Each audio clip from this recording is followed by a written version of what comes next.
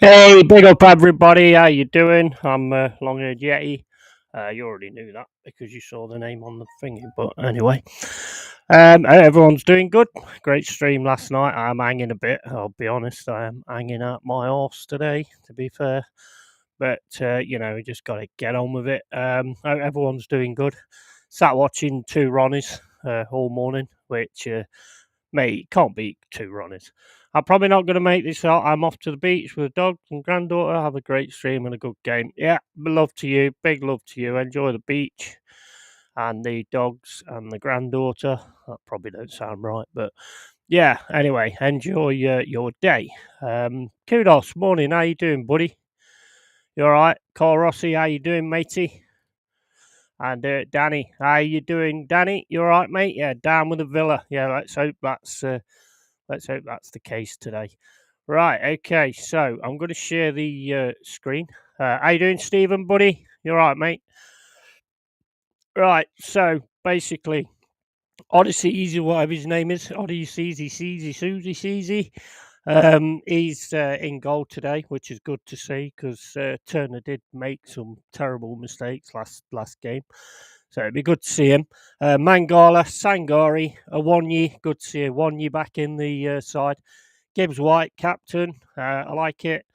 Toffolo, Dominguez, Niacarti, Alanga, Murillo, and Aina. Looks good, to be fair. Looks good. The bench, I'm not too enamoured with, to be honest. What is it? Hold on, let me have a look on the proper screen because I can't see that bloody thing at all. Turner, Nuno, Williams, Chiarte, Santos, Yates, Aurier, Danilo, Bolly. That's a very defensive bench. Very defensive bench. But, we'll see how we go. I'm looking forward to this one, to be honest with you. I'm really looking forward to this.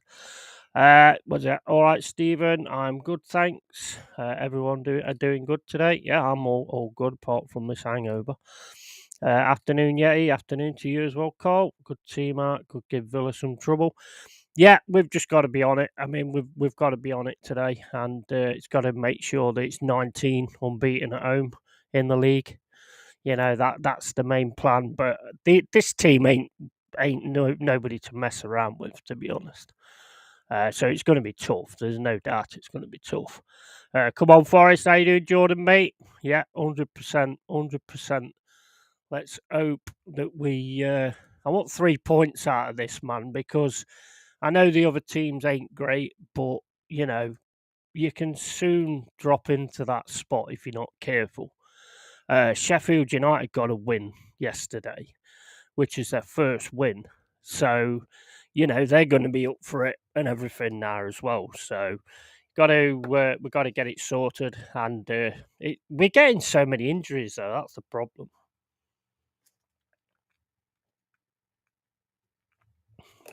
Oh, water when you're hungover. Can't beat it. I don't know what I've done with my cigarettes. Is that my cigarettes? Yeah, it is. I'll leave them. I've only got 4. Hope I put water in front of the camera. Hold on. Right. Yeah, so like I say, Sheffield got their win yesterday against Wolves. Well played to Sheffield. So if you actually look at the table, let's just have a look at the table. I mean, I might be panicking a little bit, but you can soon get dragged down there if you're not careful. It can soon happen, but I mean, there is a lot of teams that just aren't that good, to be fair, this season. Hold on, let me just get this a little bit smaller. Right, so we're only interested in that side of it, really. So let's share that screen. Where is it? Right, get rid of that one. Stop screen sharing, share screen, Forest website, and there you go. You might not be able to see that, but I can. So, I mean, and I'm going to be reading it, so it kind of matters that I can. Right, so there, we've got 10 points. Bournemouth are on 6 because they got walloped by City yesterday. Luton are on 5, Burnley 4, and Sheffield United 4. Now, I don't know about you guys, but as soon as we get over the 11 and get into the top 10s, I want all those teams to get more than 11 points because I want Derby to keep that record. I really do want Derby to keep that record that says they are the shittest in the Premier League. I want them to keep that record. So I'm hoping the other teams do actually get at least 12 points, just so everyone laughs at Derby again, because they really do deserve laughing at. But yeah, so it's one of them really. I mean, a win today would be nice. Put us around, depending on what other things happen. It'll be great for us, to be honest. What's that? Is kick-off 2 p.m. or 2:30? 2 p.m. I believe. Let's have a look. It says 8 minutes for the match start. So yeah, I would say 2 o'clock that it's going to kick off. But yeah, I mean, like I say, I just want them to get more than. I just want them to get 12 points, to be honest. Nottingham should be safe. Luton and Sheffield are gone already. Burnley should be out as well. Yeah, it's looking like that. But you do tend to have like like we did last season. We had like a purple patch where I think we got to 13th, and then all of a sudden it kind of fell apart a little bit again. So I mean, I don't know about Burnley because Burnley just played too open for being in the Premier League for your first season. It's crazy. Sheffield play the low block and just trying to get something out of the game, which is the smart way to do it, in my opinion. But let me just get this tablet sorted out. Are we going to have any issues today, tablet? I don't know. Are we? Are we? Yeah, probably are, aren't we? To be honest. Right. Yeah, so 2 o'clock kickoff. Got 8 minutes to go before the game starts. The tablet's being a complete knob end again. Right. I don't know what's up with this tablet. I really don't. It's a very naughty boy. It's not the Messiah. It's a very naughty boy. Right. I can't even see. Right, okay. I'm just going to have to sort of go through that. I'll put it on the phone as well. Right. Yeah, it was you partying last night. I was on stream, mate. I tried to play World of Warcraft, and I was totally too drunk to actually play any kind of game. So I just went to a black screen and just was talking to all the good people in the chat. We had quite a good conversation, and it was funny. It was entertaining. So yeah, it was good. But yeah, I did sink a fair few last night, I must admit. Was supposed to get up at 5 a.m. for fishing. Safe to say that didn't fucking happen. I did say, didn't I, mate? I did say. At least you hadn't tried to fish a pond outside your front door, though. You didn't go as bad as I thought you might. Why can I not see my stream? We'll have to. Is that Kratos t-shirt? No, mate, it's Pennywise. Yeah, Cole spot on. We'll have to meet up for a few pints one night if you fancy it. Yeah, why not, mate? Yeah, we'll have to sort something out. Yeah, definitely. Yeah, it's Pennywise. It's Pennywise the dancing clown. Yeah, it's. I love it. I love the film and everything like that. It's brilliant. Right. Anyway, are we on? Right, we've got 5 minutes to go, and I am. You know what, Cole? I'm actually gonna do a Robbie picture. I am actually gonna do a Robbie picture, which I'll drop into the Instagram when I get round to doing it. I'm gonna watch this game. Now, I'm probably gonna watch the Liverpool match as well with Luton. So I'm not going to watch it with Luton. I mean, I'm going to watch the game while they're playing Luton. One of my favourite horrors of all time. Yeah, I love it. I mean, I loved the first one. The first one with Tim Curry was quality, and the remakes are brilliant. I mean, and you can put the two in different places as well. You don't have to like one and not the other. I mean, the both Pennywises was awesome, but for different reasons. Tim Curry was really funny as Pennywise, but still scary as well. Um, I mean, the whole concept of it is amazing, isn't it? Kids, seeing a clown in a gutter, they're going to go over to the clown, aren't they? At the end of the day, the kids. So the whole concept of it's fantastic. I mean, I read the book. I mean, the book's even better. Uh, that book is even better, man. To be honest, Pennywise is definitely my favourite clown. Yeah, well, I mean, my favourite clown is the Joker. I love the Joker from the Batman series, but I mean, I suppose when it comes to the horror clowns, then yeah, definitely Pennywise, 100%. Even the remakes are class, yeah. And I don't know if you know this, guys, but next year there's a prequel coming out. They're actually doing a prequel film where it first turns up.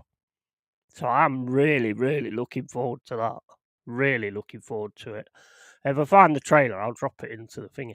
Bill Long-eared Pennywise, Yeti. Hope you're well going for a Villa 2-0 win. Yeah, it's a tough one, mate. It's a tough one today. Depends who turns up, really. We should turn up. They're away. So, it's just down to who turns up on the day, who makes the mistakes. Can we actually pass to each other this week? Because that's what's frustrating me. I mean, I'm not worried about, the losses and stuff, but I mean, then why can we not pass to each other? That really pisses me off. That does. Surely it's a prime requisite of being a footballer. The original it was better with Tim Curry. I like them both, mate. I like them both. I think they can both live alongside each other. You know what I mean? It's like I sort of do it as it's like a parallel universe. So the original happened at the same, you know what I mean, and that's how I like to look at it. But I wouldn't say either one, to be honest. I mean, I thought the first Pennywise looked better. The second one was a lot of CGI, but I didn't. I'll be honest. I mean, I hope there's nobody that's not seen it, but I thought it was a little bit silly the way they ended it again, to be honest with you. I mean, all you had to do is turn around and go, you fat headed, stupid clown, and that's it.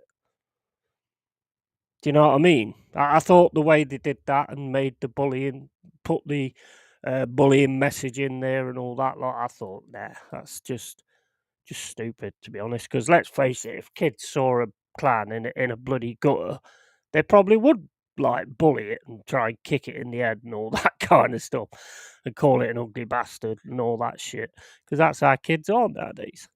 So that made no sense. When I was in jail, I had nearly all the Stephen King early books. Fantastic. Yeah, I mean, I've read loads of them, mate. Langoliers, love Langoliers. Thought Langoliers was a cracking story, and they made that into a film as well. I mean, the concept of what Stephen King comes up with is brilliant, but he's not quite horror now anymore. But Langoliers, where as soon as I say this now, these Langoliers come in. I don't know if anybody's seen it, but these Langoliers come and eat everything. And so as it moves on, as time moves on, they eat the past. And some people actually go in a plane and they get stuck in the past.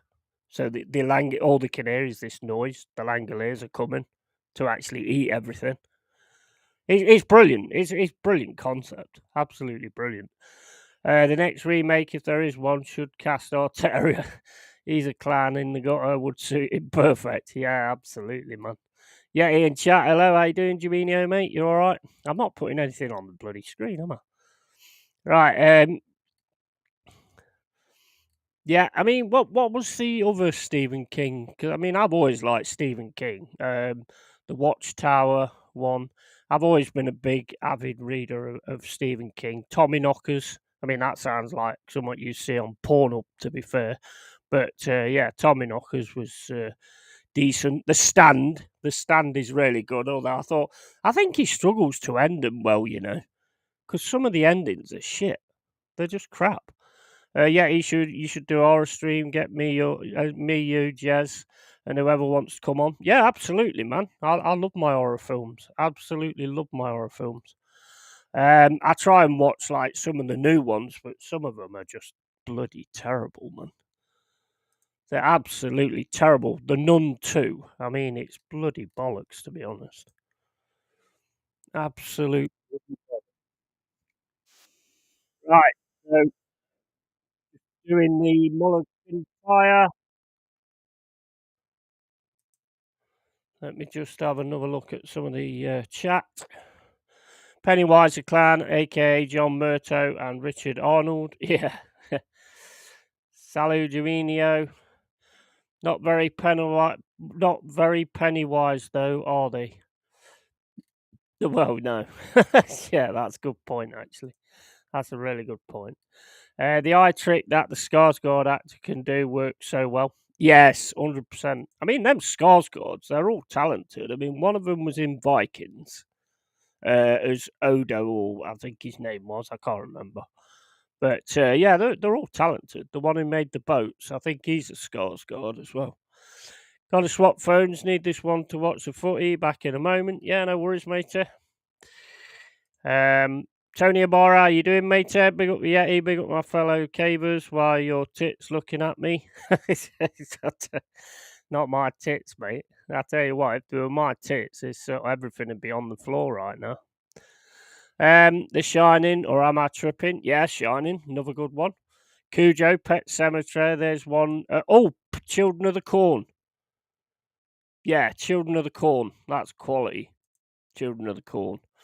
Any of those Conjuring type shite films are ass. I actually quite like the Conjuring. I like the one with the nun in it. I thought that was really good. Nun scene in Conjuring 2 was better than both spin off films. Yeah, definitely. Definitely. Kudos, facts. Anthony, we had a few clowns on the pitch yesterday. Havertz being one of them. How the hell he stayed on for 90 minutes, mate, is beyond me. Right, anyway, guys, I'm gonna carry on with the game, and hopefully I can get it on the tablet so I can actually see what you guys are saying. Because for some reason, is it gonna work now or what? No, still not doing it. I don't know what's going on with this. I really don't. I don't know if they're pissing around with YouTube. Right. Oh, found it. There we go. Right. So Villa's got the ball on the centre line. Nothing really happening massive at the moment. We're kind of just sitting quite high line, to be fair. Could be pressing a bit more, I think. Right. So it's all just getting passed around the defence at the moment, to be honest. Nearly 2 minutes gone. So nothing's really happened yet, to be honest. So just pretty much doing what Man City did yesterday at the start of that game, just like probing and looking for us to make a mistake.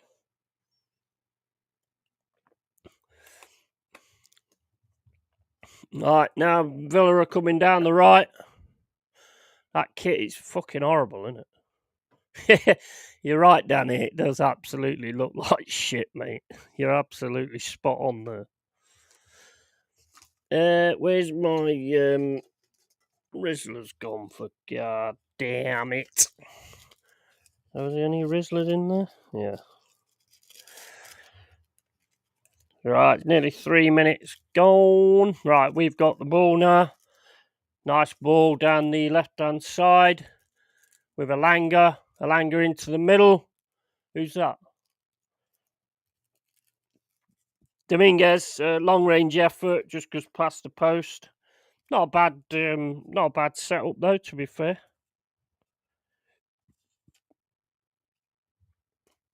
least we've had a shot at goal. I mean, not on goal. I mean, that's nowhere near on goal, to be honest. But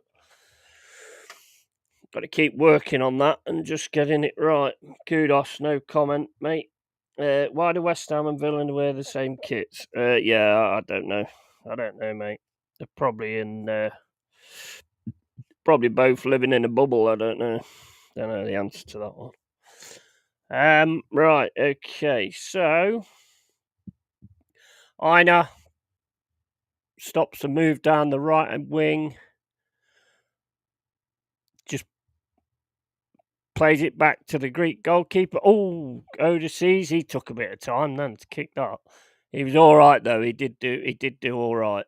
Aina, Niakate, Mangala passes to the left. Toffolo. And here's a Langer, and he's away on the left. He's away on the left. They've caught him up now, but he's still got the ball. Toffolo into the middle. Aina, hit it. Yes! Get in! Get in! Come on! Beautiful goal by Aina. Absolute beauty, mate. Come on, Reds. Come on. This is what we want, man. This is what we want. Beautiful, man. Nearly 5 minutes gone, and we've got a goal. Beautiful strike, man. Absolute beauty. I was like, it's beautiful as well. The move is absolutely beautiful. I thought Toffolo buggered it up by doing this, but then he plays it into the middle, and Aina just comes onto it, smack. Get in, mate. Get in. Matt Martinez, where are you, mate? Pick it out, lad. Pick it out. That was absolutely awesome, man. Quality, lovely goal, lovely finish. Absolute beautiful finish. I like it. Now we've got to keep doing it. Yeah, got to keep doing it now. Good start, good goal. Yeah, beautiful, mate. Absolutely beautiful. Just got to keep doing it now. And not take our feet off the gas. Or our foot off the gas, wherever it goes. So, beautiful. 1-0 to Forest. Only nearly 6 minutes gone. Loving it. Loving it. We just need to carry on now. Keep doing it. Just keep doing it. Nice. Won the ball. This is nice. Ball down the right. No. Aina's got the ball now on the right hand side. Mangala into the middle. Back to Niakate. Niakate, bad pass, but gets away with it. Beautiful ball down the left. But that's too close to the goalie, that is. Yeah, too close to the goalie.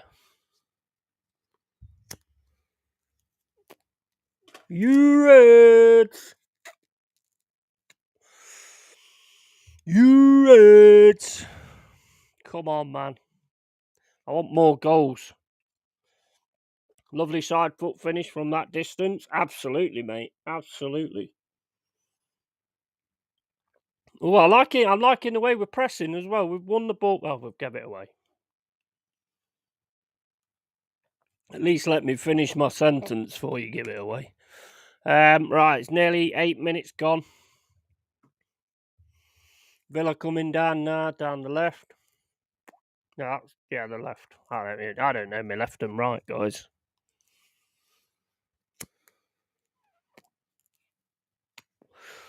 Is this bloody cigarette going to stay lit or what? Right, so Villa got it in the centre circle, playing it now, going back to their goalie. Oh no, he's turned. Ball down the right-hand side. That's Murillo's all day, that is. Well done, Murillo. Brilliant, mate. And we keep possession as well.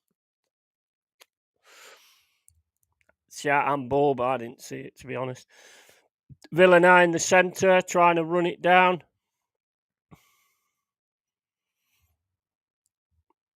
Villa's coming back. Villa's got it. We're just sitting in, basically. Hopefully, we make the press at the right time. Cash has got it. Got a Matty Cash. Out. Smack my head on the microphone.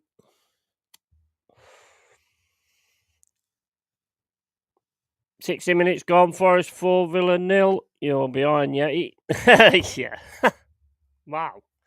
Keep whacking my head on this fucking mic.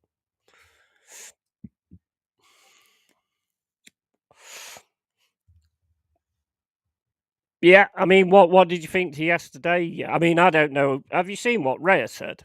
He said you all played brilliant. It was unlucky, because you all played brilliant. I'm not quite sure what he was watching. Right, have I still got that? I ain't got that still sharing, have I? Hold on. No, I hadn't. It's all right. Right, so we'll stop that anyway. Yeah, I don't know what he was watching, mate, to be honest with you. Raya. Really don't. I prefer not to speak. Danny, I'm on 8:36. I'm on 9:30 now. 9:30, still 1-0 to Forest. Still got to push for that second goal, in my opinion. You know, there's no like resting on the laurels or anything like that. Not like with Luton. I mean, if we can just keep scoring, I'll be happy as Larry, mate, to be honest. But I think it is going to come together all of a sudden. But that was a beautiful goal, I've got to say. But it's all Villa at the minute. Here's a ball going over. That's onto our head, so there's no problem there. Sangari, nice pass, but not read very well by Wonyi.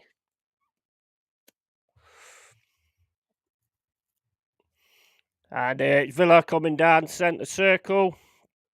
We're pressing well, though. We are actually winning the ball. They've got it again now, though. We're just leaving it with them, really. But we are actually pressing. We're moving up now. We're pressing them big time in the defence as well.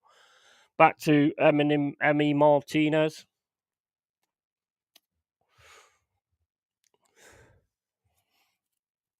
And No 9 didn't make the run. No, he didn't.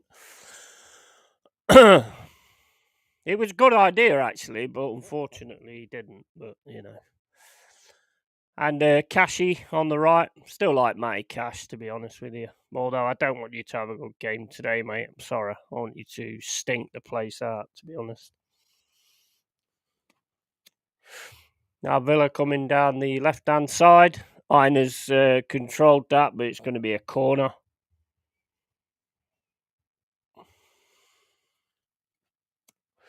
Corner to Villa. I prefer not to listen to excuses after excuses. 20 years of excuses. Blame the refs, blame the fans, blame the rain. Great, grass too tall. Yeah, I hear you, mate. I hear you totally, Tony. I can't be hearing that. I mean, come on. I mean, you've had a few good decisions go your way that shouldn't have done. In fact, I think we all have, to be honest. I mean, look at that Man United game with us. I mean, they had plenty of decisions that went their way that shouldn't have gone their way. But anyway, that's just by the by. I don't like using them as excuses. Yeah, will you be doing a Christmas stream, get pissed and talk a load of bollocks? Well, I always talk a load of bollocks, but yeah, definitely. I think Jez is setting one up where there's like, I think he said 9 or 10 guests maybe. So that should be fun. That should be a good laugh. But yeah, we're definitely doing one. Well, soon. I was talking to Mama Flossie about it yesterday, the other day. I'm gonna be starting the serial killer stream, where me and Mama Flossie talk about different serial killers.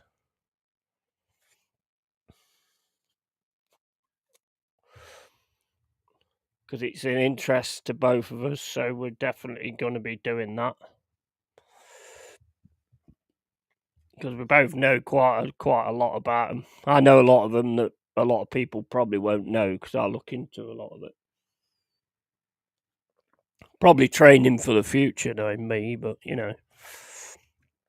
Right, 13 minutes gone, and it's 1-0 to the Forest. Come on, you Reds! I want another goal, man. Definitely will watch that, Yeti. Yeah, man. Yeah, I'm looking forward to it. I'm very interested in that.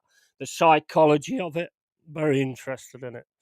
I want to know. I want to know what makes you think something and then actually do it. Although to be, go on. Oh, he gave a foul. The one he was on his own then, but he gave a foul. I don't know if it was or weren't because I weren't paying much attention. But let's have a look. Let's have a look at the replay. The replay always tells the story. I mean, it should do for VAR, but obviously it don't. I don't think that was a foul, to be honest, but that was very generous. I don't think that was a foul at all, to be fair. checking for an handball, but that's been VAR'd, and no, not allowed, not allowed, no handballs. Nah, the ref's getting, you don't know what you're doing, sang to him.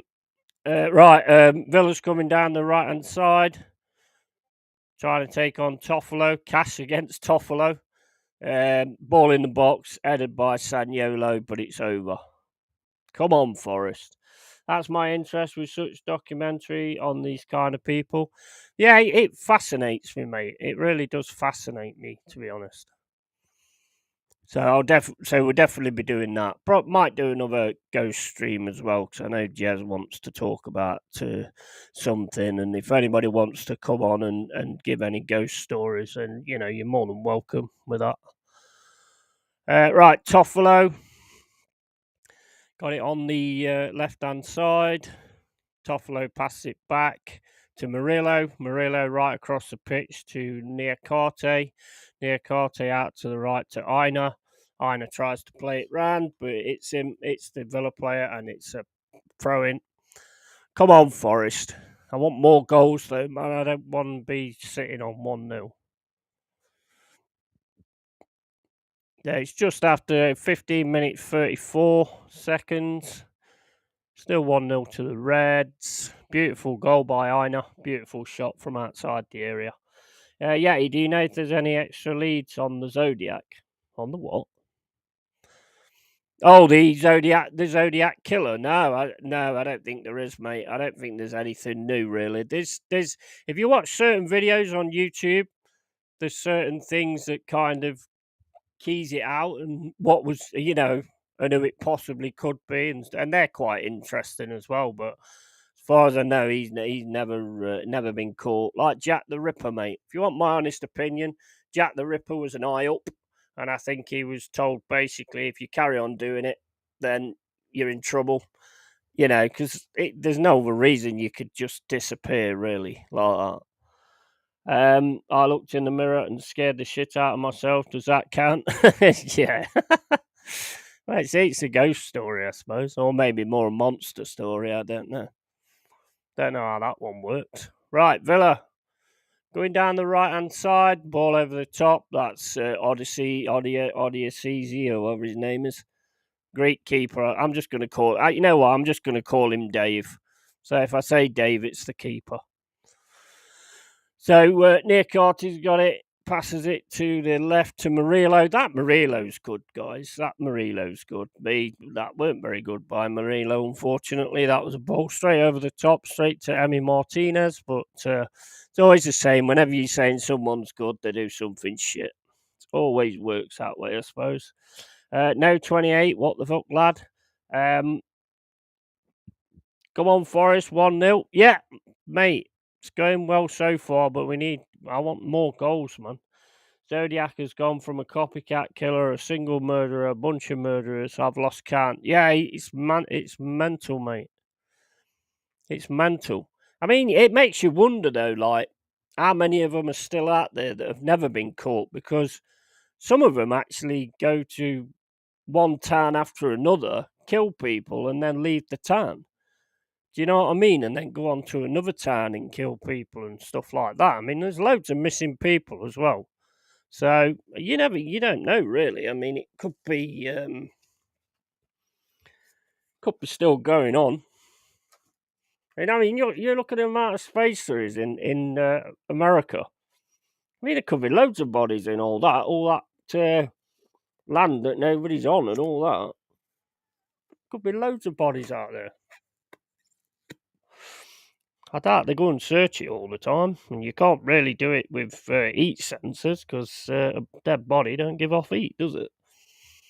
I bet loads of stuff goes off. Wasn't Rodney called Dave in Only Fools and Horses? Yeah, that's why I do it, Dave. If I can't pronounce the player's name, then it's Dave. They're all Dave. The ginger wolf has entered the chat. Yahoo!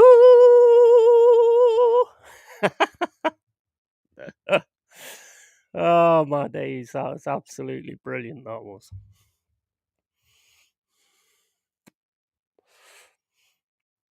Was nice from Villa. They got clear on the far post, but we did actually manage to stop it. Morgan Gibbs-White's brought down, doesn't get anything. Ball over the top for Villa. Murillo's got that nice off his chest, and then getting a bit dicey, really.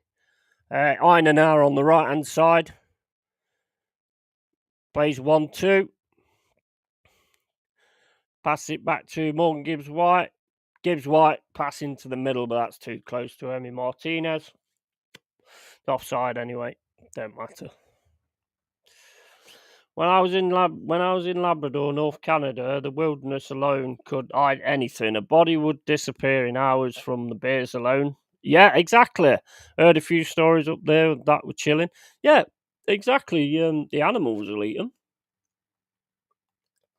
Who knows, man? I mean, one of the main things they normally do is feed them to pigs, don't they? Because there was that serial killer. I can't remember who it was, but he used to feed his victims to pigs. And I think the pigs eat everything apart from the bones. Or is it the teeth? I don't know. There's one part that the pigs don't eat, so you have to get rid of that yourself, I suppose. But he used to go into the town and get women and stuff like that and take him to his farm. Can't remember his name, to be honest with you. Why did I read when you were in labour in Canada? Yeah, you've been in labour, Carl, mate. Big up the Fuzz. How you doing up, Fuzz, mate? Oh, man, good save by Dave.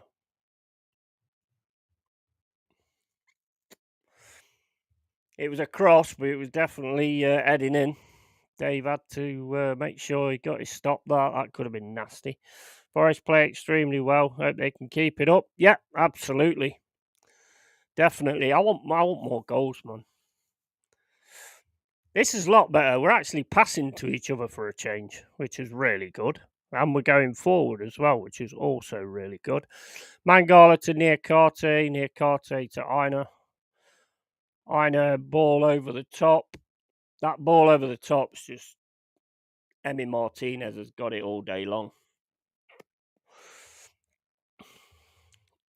I was in labour in Labrador. Well done, Carl. Big up to everybody. Big up to you, Hot Fuzz. Big up to everybody who's in this chat. 22 minutes gone. Forest still 1-0 up. And we're playing well. We're fighting. We're getting involved. Good to see. And we're passing well as well. So, I mean, that's always good to see as well. So, I'm quite impressed at the moment with what I'm seeing, to be honest. Nice one from Sangari. That's left a lot of space on the right-hand side. Aina's got it. Needs to find the pass. Couldn't really find it. It's back to Mangala. Back to Murillo. To Toffolo. Toffolo back to Murillo. Murillo to Niakate.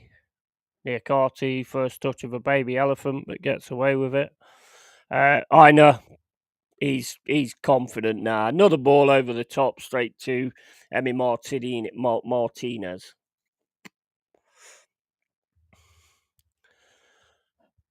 Spent 2 months here, best time of my life. Nice one. I've never been there, to be honest. I've only ever been to Cyprus and Portugal. Very well, Fuzz, sir. I'm hungry after that lineup you listed, Fuzzy. Right, Villa coming down the right. Cuts inside, drops it back. It's going all the way back to the Villa defence. Play it out to the left. It's to Saniolo, I think his name is. He does a little bit of a trick. Gets away from Morgan Gibbs-White. Passes it to the centre.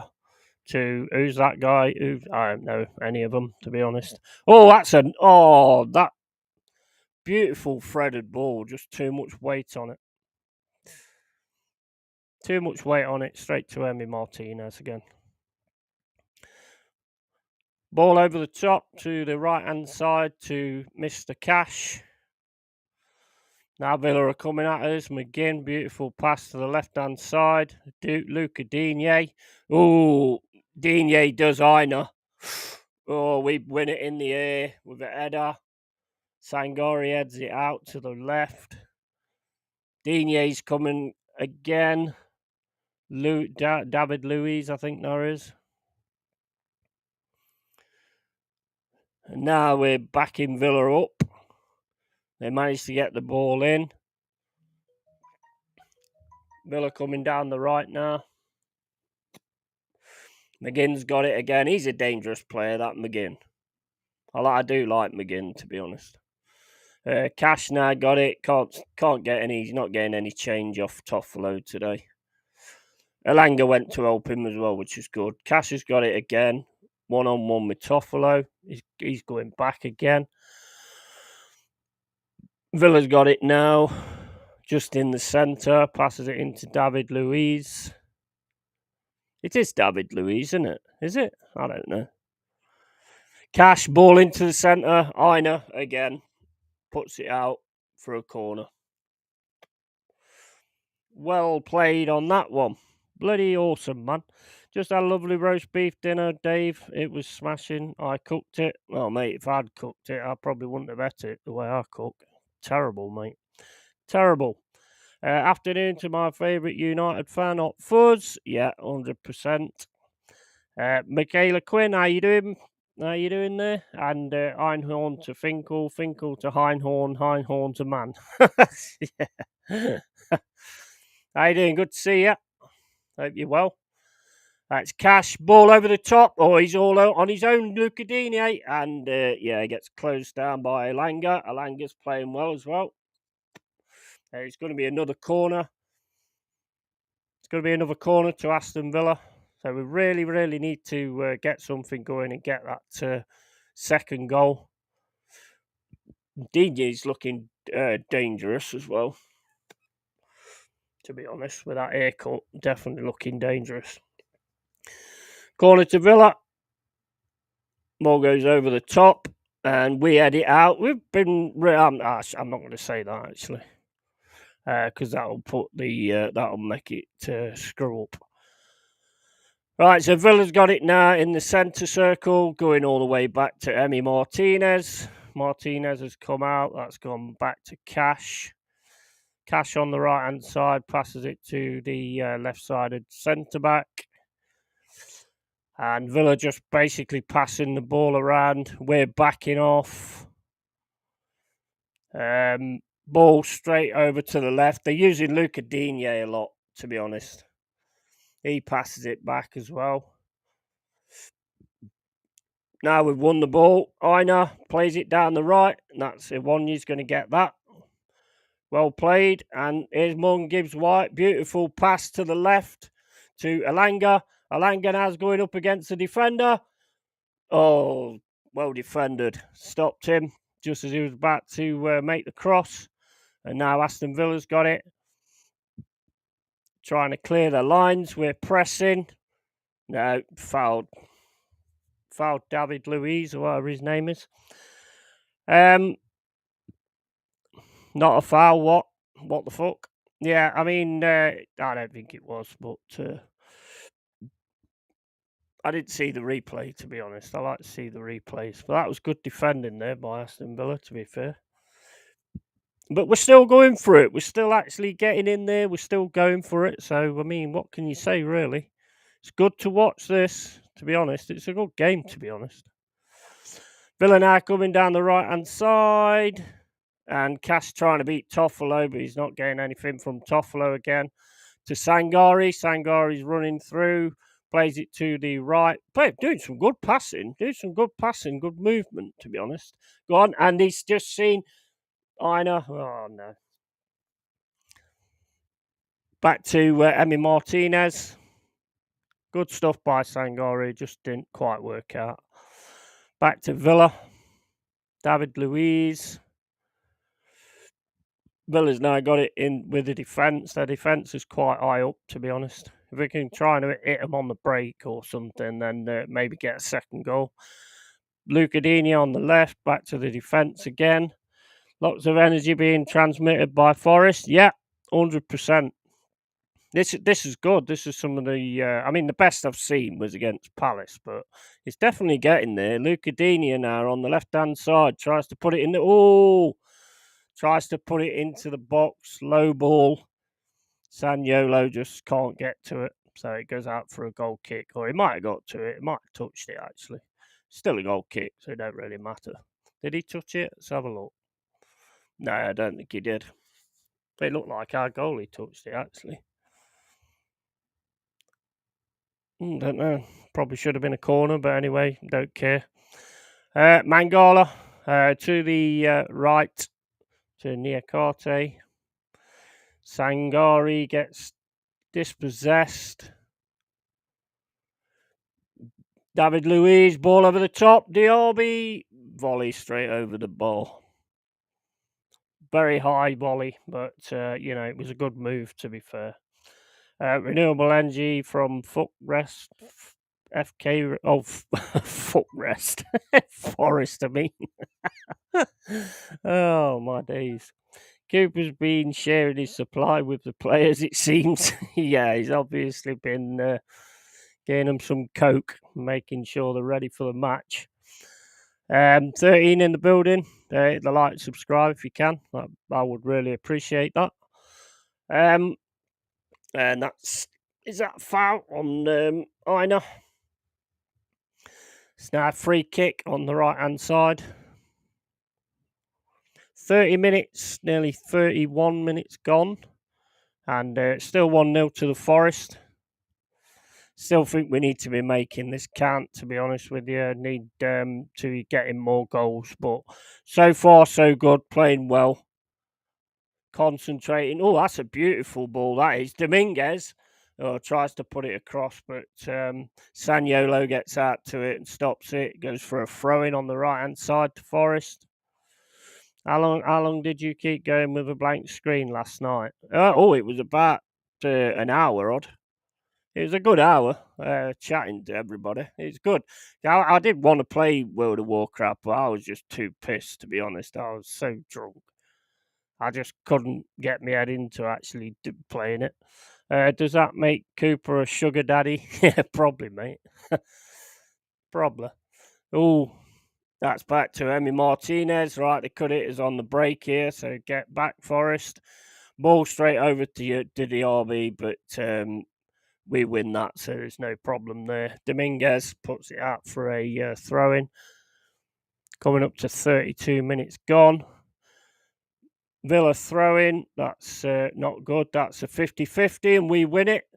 So you got Dominguez. Lovely pass to the left-hand side to Elanga. Elanga now. Oh, no, man.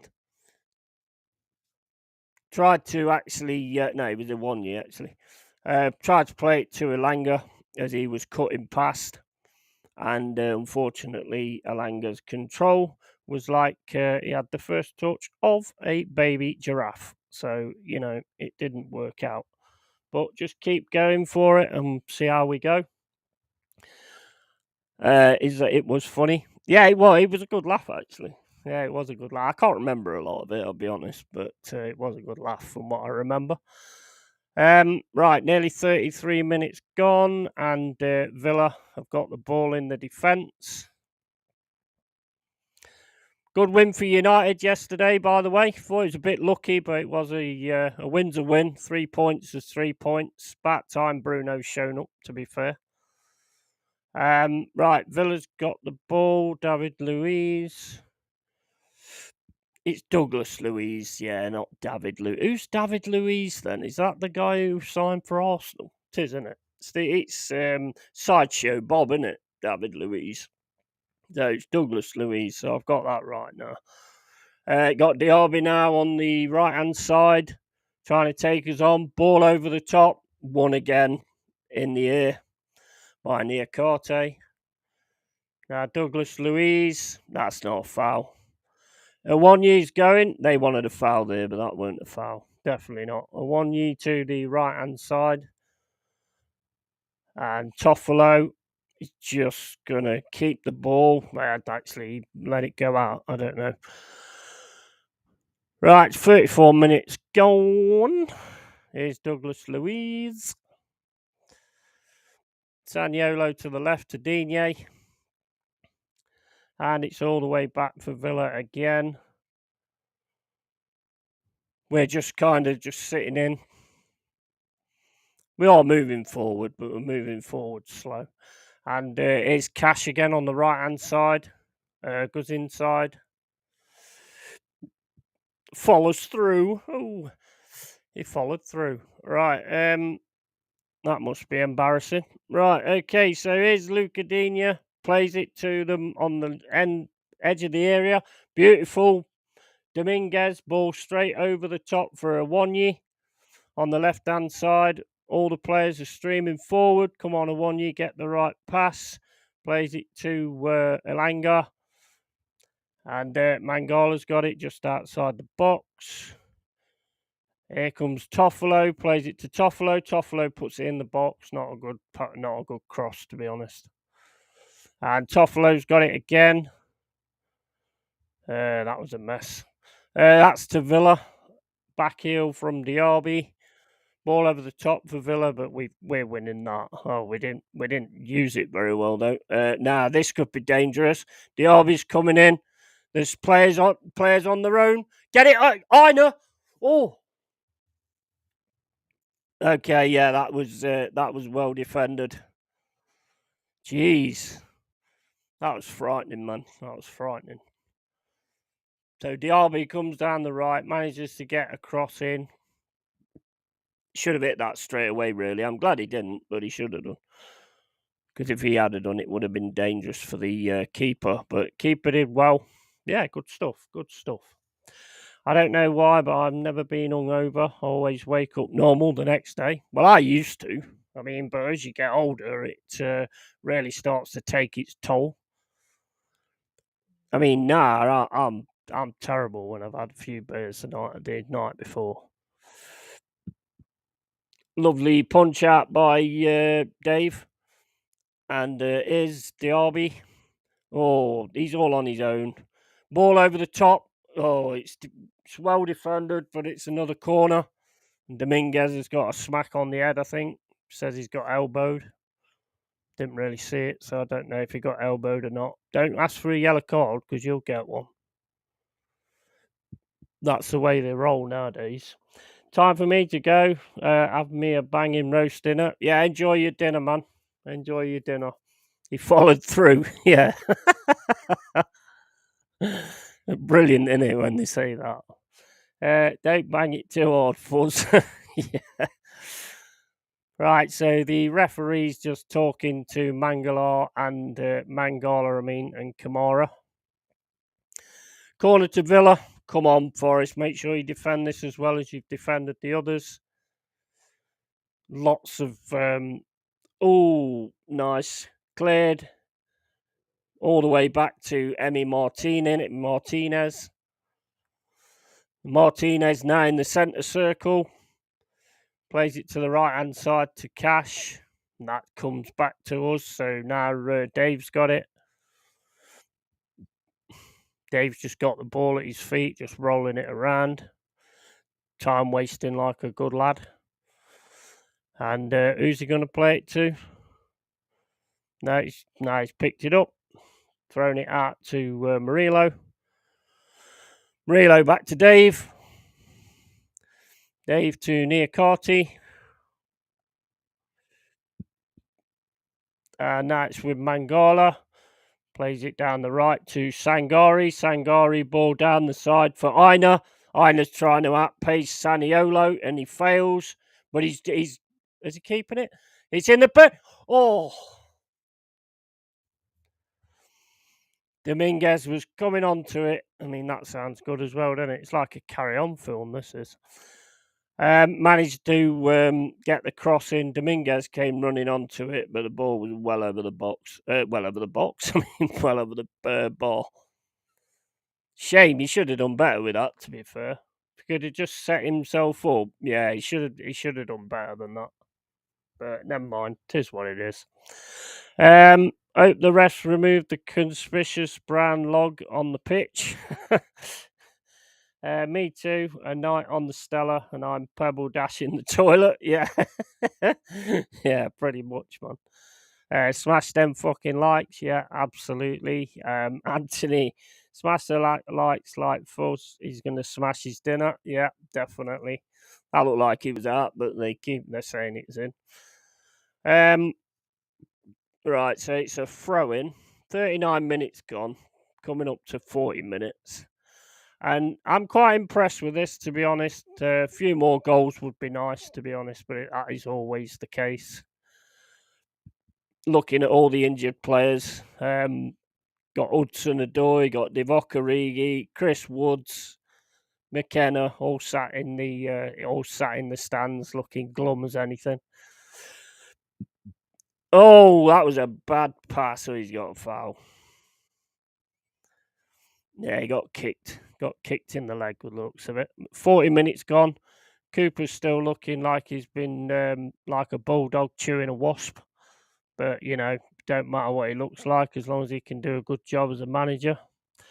Always gives me a chuckle when commentators say strokes one out to when explaining a pass. Yeah, they say some crazy things, man. One or two of them are so funny. One or two of the comments that they make. Smashing all, carry on, Forest. Yeah, definitely, mate. Carry on, Forest. Nice header from Awonyi. I think that's offside. Ball over the top. That's won again by Niakate. Aina kicks it straight out. That goes straight to Villa. Oh, what's going on there? Torres, is that? Torres gets fouled or something. I don't know. Apparently he did. So it's a free kick on the centre circle, in the centre circle even. Villa's now got it in the defence. Not really trying to do anything. Love another goal, man. Love another goal. Ball down the left-hand side, and that's nasty, but Niakati's cleared it for another corner. How many corners that they've had now? They must have had a fair few corners. Steve Cooper is quite handsome. Well, he is. He is if you've got a god dog. What do you call him? What do you call him? Not a guard dog, is it? It's what do you call him? It's not a guard dog. Yeah, 6 corners to Villa, as Danny just told me. Cheers for that, mate. It's just come up on the screen, actually. And ball in, and we win it in the air again. Elanga tries to win the ball, but just doesn't manage it. Ball all the way back to Emi Martinez. Ball's now with Diaby, back to Emi Martinez. We're pushing up, not massively pushing up though. The ball's with Villa in the defence. Plays it to Douglas Luiz. He's just coming over the halfway line. And Sanyola has got it. Go on then, press him or something. Still got it in the centre circle. We're heading to half time now. It's nearly 43 minutes.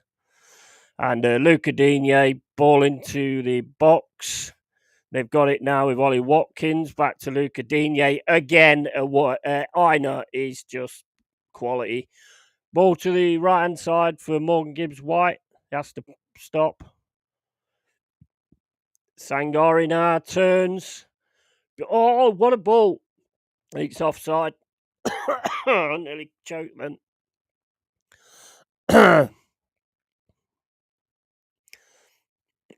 I'd like to see that again, to be honest. Let's have a look. That's not offside. That's not offside at all. But anyway, it is what it is. Right, Villa's got. We could have been on the break then, though, so it is quite annoying. Beautiful bad pass from Villa. Beautiful bad pass from Villa. I don't know what that means. Here's Luca Digne. Ball over the top to the left. Watkins. Plays it back to Luca Digne on the left. Dominguez just goes flying on the floor. Digne goes all the way back. Just in our half now, Villa. Just trying to set up, trying to look, see if we're going to make a mistake. Back into the centre circle. Douglas Luiz coming forward, plays it to Diaby. Just Villa playing it around now a bit. Cash, Diaby on the right hand side, looking to try and get a cross in. Now he's passing it back. Plays it over the top to Zaniolo. We try and press, but we don't win it. So Douglas Luiz has got it now, going down the left-hand side. Digne back to Douglas Luiz. Ball through from Douglas Luiz. Player drop. Watkins drops down. He ain't getting that as a foul. But that's a beautiful pass. Morgan Gibbs-White on the right-hand side. Aina. Mangala's got it. Nah, sound like I'm doing horse racing. Ball over the top, and that's a nice ball over the top. Dominguez, Awonyi. Oh, he's took down. He's no offside. Bloody hell. Bloody hell, man. I'd have to see that one again, to be quite honest with you, because they got the last one wrong, so I'm interested to see that. Is that off? That's not offside. That's not offside. And that ain't offside. How the hell is that offside? Yeah, come on, VAR. That's not offside. Hold up. Yeah, actually, I think it is. Yeah, it is. It is when you look at it like that. It looked like, I don't know, his hand, that defender's hand, makes us onside, I think. We might have been saved by the finger. I don't know. Oh, for fuck's sake, offside by an earlobe. Yeah, it is about right, isn't it, nowadays? Did you just say pass the Dutchie on the left-hand side? Yeah, mate, why not? Why not? That's not offside. This season summed up in 3 words. That's, well, they put the line in the wrong place. The line should be on his hand, really. I don't know. Is that guy at the... Well, it don't matter anyway, whatever. 46 minutes, 50 gone. Only 2 minutes extra time. Injury time, whatever you call it.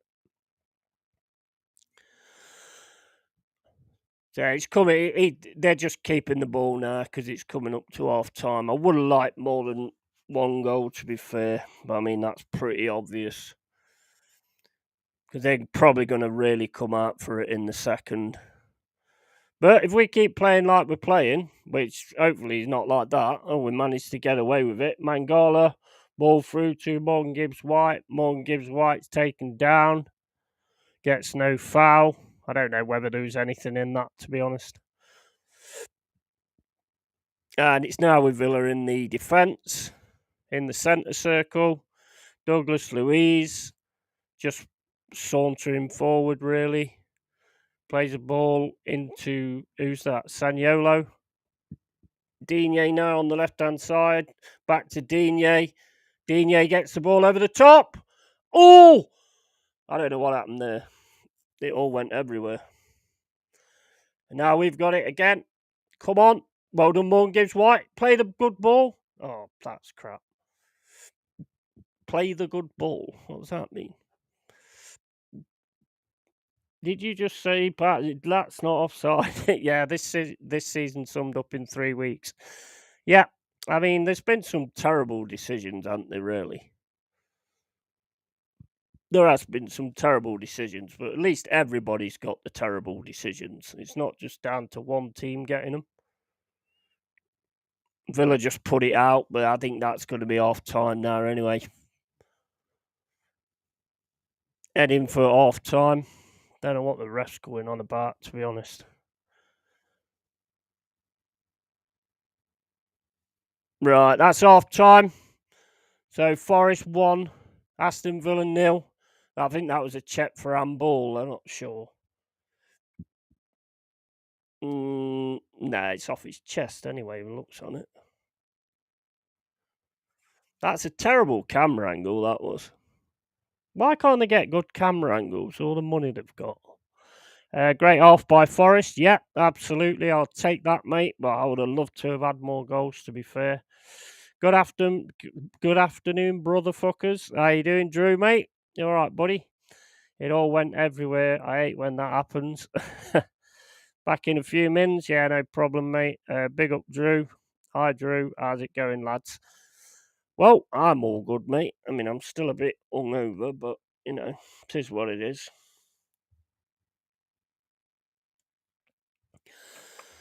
Oh, man. Well, I'm going to have to nip to the toilet, guys, so I'll catch you in a bit. Right, I'll be back in a bit.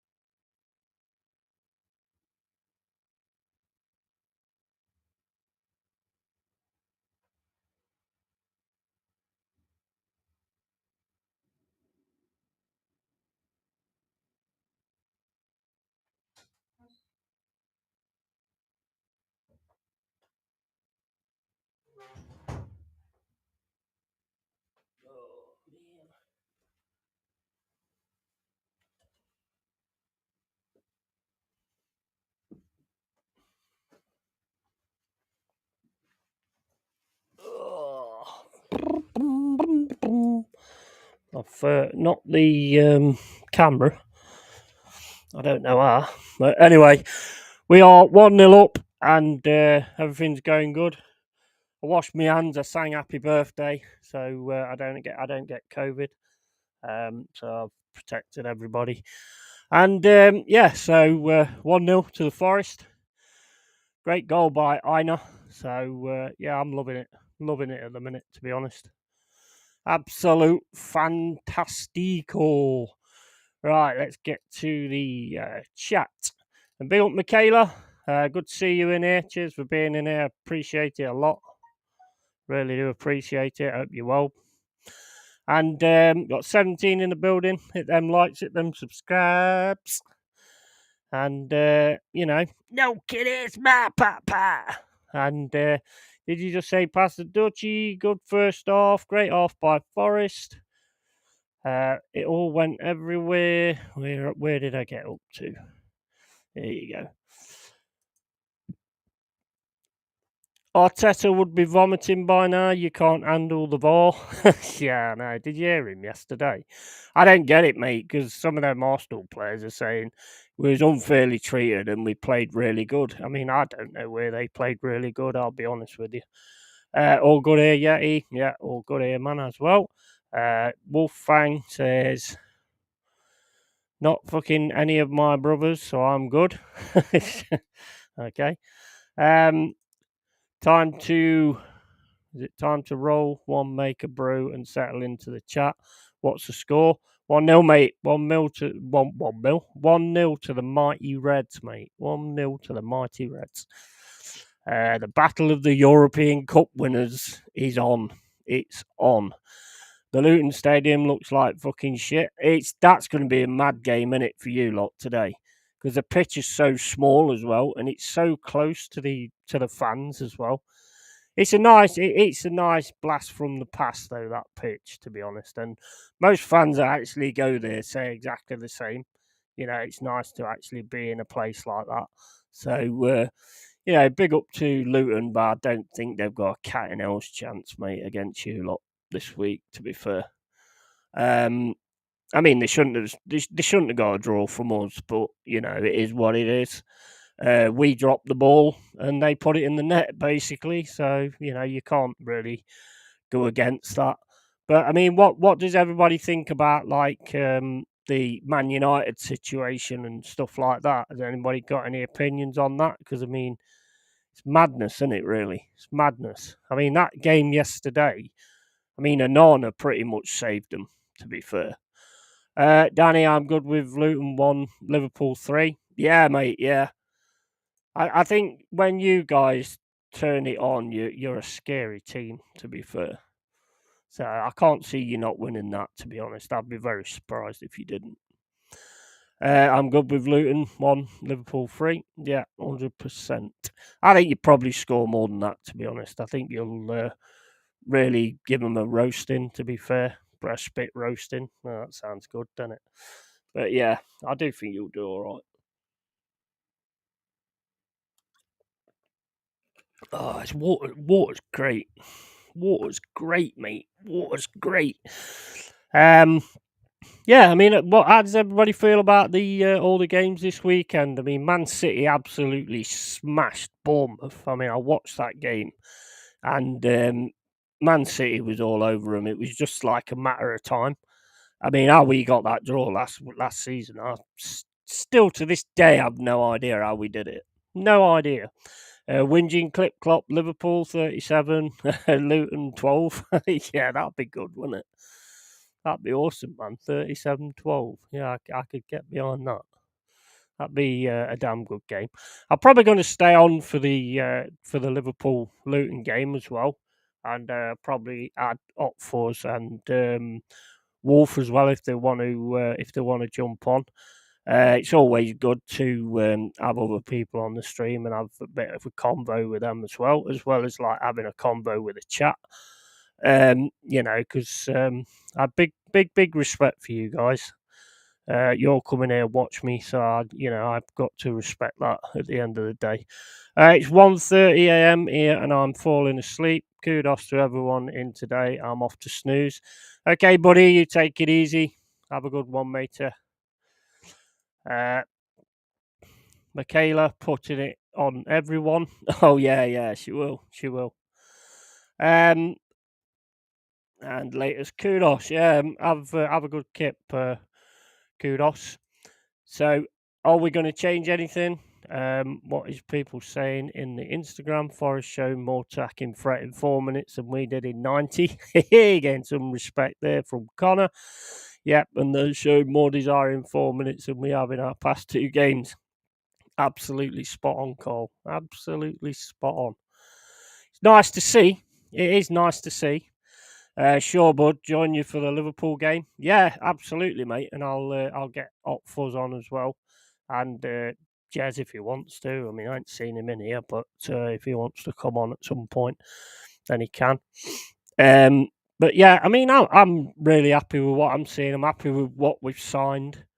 We're looking to really start getting it together now. I just hope we can push on from this off, get another one pretty early, and that'll settle the nerves a bit. Mind you, that 2-0 score, that was what it was against Luton. Look how that turned out. So hopefully that's not going to be the case. But I suppose we'll just have to wait and see. But if we keep playing like we are doing, I think we should be all right. And to be fair, the goalie's done all right. Not had any issues with the goalie. I think he's done really well for his first game. And Sangori, I think, has played really well. I think Einer's been the one to steal it for me. I mean, he's just been absolute class. Alanga's on it. Wanyi's looking fresh. He wants it as well. You can tell that he's after his goal. Dominguez has been very good. In fact, I don't think there's not a player really that I could say that's not been good. To be honest with you, I think we've played really, really well, and we've deserved to be 1-0 up. You know, and if we can carry on that, I mean, I don't want a game where we win 1-0. It's like fucking it's not nice watching that, to be honest with you, because he's just tense all the time. But hopefully, I'm hoping that we can get straight back on and get another goal straight away. It's a shame you can't put it on here, really, but you can't do that because then you get done for copyright and stuff like that. I mean, if you put a little bit of music on, you'll get done for copyright. So, which I've never understood, to be quite honest, because you're advertising somebody else's music for free. So I mean, I'd thought that would be all right, but obviously it's not. But then again, they're all reptiles anyway. Michaela, they're all reptiles anyway. So you've got to expect it, I suppose. White is shite. Yeah, I mean, well, Rumble. I think Rumble used to be a good one, but Rumble's getting as bad now. Apparently they're starting to do it as well. Do you know what I mean? They're starting to actually get people for certain things, which is a shame because that one was always a really friendly, user-friendly one. But yeah, so squeaky cloth time. Yeah. And Michaela, United are an absolute shambles. A lot of money spent on a left foot Brazilian Pogba. Stick with kids. They have heart. Won't win anything with kids though. Fate. Yeah. I remember that one. Yeah, I agree with you, to be honest. I mean, that Anthony, oh, what the hell? What is he, to be honest? I mean, what does he offer, really? I mean, I don't see anything in him. I like Oyland. I think Oyland's a good one that you've got. Rashford seems to have gone to sleep. I don't know what's going on with Rashford. Fernandez, I'm sorry, I don't rate the guy. I mean, that goal was good yesterday, but I just don't think he does enough. I don't think he's captain material either, to be quite honest with you. But it is what it is on that one, I suppose. Sky streamed the Bayern match live yesterday on YouTube. Yeah, they'll get away with it, but you won't. If you do that, then that'll be a copyright strike straight away. You got no chance on that. I mean, if you put music on, they just mute the part that the music's on, so that's not too bad. You don't actually get a strike, but it all depends on the people. It's like like when you do the reaction videos to somebody else's video, that can get you in trouble as well. If the person that you're using is not happy with you using their footage, then I think there's a Lee Gunner one. Um, Clan Gunner or something it was called, a YouTube channel. I ain't seen it for ages now, and it was showing content from him and what he'd said in the past. And I think he probably got that took down because I haven't seen it for ages now.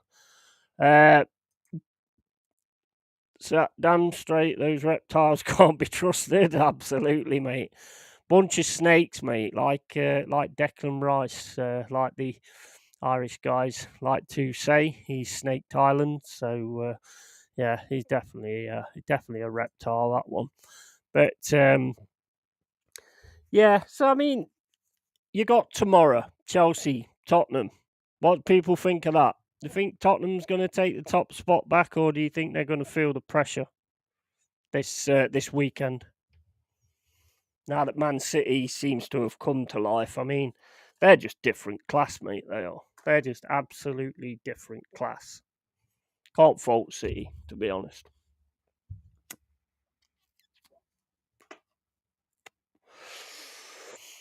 Uh, yeah, just absolute different class. What was the other game? Oh, Sheffield United actually got their first win, didn't they, yesterday against Wolves? That was a weird one. Arsenal blaming the refs. Club put out a statement calling the Toons win a disgrace and blah, blah, blah, all to take the focus off Arteta and his crap midfield and dead tactics.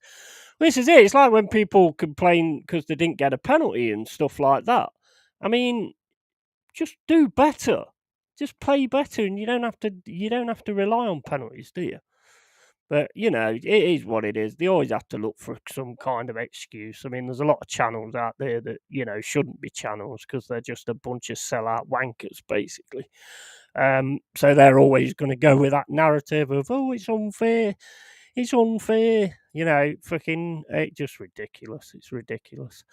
Ollie Willoughby, Lizard. Oh yeah, definitely Ollie Willoughby. Definitely she's a lizard, and probably Phil Schofield's a lizard as well. I mean, we all know what he does with his lizard, but anyway, that's another story. Reptiles are cool. I've got a gecko army. Yeah, well, I mean, you never know, mate. You probably see reptiles every day, to be fair. If you know, you know. If you know, you know. It's like the what was them things on the on Doctor Who, Slovene. It's like the Slovene, man. We're all covered by Slovene, and the moon's a Death Star waiting to blow us up one day. You'll see. Well, you won't, because when it fires, you won't see anything really. That'll be it. We will beat them 2-1. Yeah, I mean, I've got a feeling you'll beat them tomorrow. To be honest, I think the bubble's going to burst. I'll be honest with you, I really do. I heard Rossi isn't allowed at the lizard area at the zoo. Probably not. Well, he's in labour, isn't he? So they won't let him near a zoo anyway, I shouldn't think. I don't know why you wouldn't let somebody near a zoo if they were in labour. But then again, that was just something that popped into my head for some reason. Nice little animals. Yeah, spot on. Dad joking coming. Yeah. Hit the likes if you haven't. Yeah, cheers, Cole, man. Big respect to you, mate. I've changed the how the name kept coming up, Forest187. I changed that the other day. It's now YouTube Long-Haired Yeti. So I've actually managed to change that. I don't know how it changed in the first place, to be honest, because I never did it. But it must have been the ghost. I'll have to bring it up on the ghost story on the other ghost stream. But ghost changing my name on YouTube.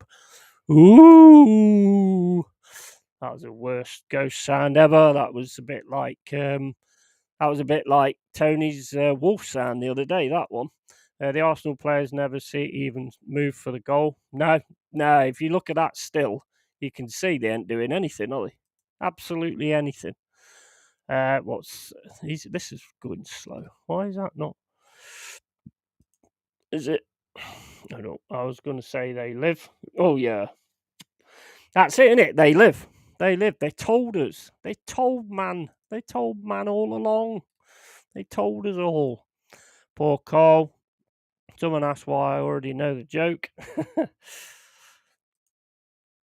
Oh, is it 2-0? Shit, I'm not even watching the damn game. What kind of a fan am I? Bloody hell. Now I've got to celebrate when I already know we've scored. Damn it. Right, okay, so I'm going back to the game. Oh, great shot. Oh, get in. You beauty. Yes! Sorry, I already knew we'd scored, but, you've got to give it some, haven't you, really? Is it going to get VAR'd, though?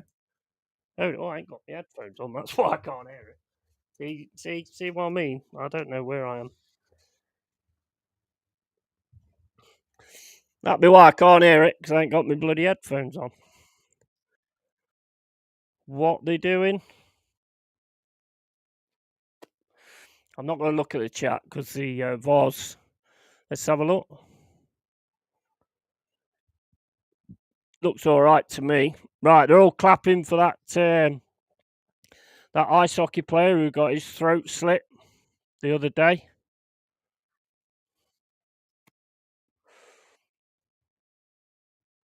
I don't know if you've seen it, but man, I'll tell you what, if you actually look at it, it's bad. It's bad, and if you look at it, the guy who did it looks like it's actually like a kung fu kind of kick. I don't think he didn't mean to kill the guy, obviously, but I think he did actually want to get some kind of reaction. He definitely got that. So big up, R.I.P. to Adam Johnson. I mean, you don't want to go out like that, man. We don't want to go out in any way, really. But right, so Forrester on it, Mangala. Come on, lads. Awonyi. Oh, Morgan Gibbs White's taken down. Good challenge, though. Got the ball, I think. I'm here to kick ass and chew bubblegum, and I'm all out of bubblegum. Yeah, absolutely. Yeah, absolutely. Yeah, I saw it. Awful. I love that car park fight. Put on the glasses. It's given. Don't worry. Yeah, we got it. We got it. Go on now, Forrest. Let's get another one. Elanga. Oh. Oh. No, not. Oh, the guys fell over. Go on. Awonyi. Trying to get. Trying to. Go on. Oh, man. Good save by Martinez.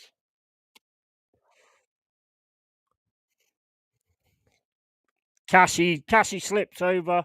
Ilanga keeps it. Dominguez passes it to Awonyi. Awonyi's trying to do like all these skills with two players right on him. Dominguez gets a shot, but it's low. It's slow, and it's straight at Martinez. Come on, though, lads. Come on. I'm liking this, man. I'm liking this. This is good. Aston Villa got it in defence. Just passing the ball around. Watkins went down in the box. I don't know if there was anything in that. You see that Vara's view from that angle to show the ball 100% over the line? Yeah. Oh, I don't know. That's outside the area anyway. He did tread on him, but it's outside the area. Steve Porkchop Cooper, handsome guy. Yeah. Great tribute for Adam Johnson there, scoring on the 46-47 minute. Yeah, absolutely. Yeah, spot on. Spot on. Pork chop. That's Kenny saying that. Pork chop. No, mate, we'll have them. All good, Cole. All good, Cole. Arsenal can't fuck it up, and yourself, bro. Don't know why these things keep getting banned in the chat. They don't make no sense to me because I swear, like a what would you say? I don't know. There is a word, there is a thing for it, but I can't think what it is. Right, they're coming down the right hand side, trying to get through, and we've got the ball, and he's pulled down. He's definitely pulled down Dominguez there. That's Bailey or whatever he's called. Michaela Quinn, you can call him a chaluta, means pork chop, and Anson. Chaluta. Yeah, man, same, not letting these frauds ruin another weekend. Yeah, that's it, man. It's only football. It's only football at the end of the day. Although if we actually lose 3-2, then I'll probably be pissed off as well. But, there's far more important things in life. It's just nice when your team actually turns up and actually goes for it, which is exactly what we're doing. So, loving it, man. Loving it. I hope it carries on like this from this game to next. I mean, this is looking good, I must admit. Mangala's got the ball now in the centre, plays it to Sangari. Sangari tries to put it through, but it hits a Aston Villa player and goes out for a throw-in. Don't worry, Yeti. I'm used to having to click on any. I'm used to having to click approve millions of times in Lee's chat. It's annoying by YT, but it does save some horrific comments getting through. Yeah, absolutely. I mean, that's it's just the things, I mean, I don't have them banned, but yeah, if it's YT, it's YT. Maybe Steve is the best looking pork chop. Ask other pork chops. Yeah. Yeah, we need to go to the supermarket, go into the freezer, and ask the pork chops who's the best looking pork chop. It's a bit like Snow White, isn't it? Is it the evil queen that goes into the mirror and says, "Who's the best looking pork chop in the world? Mirror, mirror on the wall, who's the best looking pork chop in the hall?" Something like that, I suppose. Suppose that's the way it go. Right, corner to Villa. Come on, Forest. Keep concentrating, man. We've been great from these so far, and I probably shouldn't have said that, but anyway. The ball over the top. No, it's going out. Oh, he kept it in, but gave it to us. It's crazy. Near Carty, he just boots it straight out. Never mind. It's all good. Let's get back on it. Villa throwing on the right hand side. Kashi throws it back to I don't know what his name is, to be honest. No, Saniolo or whatever his name is. Torres, is it? Douglas Luiz running through, plays it to Watkins. Watkins can't control it. Einer's got it down the right, plays it down the right, and that's back to Torres or whatever his name is. So Torres has got it now on the left-hand side. Plays a ball down to Digne. Digne into the middle. Liverpool passing it around. Place. Oh! Watkins just did not get enough on that, but it was a good ball in. Was lucky there, to be fair. Come on, Forest, let's wake up again now. Yeah, I think the goalie should have. I don't know. He can't really get that far out. If he'd have gone that far out, it might have actually knackered him up. So, oh well. Yeah, he didn't go in anyway, so that's the main thing. Right now we're going down the right hand side. Oh, Dominguez stole it, and then I don't know if he fell over. It's offside anyway. Don't matter. Never mind. It's offside. It doesn't matter. I love good-looking pork chops. My minted ones even better. Yum yum. Yeah. Stan Collymore in the crowd. Stan Collymore. Boom boom. Stan Collymore, man. Best striker I've ever seen. Absolute amazing striker back for in the day. Right, that's in the box. Mangala's kicked it out. Iwanyi's got it now. Everybody's circling him, but he's got it away. Sangari, beautiful turn there. And it's offside again. I think Sangari just took a little bit too long. I didn't really see that well, to be honest with you. Just like when Rossi said De Zerbi looks like a drunk Santa Cazorla. I can't unsee it. Oh, did you hear what I said yesterday? If you look at Arteta, he looks like Ted Bundy. And now you know that, you'll never be able to unsee that either. Yes, an alcoholic Santi. Call that description of De Zerbi is so accurate. Once seen it cannot be unseen. Yeah, look, Stan Collymore, dogging Corport must be shut. Yeah, Ulrika Johnson. Yeah, man. That's funny. That killed me, Yeti. Yeah. He does look like Ted Bundy, doesn't he? Arteta. On them pictures, what I've shown you, he definitely looks like Ted Bundy. He's definitely a psycho as well, so he probably is. Probably a reincarnation of Ted Bundy, I don't know. Right, so Villa's got it outside our box. Goes to the left again. Luca Digne. Back to Luca Digne. That's it. Just keep concentrating, and then we'll get another goal at some point. But just keep concentrating. Beautiful defence by Niakate. Lovely ball to Iwanyi. Bad. Managed to get a foot in. Villa's got it again. Come on, Forest. We need to press. Douglas Luiz in the centre. He's going for a shot, but I think that was a shot. Now Cash has got it on the right hand side.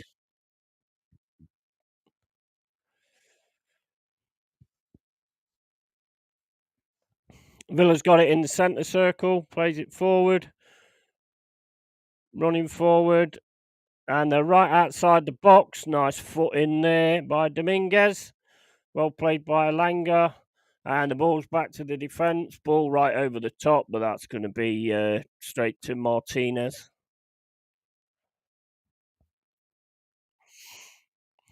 Back to Villa in the defence. I can't look at the chat because I think you guys are ahead of me. I'm not 100% sure, but you were. Mind you, actually, I weren't watching the game, so I would have missed the goal anyway. Oh, absolutely skied by Bailey. It was a good chance as well, that was. I've said that about Ted Bundy. better than Sven. Bamiyang, Pep, Gendouzi, bodies will be discovered in his freezer soon. Yeah, that wouldn't shock me, mate. That wouldn't shock me. Emil Smith Rowe probably being there in party as well. Funny, Bundy studied 3 years to be a lawyer and failed. Arteta 3 years as an understudy to Pep, and he's failing. Yeah, I heard something yesterday that I can't believe, that apparently Arteta is being set up to be Pep's replacement. I mean, I've never heard so much crap in all my life as that. But he just hit the Death Star. Yeah, he did, didn't he? Yeah, he did. Absolutely. Don't forget Party, ESM, and Cedric. Yeah, they're all in the freezer with the pork chops. 100%. Right, Douglas Luiz got it in the centre circle.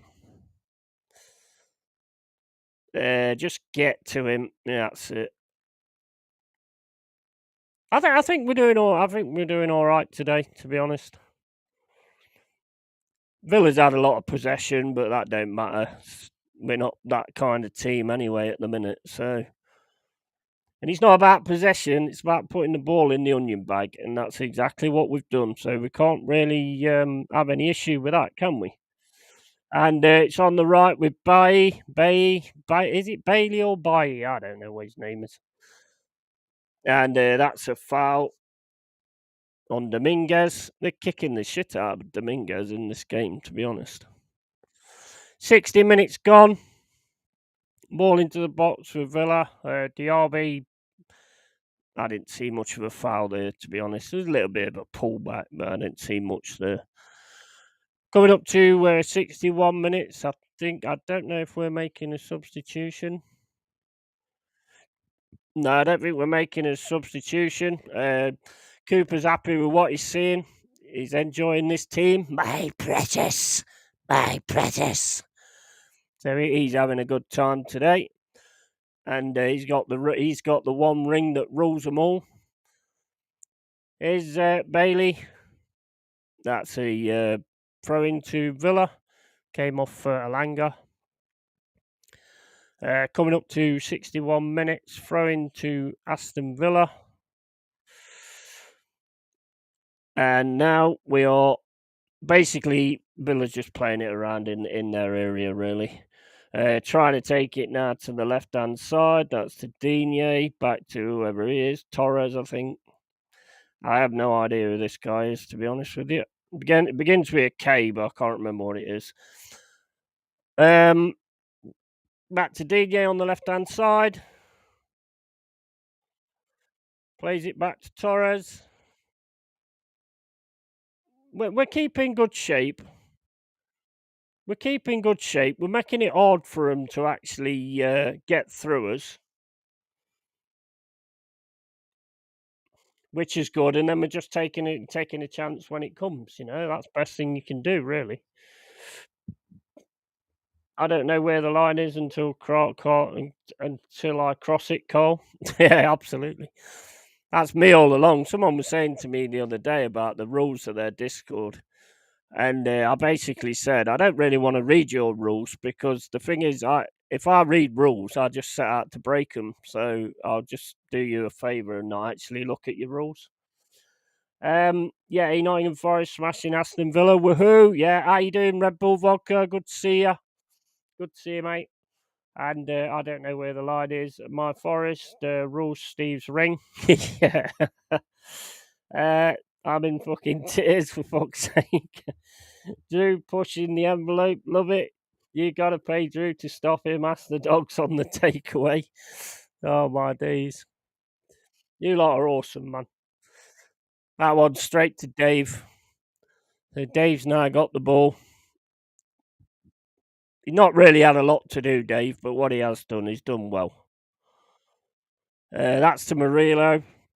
Murillo long ball over the top. That's nicely weighted, but the defender's got that. Defender now coming through. Plays it to Douglas Luiz. Ball over the top to the left. That's near Carty's all day. Aina gets fouled. I didn't really think there were much in that, but I'll have it. We'll have that. We'll have it. So it's free kick to Forest. 64 minutes gone nearly. I don't follow rules. No, I don't. Michaela will tell you that. I'm not one of these that follows rules. Patiently waiting for a drink o'clock. Yeah, I'm going to have a can before the Liverpool game. I like to have water beforehand, but and then I'll have a can later on to bit of the ear of the dog. What time's that, Carl? Never rated Kamara. I don't bother with social media. I always end up banned because not everyone's got a sense of humour. Spot on, mate. Absolutely spot on. I still bother with it, and I still say the things I want to say.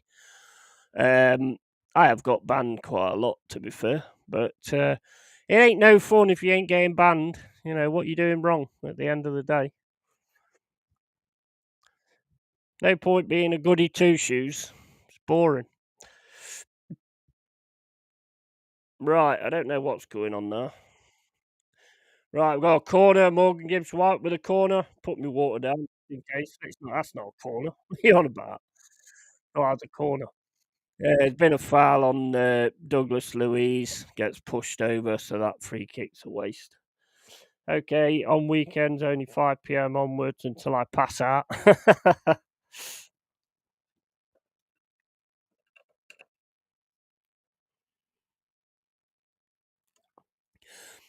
I've started drinking that Carlsberg. Is it Export? It's not. Yeah, that Carlsberg Premium Export. It's really nice beer, that. In the white and gold cans. I was on Stella for a bit, but I've gone off that.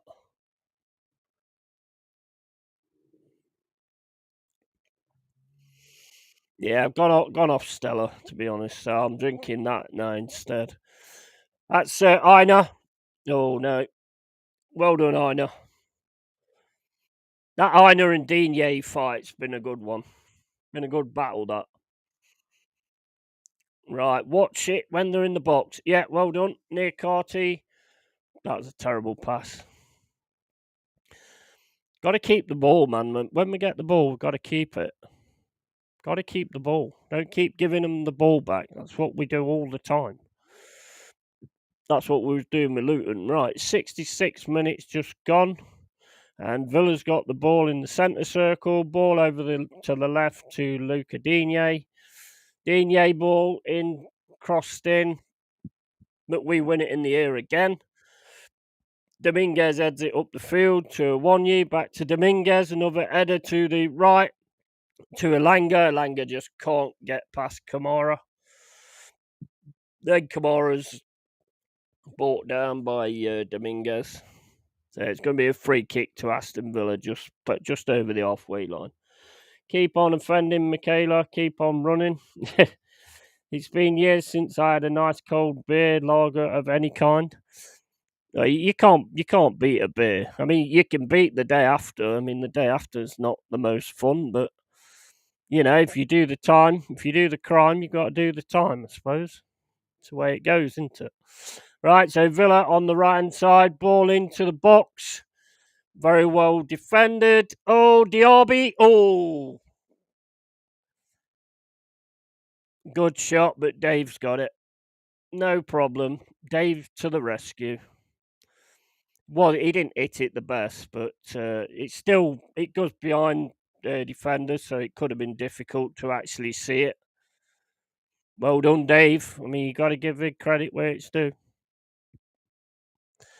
So it's still 2-0, 67 minutes, nearly 68 minutes gone. And we're doing well so far. Aston Villa now coming over the halfway line. Run straight through the middle. Come on, somebody's got to press somebody at this point. Now they're coming through. Cross. Oh man, Bailey wins the header, but it's too high. I mean, they are getting through us now, so we need to do something to stop this. It's got to be. There's got to be something done because Digne is being the danger man. They're using him all the time, and he's managing to get the crosses over as well. So we've got to start. We've got to do something about that. Working to get there, my G. Yep. And it's nearly 70 minutes. Aurier looks like he's getting ready to come on. We just got to keep concentrating now and make sure that we're doing the right things. And love another goal as well, to be honest. That's ball over by Dave. Luca Digne again. No, it's McGinn. They're in again on this left hand side. So we need to double up on Digne in the left hand side because that's definitely what they've seen as the way through. Douglas Luiz now back to their defender, and no, that's Douglas Luiz. Oh, straight into the middle to Diaby. That was well done, cleared. Ball over the top. Come on, stop it! Oh man, Tillemans puts the ball. It's the moon. It's the moon. Bounces off. It's Pluto, and then ends up on Saturn's ring. Good stuff. Good stuff. That's what we want. But we've got to be careful because they are actually starting to get into this now. So we need to do something to change something.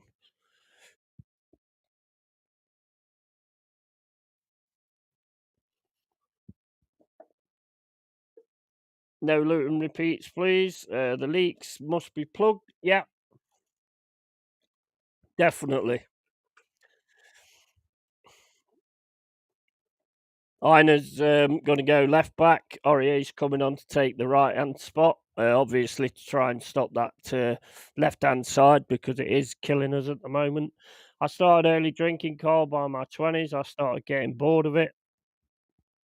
Yeah, I've never got bored of it, to be honest. It's David Luiz. Yahoo! Yahoo! Yeah, big up, David Luiz. And Elanga's got it now on the right hand side. They're trying best to get it off him. And that's not a good pass. We just keep giving the ball away, which is not good. We need to keep the ball. Just pass it around at the back or something. Just, keep the ball. That's all we need to do. Now Villa's got the ball again. McGinn, ball down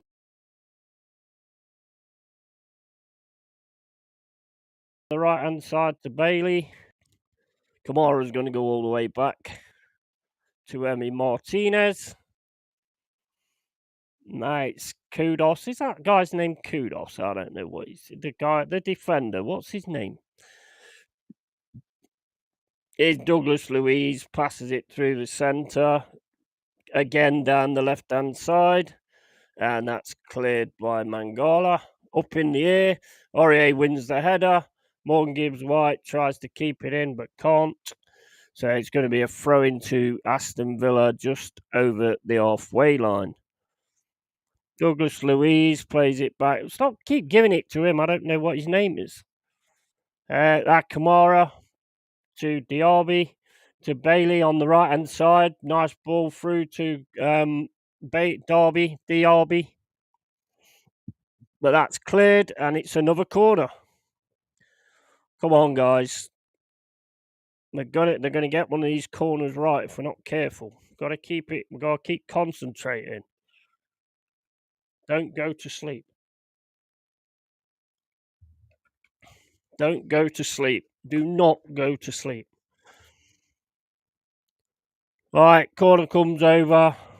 Wait, don't. He ain't kicked it yet, but ref's having a go at Douglas Louise and Dave. Dave and Douglas Louise are having a bit of a fight, I think. I mean, you know what? You know, if it was right, every corner they'd be sending off because defenders are just like hugging each other and they've got hold of everybody, and there's always someone gets pulled down at some point. Come on, defend this, defend it. Ball comes over the top. It's headed by somebody. Oh, get it! Oh, oh, that was there for Watkins to put in then, but we managed to get it.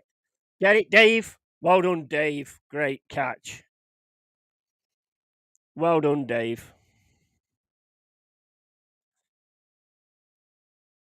Well done, Dave. Look at that, man. That is an actual clearance, beautiful clearance there from Sangari.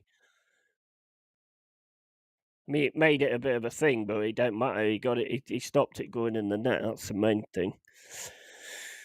Dave's stayed down. I hope Dave's all right.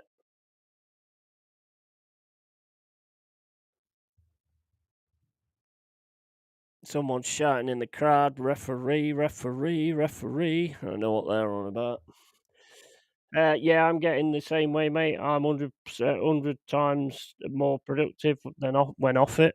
Yeah, I mean, well, you are. I mean, I only really drink at the weekends, to be honest now. When you drank as much as I did, you definitely want to tap out. Mate, we used to drink like crazy. Michaela, you know, my bro knows if my bro's in here, Venom. How much did we always used to drink? We used to hammer it all the time. I mean, breakfast was a can of beer. Breakfast was a bottle of Newcastle Brown. Can you remember? Right, who's getting the breakfast and then want to go to the fridge and get 4 or 5 Newcastle Browns and we'd be starting again? That'd be about 9 or 10 o'clock in the morning or something, that would. When you don't drink as much as I do, you definitely tap out. I just smoke weed these days, Cole. Yeah, we used to do that. I thought Freddy Krueger was here. Don't go to sleep. Yeah. I wasn't nicknamed Ozzy Osbourne for nothing. Yeah. Glad I don't drink. Yeah, whatever. Whatever. Shotgun special brew for Brecky. Yeah, exactly. Oh yeah, we was mad on it. I never forget that though, Michaela. Can you remember when Daz was in the ocean? I think the place was called, and he thought he got a bottle of Newcastle Brown, and he actually had a pint, and he just went to drink it like you drink a bottle, and just poured the pint all over his head. Just poured the pint all over himself. No, that is absolutely hilarious. That was absolutely hilarious. For some reason, he thought it was a bottle of Newcastle Brown, so he just chunk a pint like you drink a bottle. Oh man, that was so funny. That was. Yeah, I was drinking and whatever else I could get my hands on. Yeah, drugs. Yeah, I did a fair few back in the day, but not anything mega hard though. It was always probably speed was the worst I went. To be fair. Well, I mean, sniffing petrol and glue. I mean, that was another thing I did a lot of as well, which is probably why I don't have many brain cells, to be honest. But you get that many, you might as well let a few go, ain't you? Right, so Murillo on the right hand side, left hand side, and he plays the ball over the top. Dominguez can't win it, and it's back to Villa. McGinn is running down the pitch, passes it to Bay. Nice tackle. Oh no, this is not looking good, guys. This is not looking good. This is not looking good, guys. This is not. Oh, the shot is straight over the bar by Digne. That was worrying. I mean, it's a good tackle from Mangala, but then nobody. Well, they're in the box, so I mean, you can't really put your foot in because then you're going to give a penalty away. So you've got to do something, though, ain't you? Really. Um, How can one forget that? Still laughing now. Oh, that was hilarious. That was absolutely hilarious. Never seen nothing like that. It's absolutely hilarious. Pouring a pint all over yourself, thinking it's a bottle. Absolutely. Oh, that is crazy. I keep seeing it in my mind now.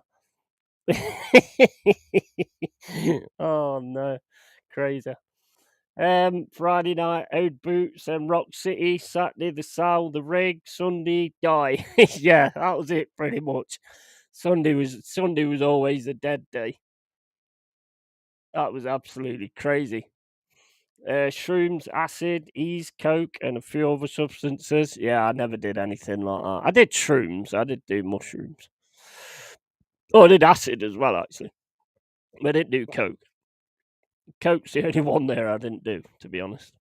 I never did ecstasy or anything like that either.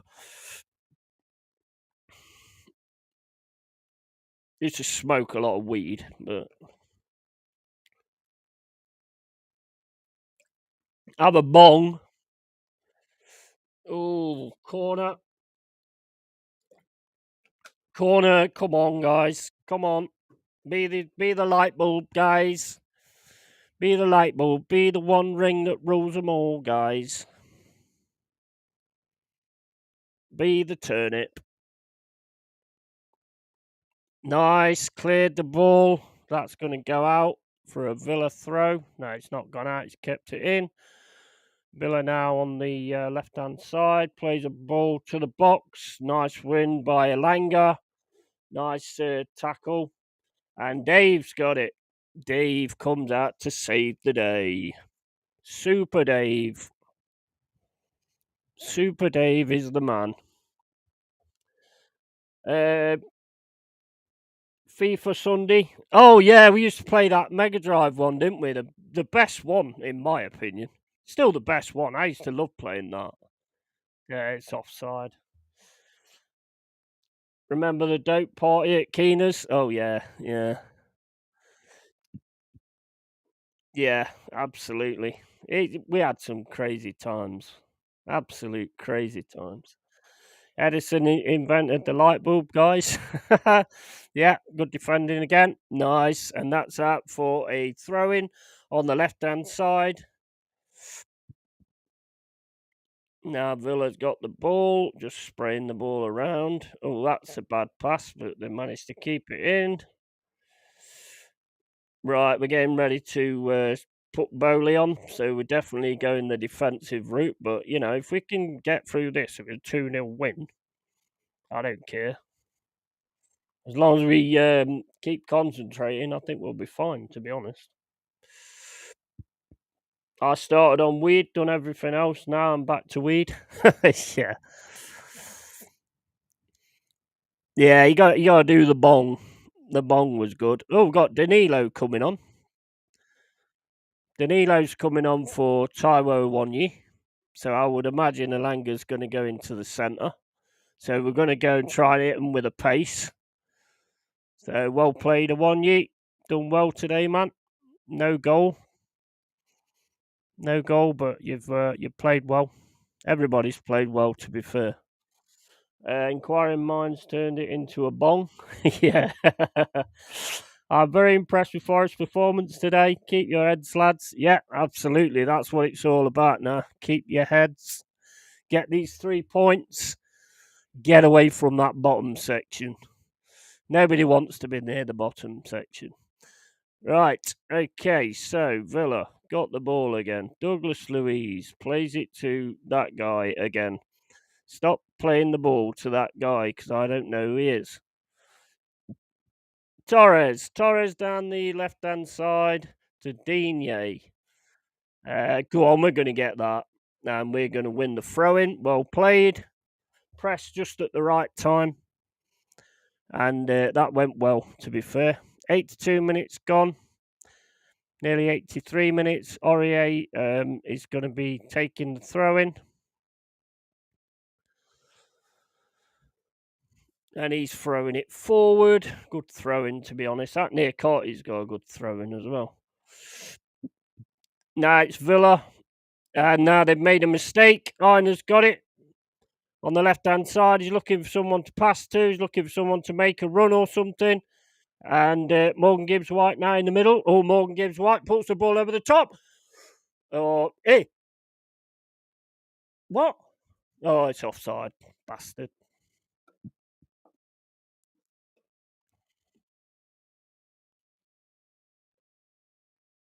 Is that one actually offside? Yeah, it is.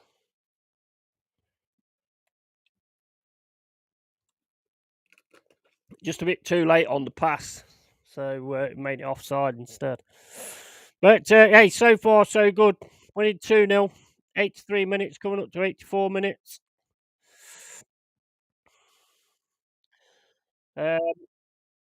Proper solid performance by Forest. Yeah, absolutely. And nice to see a team in red who can play. Yeah, definitely. And absolument. Yeah, I have no idea what that means.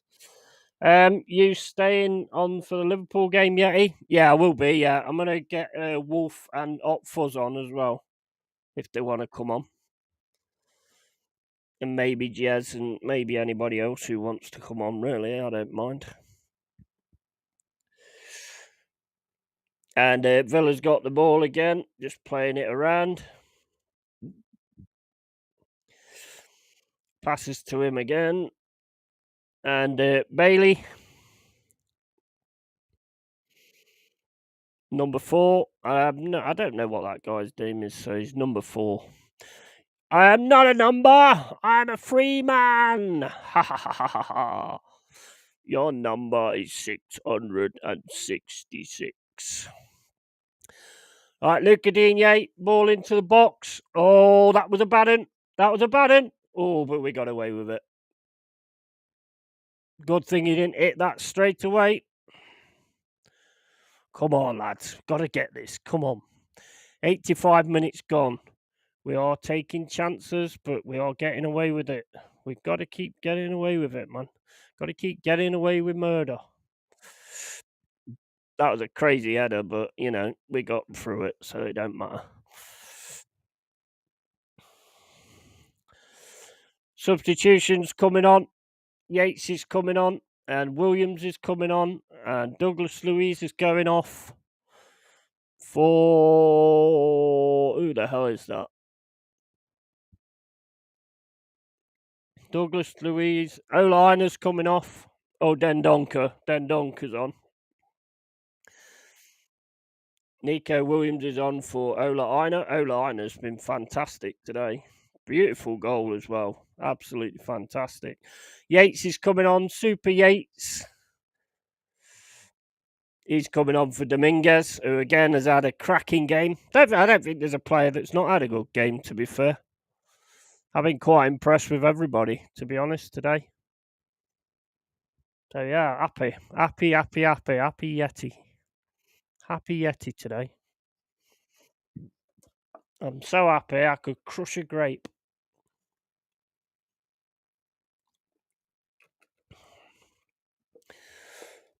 All right, Villa's got the ball. 86, 87 minutes coming up. And here we go. They're coming forward. No, well done. Niakate kicks the ball out on the right-hand side, but that goes straight out. So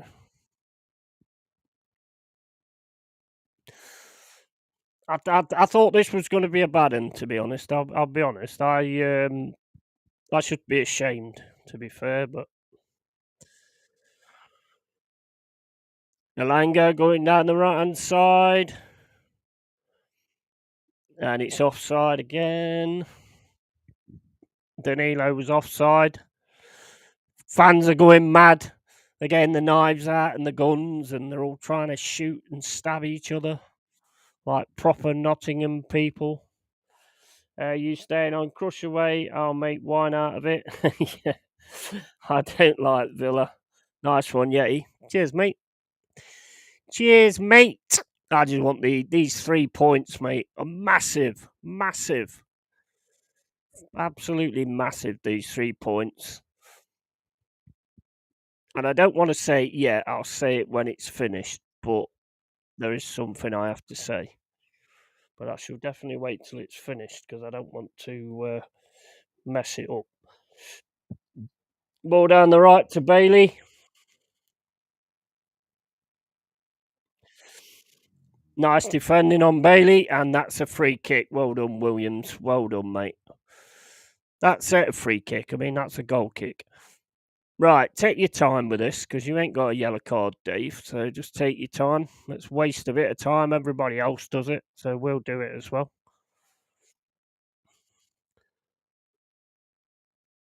You're surprisingly good at this for a bear-addled serial killer. Cheers, I appreciate that. Well, I'm doing a serial killer stream at some point with a friend of mine, where we're going to talk about all the different serial killers. Kind of looking forward to that, to be honest. And thank you, I appreciate that. Oh, Sangari plays the ball over the top, and we've got it. And that's to Aurier. He's been held a bit. Aurier now trying to get through to get the cross. Flies in there a bit, but he got away with it. McGinn, right, they're coming at us now. They're coming out of the goddamn wheels of fork. Don't. Bailey. No, get the ball. Stop. Trying to get the throw, trying to get the court cross, whatever it is. Come on, kicks it out. Come on, Forrest. Just keep concentrating. This is brilliant. This is absolutely fucking brilliant. Loving it. Loving every minute of it. 89 minutes, 40 seconds gone. VAR's looking at something. No, it's been shook off or whatever you call it. Right, come on. It's getting up to 90 minutes. How much extra time? There can't be that much, surely. I don't think I've seen many stoppages, to be fair. All right, ball goes down the 6 minutes. Come on, Forrest. 6 minutes left, guys. 6 minutes left. Villa coming down the left-hand side. Plays a nice ball through. Oh, and it's a bad one into the box, though. We got lucky there. Oh, Morgan Gibbs White, what are you doing? What are you doing, man? Right, everybody to the fucking pump. Villa's got it again. Down the right, Bailey. Bailey's trying to take on Williams. Williams, nice defending, and gets a goal kick again. Well done, Williams. Good lad. Good lad. These guys deserve a fucking medal for today. Nearly 91 minutes. 91 minutes now.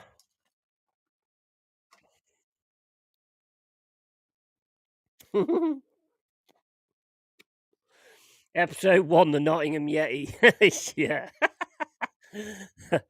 Oh, many have thought that that will be the case. I mean, it might be the case. I mean, I wouldn't be a very good serial killer if I told you, would I? You know, there might be bodies in the basement. You never know. I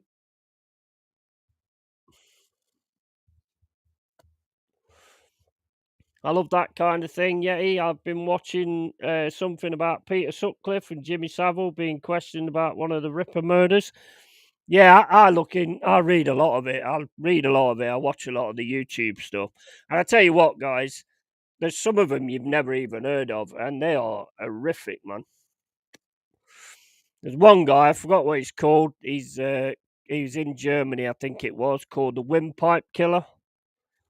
Summit Windpipe, and he used to pick up kids from the train station and say he was going to, immigrants and stuff, and say he was going to offer them a job and everything. So basically, he'd sit them in a room, and they'd be sat there and they'd be having a chat like we are now. And then all of a sudden, he just went down and bit their windpipe out.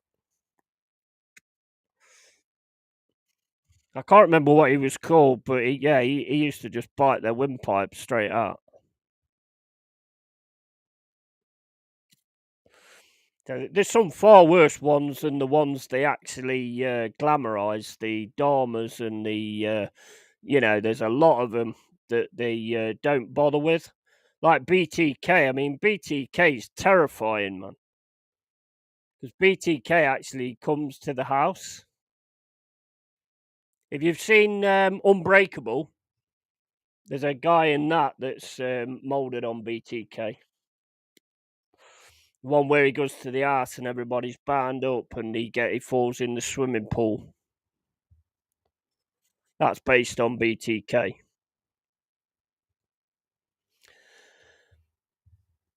You've told us many times, man. Yeah, fucking love this channel. I love you lot as well, man. Big love to all of you. Spread the word, man. Love you. Struggle to hear the ones that involve kids. Yeah, that's it. I mean, it is horrible. It is absolutely horrible, to be fair, but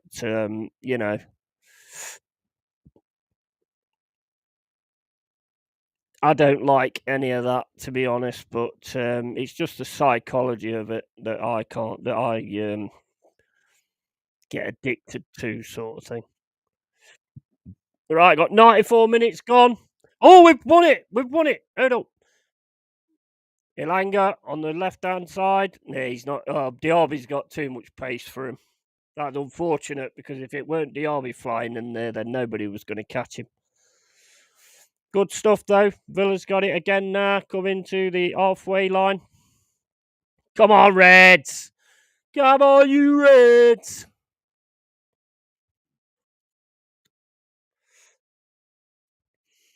Villa's got it now in the centre circle. Going to play it down the left again. Nearly coming up to 95 minutes. And it's played back into the centre circle. Pass to the side. Back to the left-hand side. 95 minutes gone now. 1 more minute to go. Nice. Ball to the right-hand side to Bailey. Bailey puts it in, puts the cross in. We had it out. We've won everything that's gone into the box. We've been absolutely fantastic at that. Luca Digne now on the left-hand side. Plays it across to McGinn. It's McGinn and goes out for a goal kick. That's it, guys. That's it. The fat lady is singing. The fat lady is warming up, ready to sing a tune. The Moors Murderers is a bad one. Yeah, that's another one as well. Brady and what was her name? Somebody in Brady. I can't remember the name. Come on, Forrest. Great result. Cooper has cramps after all that he did today. Yeah, definitely.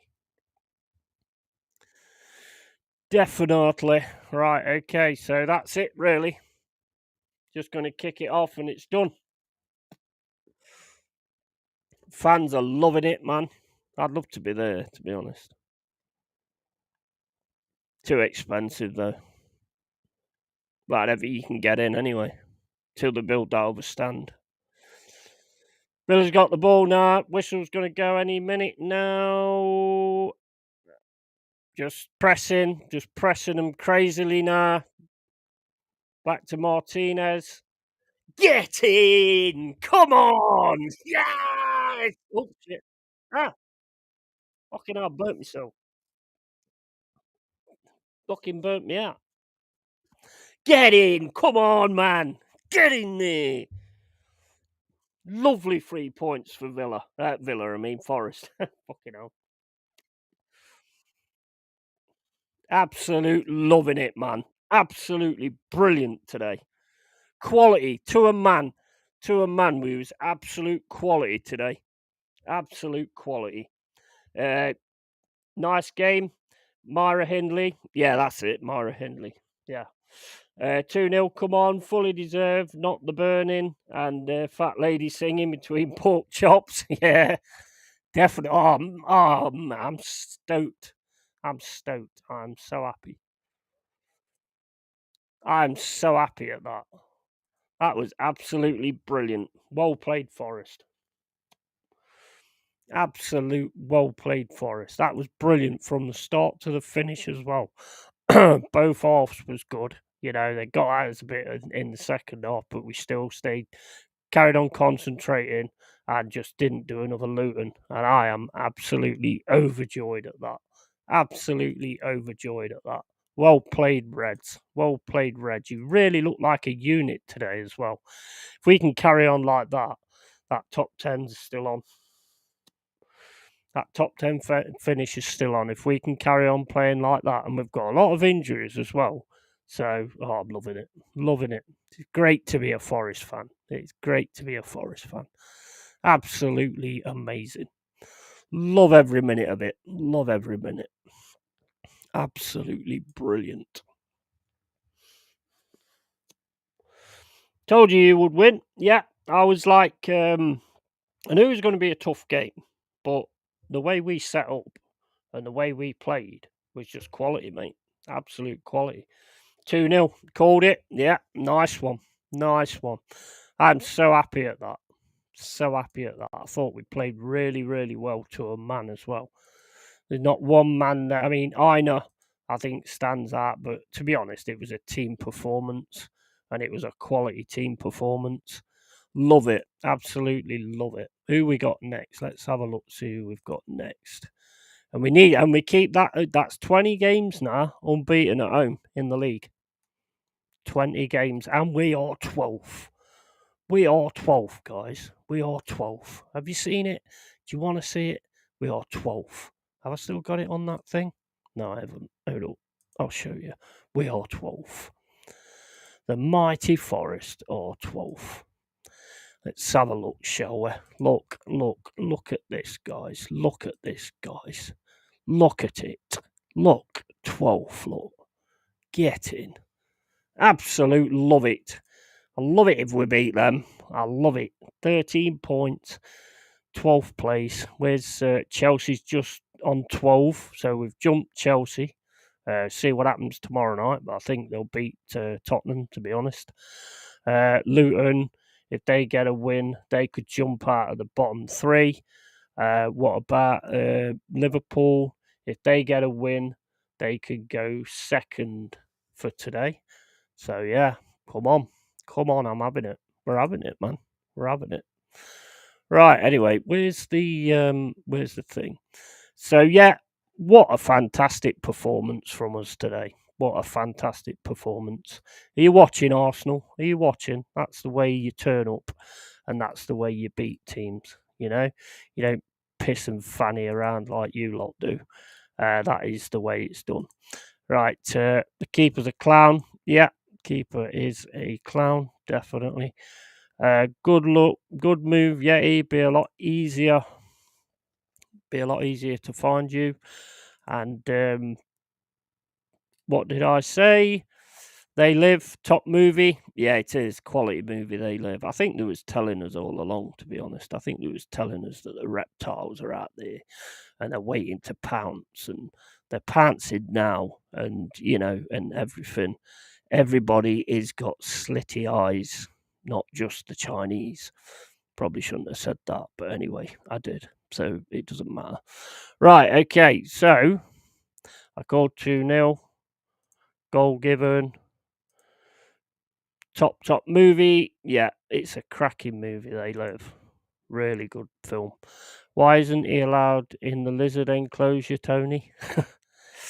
Down the Villa. Yeah, I mean, I like Villa. I respect Villa, and the challenge of the European Cup winners is won by the mighty Reds. The mighty Reds.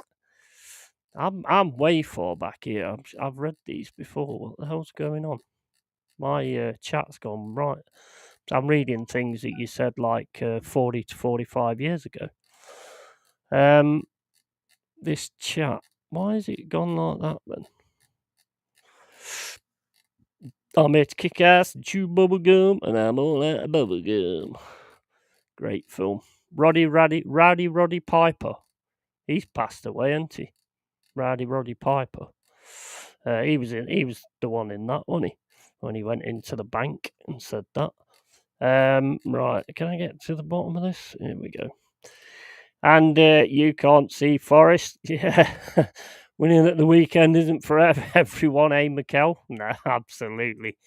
Don't knock 12th. We were in 12th. And winning at the weekend isn't for everyone. Yeah, definitely. Are you watching, Mikel? Are you watching, mate? Are you watching? Wow. Yeti. Well deserved. Well deserved, Yeti. Forest played very well. Delighted for you. Cheers, Noel Klein. Hope you're well, man. Cheers for dropping in as well. Really appreciate it. And Wolf says, yes, you are. Right, I'm going to have to nip to the toilet and I need to nip to the shop as well. So what I'm going to do is I'm going to, I'll be back in a few. Get that screen off. Is the Liverpool game, what time does it start? Is it half 4? Yeah, it's half 4. Right, well, I think Liverpool will smash a fair few goals in this one. What does everybody think, Liverpool, with Luton? I think it'll be a horrible game for Luton, to be honest.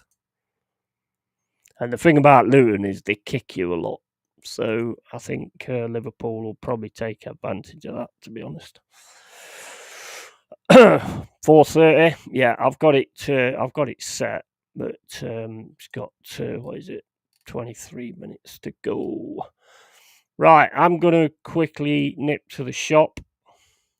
So I'll be back in a few, guys.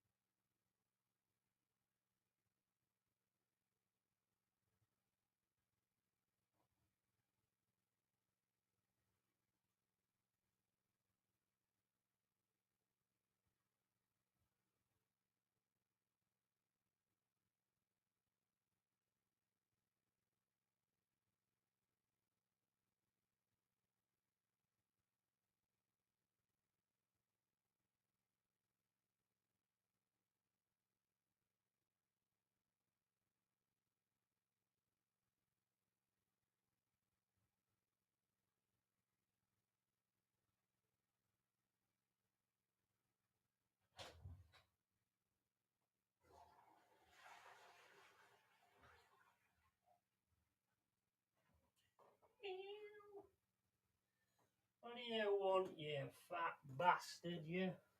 You bloody fat bastard. You bloody fat bastard, you.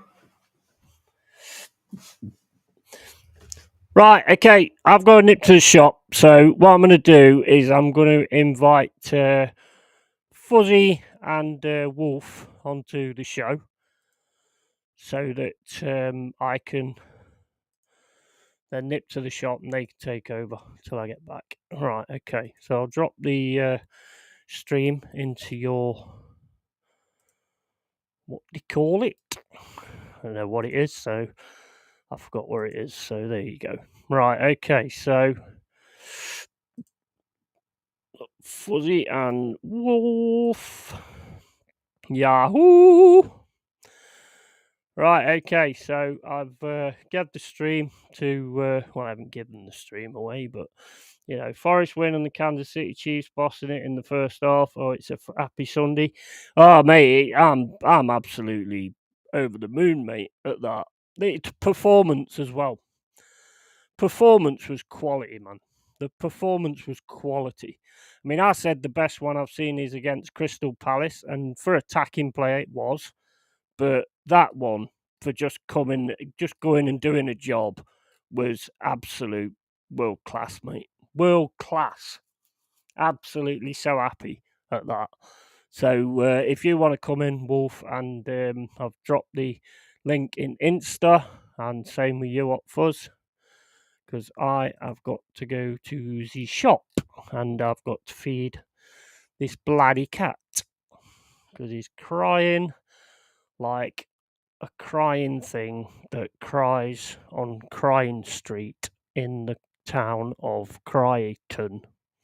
Yeah, that makes no sense. But anyway, I'll be home in 5. Went shop myself. Yeah, no worries, man. The link's there. That was Forest. That was the Forest we missed. Yeah, exactly, Jordan. Buzzing, mate. Yeah, same here. Same here. Absolutely buzzing at that. So happy.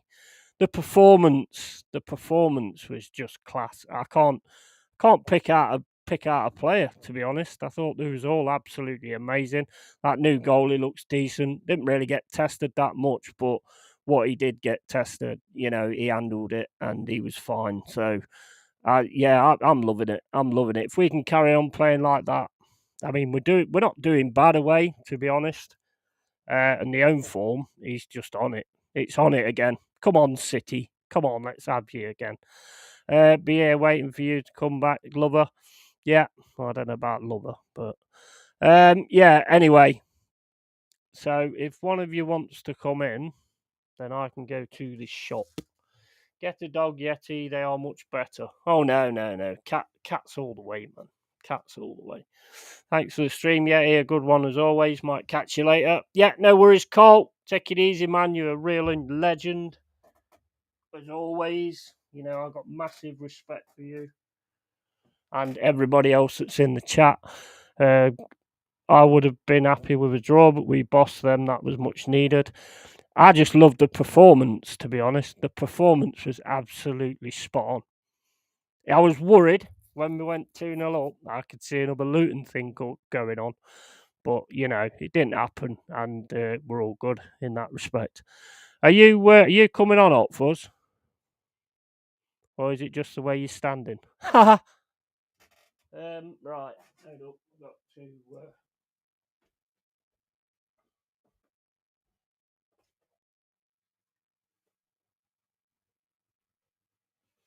In a bit.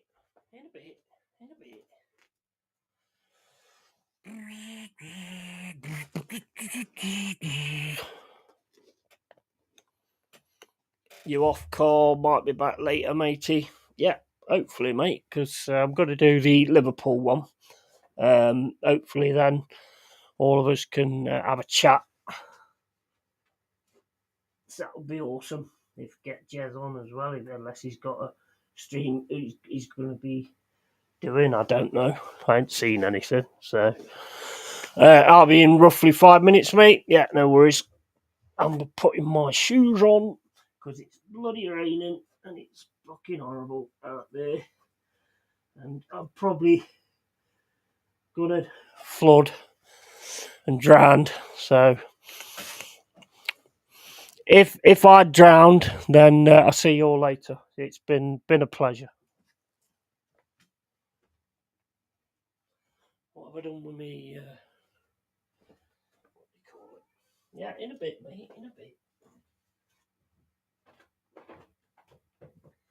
In a bit. In a bit.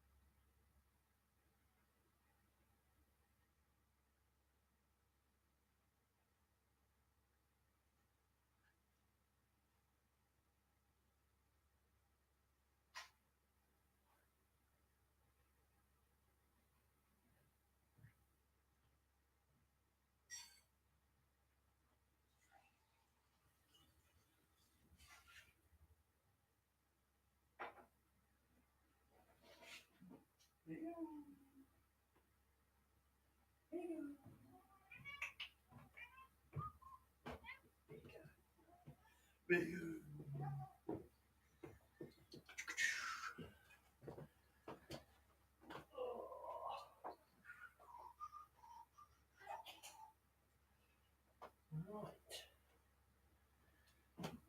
to sit and watch a Liverpool game. Let's just give you your food.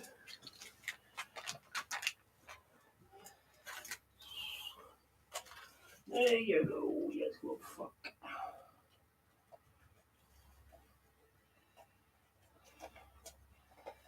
There you go. Yeah, oh, you fucking bugger. Yeah, big lad. Big lad. Right. Oh. Right, so I need these still on. Yeah, I'm back. How you doing, guys? Everyone's good. Gonna bring the wolf in here. Wow. Hey, can everyone hear me? Because I haven't got my mic in. Can everyone hear me all right? Yeah. Sounds cool. all right to me. What about everybody in the chat? Can they hear you? Can you hear him? I'll tell you what makes me laugh. You just as you went out to the shop, I got into your backstage, and of course I'm like, yeah, yo. It was too late. I couldn't. Well, that's why I was going to wait, you see, to actually put you onto the stream instead of it being nobody there. I'm happy, mate. I'm happy as fuck. Yeah, good result for you. Didn't I tell you you'd win 2-0? Didn't I tell you? I can't remember, mate. Was I drunk? I probably was drunk, so I probably wouldn't have been. No, I meant the 2-0 result, dude. When you're watching your game and you're watching along. Oh yeah, I didn't see that, but fair play, man. I did. I was thinking that, but I was kind of. I know how good they can be as well. So, mate, to a man, we was awesome today. Yeah, that's it. I told you your top 10 finish is still on, brother. I'll preach that. I'll preach that with you, that your top 10 finish is still on, because I'm telling you, with a certain amount of quantity, there comes quality in itself. You know what I mean? So, as someone who has a squad size similar to yours, when we get them all fit, they should come good a bit. Yeah, well, I think you'll be all right as soon as you get everybody fit. But if we can carry on playing like that, mate, things are going to change. Yeah. Well, the thing is, you guys have played on a similar level to that, like when you played us and when you played Man United. It's just with you guys, it's maintaining that level. That's all it is. Definitely. Once, because I didn't I called. I literally and Yets will back me up on this. I was calling top 10 finish like a month ago. So. Yeah, we both was, weren't we? I was saying top 10 as well. Yeah, but you got that heart, that the Forest fan vision, innit? Every time it goes down, the expectation dips a bit. Just the same way when you call Chelsea. It does. I mean, but it's all game by game, isn't it? I mean, Arsenal yesterday was absolutely tragic. Oh, that goal! Oh my gosh! When I was doing, did you see me and Tony's watch along for that yesterday, and what Jez did? I was watching it for a bit, and then the trouble is a lot of the time people are ahead of you. Yeah. Do you know what I mean? So you kind of can't watch the streams. Well, I'm telling you, it's a bit of a shit, really. But there's no worse than watching football matches and knowing, when someone scores and all that kind of stuff. So I just didn't. I think I went to. I couldn't get it on Bing because it wouldn't work. So I ended up watching it on Sky. But I tell you what, Jez was pissed. I was still in the room, but I wasn't. No. Cool. Jez was annoyed, man. He really got annoyed with that goal yesterday, and he made his feelings known right in the middle of our watch along, man. But I hear him now. Did he? Yeah. Oh, yeah, dude, he proper lost it, man. I don't blame him because of the way I don't blame him because of the way the goal went in. But damn, right, Liverpool. Definitely. Welcome back, Yeti. Cheers, Drew. Where did that go? I like that one. That's a good one, Carl. Cole's back in the house. How you doing, Cole? Good to have you back, mate. We will start. Yeah, facts. Start running up the table now, I reckon. Yeah, I think this will be our purple patch like we had one last season. And we got to 13th last season, if you remember, and then it kind of all. Well, it fell to pieces, but we still managed to do it, so it doesn't matter. At the end of the day, it was all about staying in the league, and that's what we did. This time, it's all about showing something and making sure that we deserve to belong, and we definitely did that today. Modern football is hard enough to watch, let alone with spoilers. Yeah, exactly. I mean, like I say, here's Hot Fuzz. So, how you doing, buddy? Hello. Fuzzy. Doing good. How is the hot chocolate? It's not hot chocolate, but it's going all right. Cold. I wasn't talking about your milkshake. I was talking about you, sweetheart. Yeah. Okay. Yeah, no, doing okay. I mean, I'm feeling quite a lot better now. Yeah. During like the last week or two. Was it stomach or was it in your chest? Because there's the bug in your chest and your stomach been going around. Yeah, it's I think I don't know. I mean, my grandmother's had the chest bug, but mine was just more throat based. I think I got mine from a manager at work because she was recovering from something as well. Yeah, then she went away on holiday and enjoyed the time to like fully heal up and all. But me, I just had to suffer with it. But thankfully, I can now go 5 minutes without needing to cough my guts out. So I'll tell you what, it makes me laugh. When you recovered, did you like regenerate? Because you've had a trim and everything. So it's just like when you felt better, you really felt better. Hey, Doctor Who. Doctor Who, mate. Like regenerated, bro. Like, you know what I mean? Well, actually, I think I had this. His hairline's looking all nice and neat and swat. Makes me like, I'm glad I got my hat on, bro. You embarrassed me. Yeah, mine's actually done before I came down with anything. So thankfully, it was. It didn't go to waste. I think people got to see what my style was, what my running style was before I had to lock myself away for a bit. You got ill last week, didn't you? I was ill the week before, so. I think mine was just about 2. Actually, was it 2 weeks? Yeah, I think it was. Started Monday, week before last. Yeah, you've had it a while, haven't you? I mean, I normally get them for like 1 or 2 days, but I have a lot of vitamin C, so. Yeah, I think for me, what it is like the worst of it gets, like you get over it really quickly. It's just the cough sticks around for a long time, and it sounds a lot worse, and sometimes feels like the cough itself feels worse, but your illness, you've actually recovered from it. So yeah. I think it's there's always that lingering feeling in it. Like it's like when you have a cold, even though you've had the cold week like 2 weeks ago, you still get the odd sniffles. There's always a little lingering effect. That's phlegmy. Good shot, good save. So what do we think on the Liverpool game, boys? Is this going to be 2-0, 3-0, 4-0 to Liverpool, or are Luton going to pull out a result? I'm going to say 4-1, I think. 6-0 to Luton. 6-0 to Luton? 6-0 to Luton. I get a bet on that, mate. I want to see him. Imagine the odds for that. Jesus Christ. I want to see him. Fuzzy, put a pound on it. If somehow it came through, you're a millionaire, bro. Well, I'll tell you what. It's tomorrow we'll be millionaires. Do an Aston Villa versus Liverpool. That's 7-2 again. Best looking United fan I know. He's going for a heterosexual for Fuzzy today. I'll tell you what, he does look good though. I'm not gonna lie. I have to say, everyone's noticing it. I'm noticing it. Like Carl Russell's noticing it. DJ Crane, you're the hot stuff. You're the poster boy of the channel today.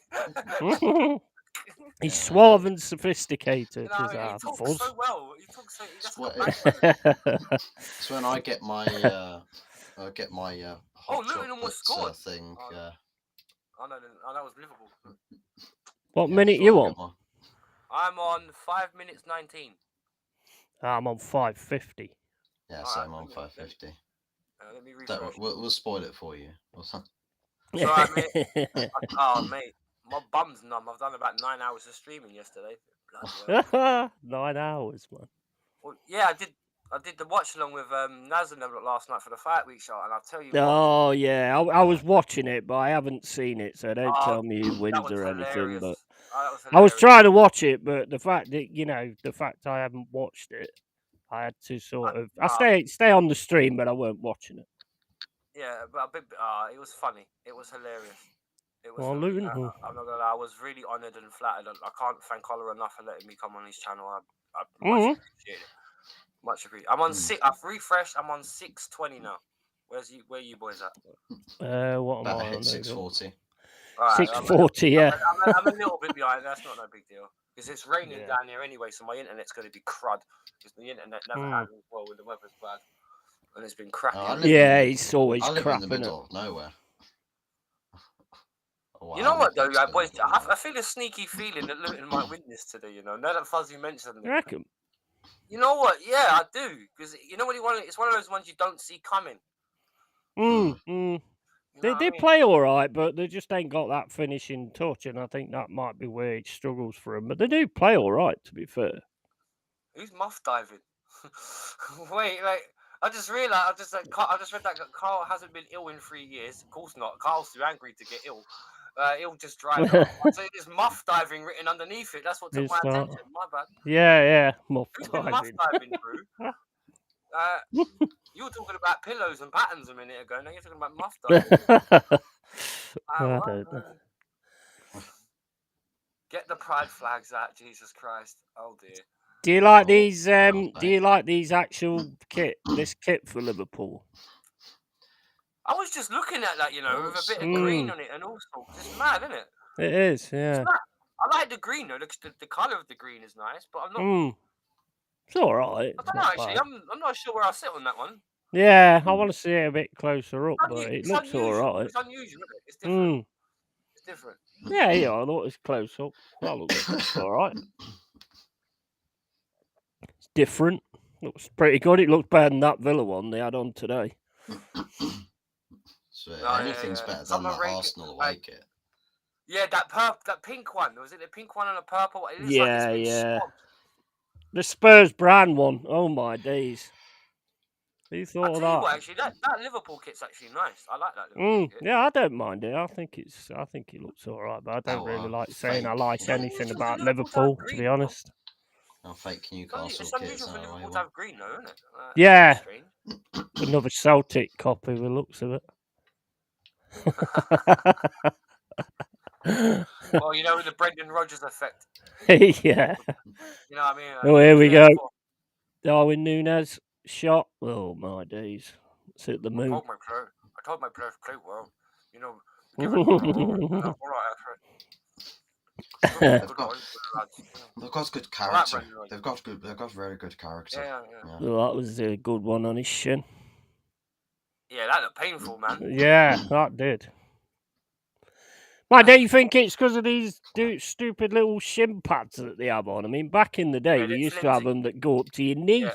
Oh, the boots and the shin pads are flimsy compared to what they used to be. They used to be armoured plates back in the day, man.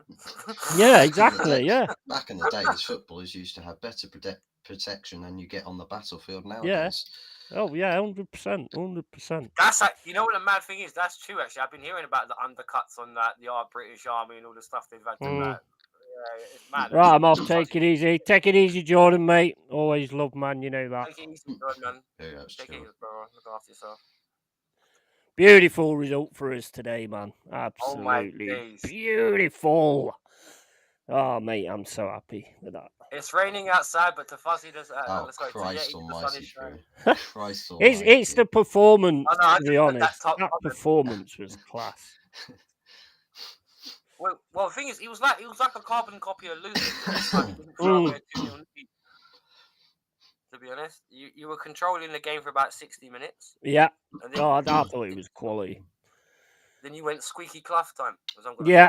I mean, there was a few moments it was a little bit squeaky, but we got lucky with a few of them. But that's what you've got to do. You've got to make your own luck in football as well, haven't you? As well as the tactics. So I'm just so happy at that. I think that was a brilliant performance. I really do. It was a good performance. 20 games, 20 home games now in the league since we've lost. Or, not lost. You're having a good unbeaten run at home now, are you? Oh, phenomenal, mate. And we're not bad away this time either. Well, you know that, because we beat you. But, I mean, we didn't beat Man... we didn't beat Man... had to get that one in there. That's fair. Hey, Fuzzy, inquiring minds in the chat want to know, what did you have for dessert after your roast potatoes? Oh, yeah. Oh, a sticky toffee. Sticky toffee after pudding. your meat and two All right, veg. okay. Look at what Drew said. He thinks he's been eating something else. Yeah. Cricket pads back in the day. Oh, yeah, that's another one and all. Like you'd see the red marks, wouldn't you, Drew? If he's been eating that, wouldn't you? You'd see the little red blotches and stuff where the wet was. Yeah. Not like I know. Yeah. That's what he said last night when I was on his stream, and I said to Stephanie, he said, "Oh, I'm sorry if I offended you." I went, "You're all right. Just get back in the kitchen and it'll be fine." Oh no, Stephanie on Fuzzy's channel. Oh no, did you legitimately say that? You prick. Oh my Buzz actually read it out as well, and he was like, "Oh bloody hell!" Wow. Stephanie, you're like my most loyal subscriber. I swear she's always on your videos as well. Yeah, she goes hopefully she's one of them that could take a joke. Otherwise, she's probably unsubscribed. Sorry about that, Buzz. When you were in the chat, it's either take it or cry, really. Can you imagine me. I can just see him coming out with that randomly as well. Just get back in the kitchen. Like, oh my. Oh, Nunes hit the crossbar. Yeah. They're still doing all right though, aren't they? It's just a matter of time, I think. For Liverpool. You're waiting for the floodgates to open. Yeah. They're taking over it gradually, aren't they? Taking over the game. What do you reckon, boys? That Liverpool probably have the best attack in the Premier League now. I think they've got a good one. Yeah, I do agree with that. Yeah. I mean, Manchester City have only really got like one solid goal threat in Erling Haaland. The rest of the team needs to click for him to really just score goals for fun. But sometimes they can switch it on, and then other days they're quite cold. Yeah. But I think if you're looking at goal scorers across the whole front three, I think Liverpool probably have the most dangerous. The more options. They've got more options. Because the thing is, they've got so many threats. Gakpo, Diaz, Salah, Jota, Nunes. Yeah, I mean, I like that Diaz, I must admit. Yeah, Diaz is a good player. I miss Firmino, you know. I've never thought I'd say this, but I miss Bobby. Bobby Firmino, yeah. I think he was very underrated. Over the ball. Very underrated, Bobby Firmino. He kind of reminded me of Isaac Johnson back in the day. He could link play, he can play up front a little bit. He got a bit of everything to his game, Bobby. I think Liverpool at the minute are a bit dicey in defence, and I don't think their midfield's all that great, although, I mean, he commanded us. But, yeah, he was good stuff as well, that. I thought it took a deflection, but no, it's a shit shot. It did. I thought he did, to be honest. I thought it was a corner for Luton. Yeah, I did as well. But it's Liverpool. You know how they always get the rub of the green. That's probably why they got green on the shirts. Don't. Probably why they got green on the shirts, mate. Oh my days, Drew. I just read what Drew said in the chat. He wipes his mouth. Oh my god. Hey, Drew's been on the warpath today. If you noticed that, what's been going on with Drew today, man? He's ticking off every war crime in the book. He's a man after my own heart, mate. He just says it how he sees it, and that's it. Another good shot. Right, okay, when he said he wiped his mouth, good save. He was referring to the sticky toffee pudding. Let me make that Yeah. Oh my! I'm talking about the other way. Oh, I need to talk to Yeti later when we're off camera. Yeah. I've got something to tell him because he knows. Yeah, I've explained a bit about about my dark past and my other adventures outside of YouTube. And, I got a bit of a blast from the past today when I woke up to a naked lady. Oh, nice. Is it RedTube? I'll tell you what, bro. I'll even send you the picture. I'll even send you. Oh, dude. Some chick, right? I met in a hotel about 6 or 7 months ago, Fuzzy. Yeah, one of the most embarrassing things that happened. Right, her partner rang us in the middle of it all. How embarrassing! I didn't even know she had. I didn't even know she had one. I didn't even know she had one, bro. I was just like, "Who's this?" And he knew my name and everything. I was like, "Who the hell is this guy?" Like, what are you doing? Asking to join in? He was his missus. All right. I told you, man. I used to be a bad man, bro. Still occasionally are, but oh my days. What? Yeah. What I got sent today was no joke, and I'm sorry. I don't. The girl tried to flip flop on me as well, so it was just like fuck you. Like, don't even try and bring me in the middle of that drama. Like she did, man. That's why I don't. Why lie and bring me in the middle of something? I just don't want to be in the middle. Well, yeah, exactly. Yeah. You didn't have. If you would have just told me you had a partner, I would have been like, you know what? All right, cool. All fair, fair. But people want to be promiscuous nowadays, bro, and it's mad. It is. It is. I may be a bit of a swat, but at least I'm honest.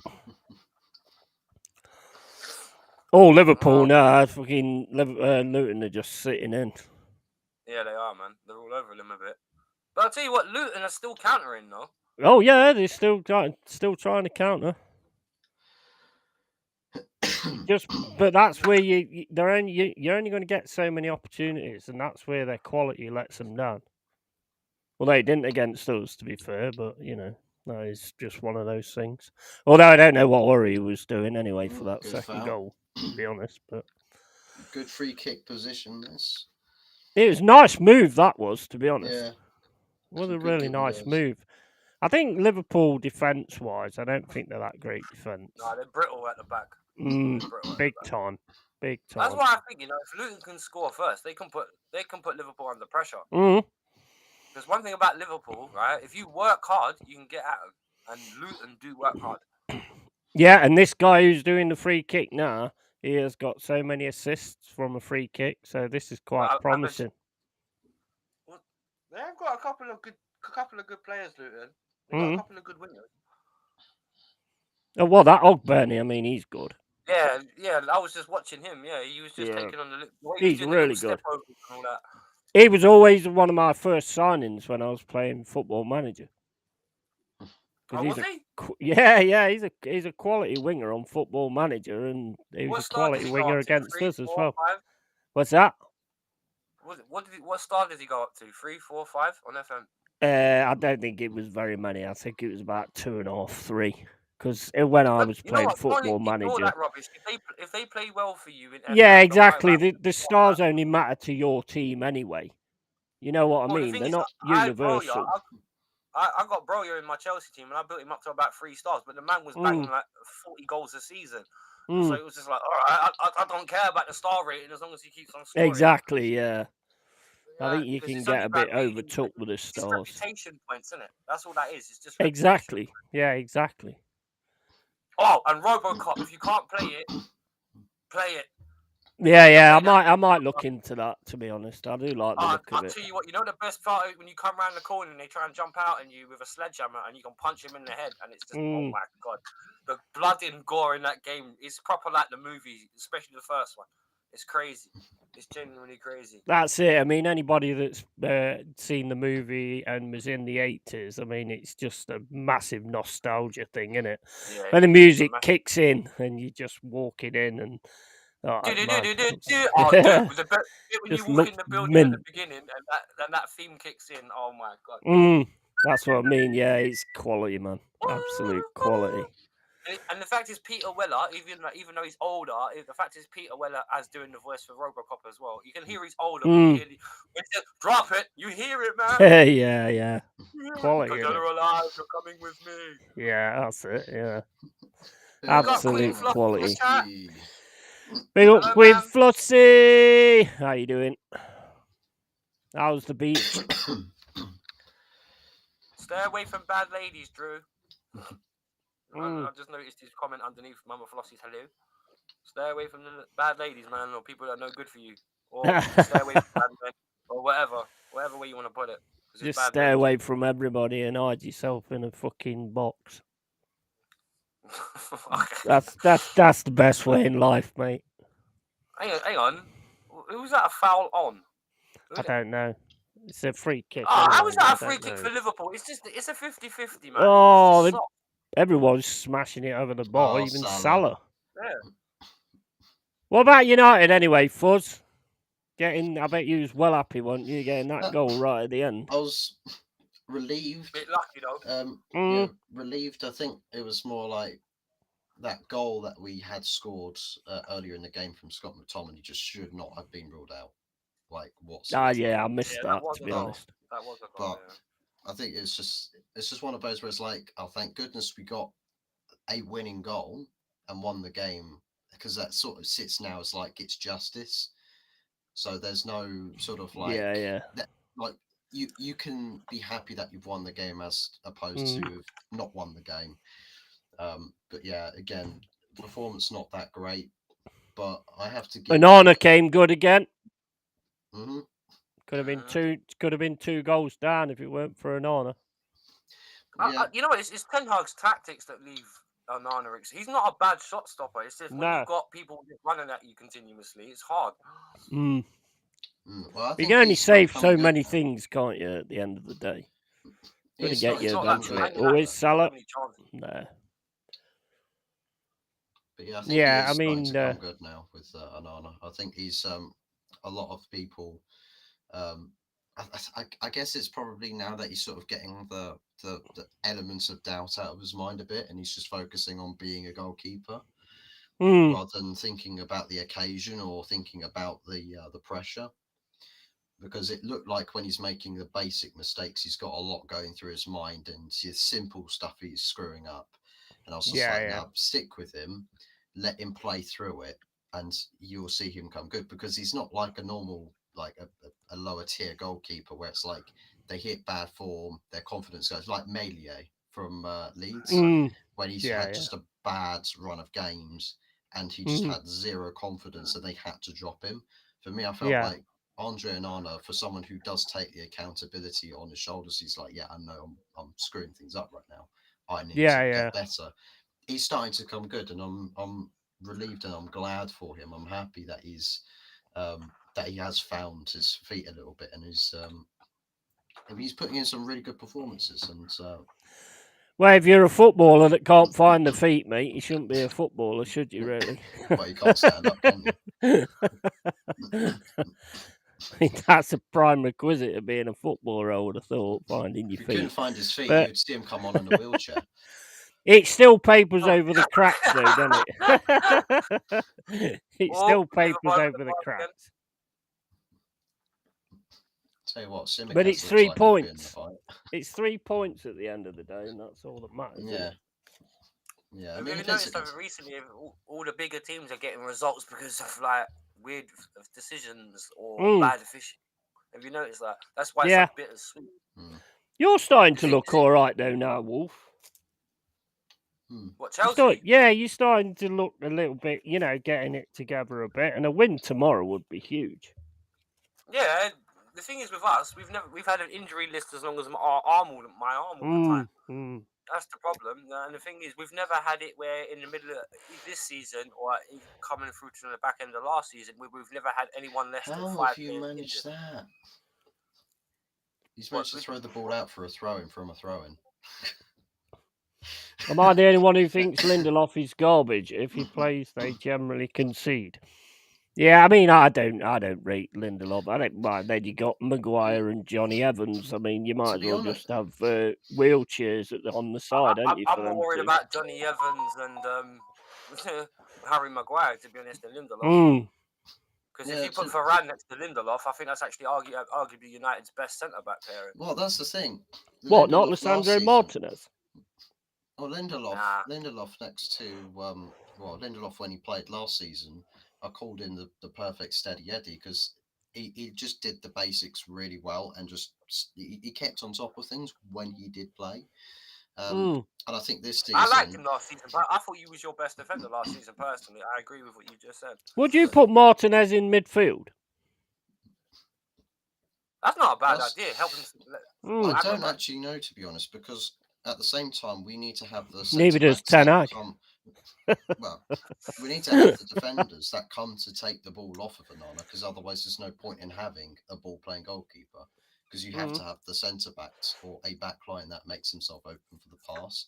You then need the defensive midfielders to then bridge that gap and then build it up, and that's how the transition sort of comes to pass. Yeah. We vacate so much space from the back, and it doesn't, like, the build-up doesn't happen the way that it should be, because then you've got Johnny Evans and Maguire and co. Just I feel so sorry for Casemiro this season, man. He's been crucified. Yeah, he has, hasn't he? Yeah. Left to himself, and it's so horrible because it's not his fault. No. That's why I think when Casemiro plays with a Varane Martinez partnership, and he's got other midfielders that can help him out, I want to see that back, that back four contingent. You've got Martinez, Varane, but in front of them you've got both Amrabat and Casemiro. I want to see that. I want to see how that gels together. Why don't Ten Hag like AWB? Even though I think all round he's probably your best defender 1-on-1. Yeah, I'd agree with that actually. Yeah, I'd agree. I like Aaron Wisniewski, and I tell you what, he never plays that much. And I actually think he's one of the better right backs in the Premier League. It's just the way Ten Hag's style doesn't allow him to play that well. And to be honest, I think with Wan-Bissaka, he's actually he has come back into his groove a bit. I think it was under Ollie. He just lost himself. Like first season, came in Spider-Man. Everyone loved him. Second, like the second season under Ollie. He came in Spider-Man? What's that all about? Well, everyone called him Spider-Man because he's like his defensive style was like a web. Nothing could get past him. Thank you very much, Spider-Man. To see him swing out of Old Trafford, like Spider-Man. My people need. Wait. When you say swing, what kind of swing? Are we talking a web swing or another kind of swing? Yeah. Both. Depends how he's feeling. Depends how he's feeling. He stuck me to the wall, but he's not using webbing. Yeah. He did scary movie style. Like, oh my days. I love that bit because that guy acts that so well. He sucks his eyes in and everything. Oh my! I loved it. The first time I watched Scary Movie, I woke up my neighbours. I laughed so hard. Yeah, it was good, wasn't it? I love them parody kind of movies like that. Yeah, but you know, those sort of parody movies, you enjoy them the best when you first watch them. It's not after TV rinsed them out about 5 million times. No, but I mean, you got films like Airplane. Airplane's a good one, and always remains to be a good one. That's one of my favourite jokes. We're losing brilliant. the autopilot. That was excellent. It's the scene where they're all queuing up to beat the crap out of this unruly passenger, or the passenger having a panic attack. It's like, how are we going to sedate this passenger? And there's people lining up with weapons of mass destruction. You know what? Did you ever watch Naked Gun Fuzz? Naked Gun. Brilliant. I used to love those movies, but man's having a proper shootout. They're like 2 feet from each other. Absolutely brilliant. Frank Drebin, bro. That was my hero, bro. Absolute quality. Because I just used, you know, the bit that, you know, when I fell in love with it, you know, the bit, because in the movie, because it's a bit more X-rated than like some other parodies, it's just the way you had that, you know, the siren going through the ladies' showers. Yeah. That bit was hilarious. I loved it. Oh, there's a theme tune to that as well. And he goes to court and gets done for attacking someone with a concrete dildo.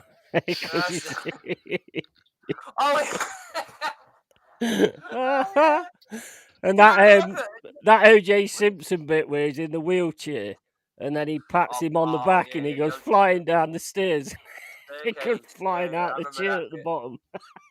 You remember the bit when he's with his chick and he believes in safe set and they both get in a giant condom? Yeah. Hilarious as well. That man's just quality wrapped up. Quality comedy. Absolute I love quality. that Frank Drebin, mate. What was it? Remember Repossessed? Yeah. Oh, yeah. I remember that movie was hilarious as well. Yeah. Oh, there's some cracking films then. Spaceballs with Mel Brooks as well. I used to love that movie as well. Yeah. What's that one that they take the piss out of Top Gun? Is it Hot Shots? Hot. What's it called? Oh, I know what one you mean. It's not Hot. That's fucking awesome. Charlie Sheen. It's Topper.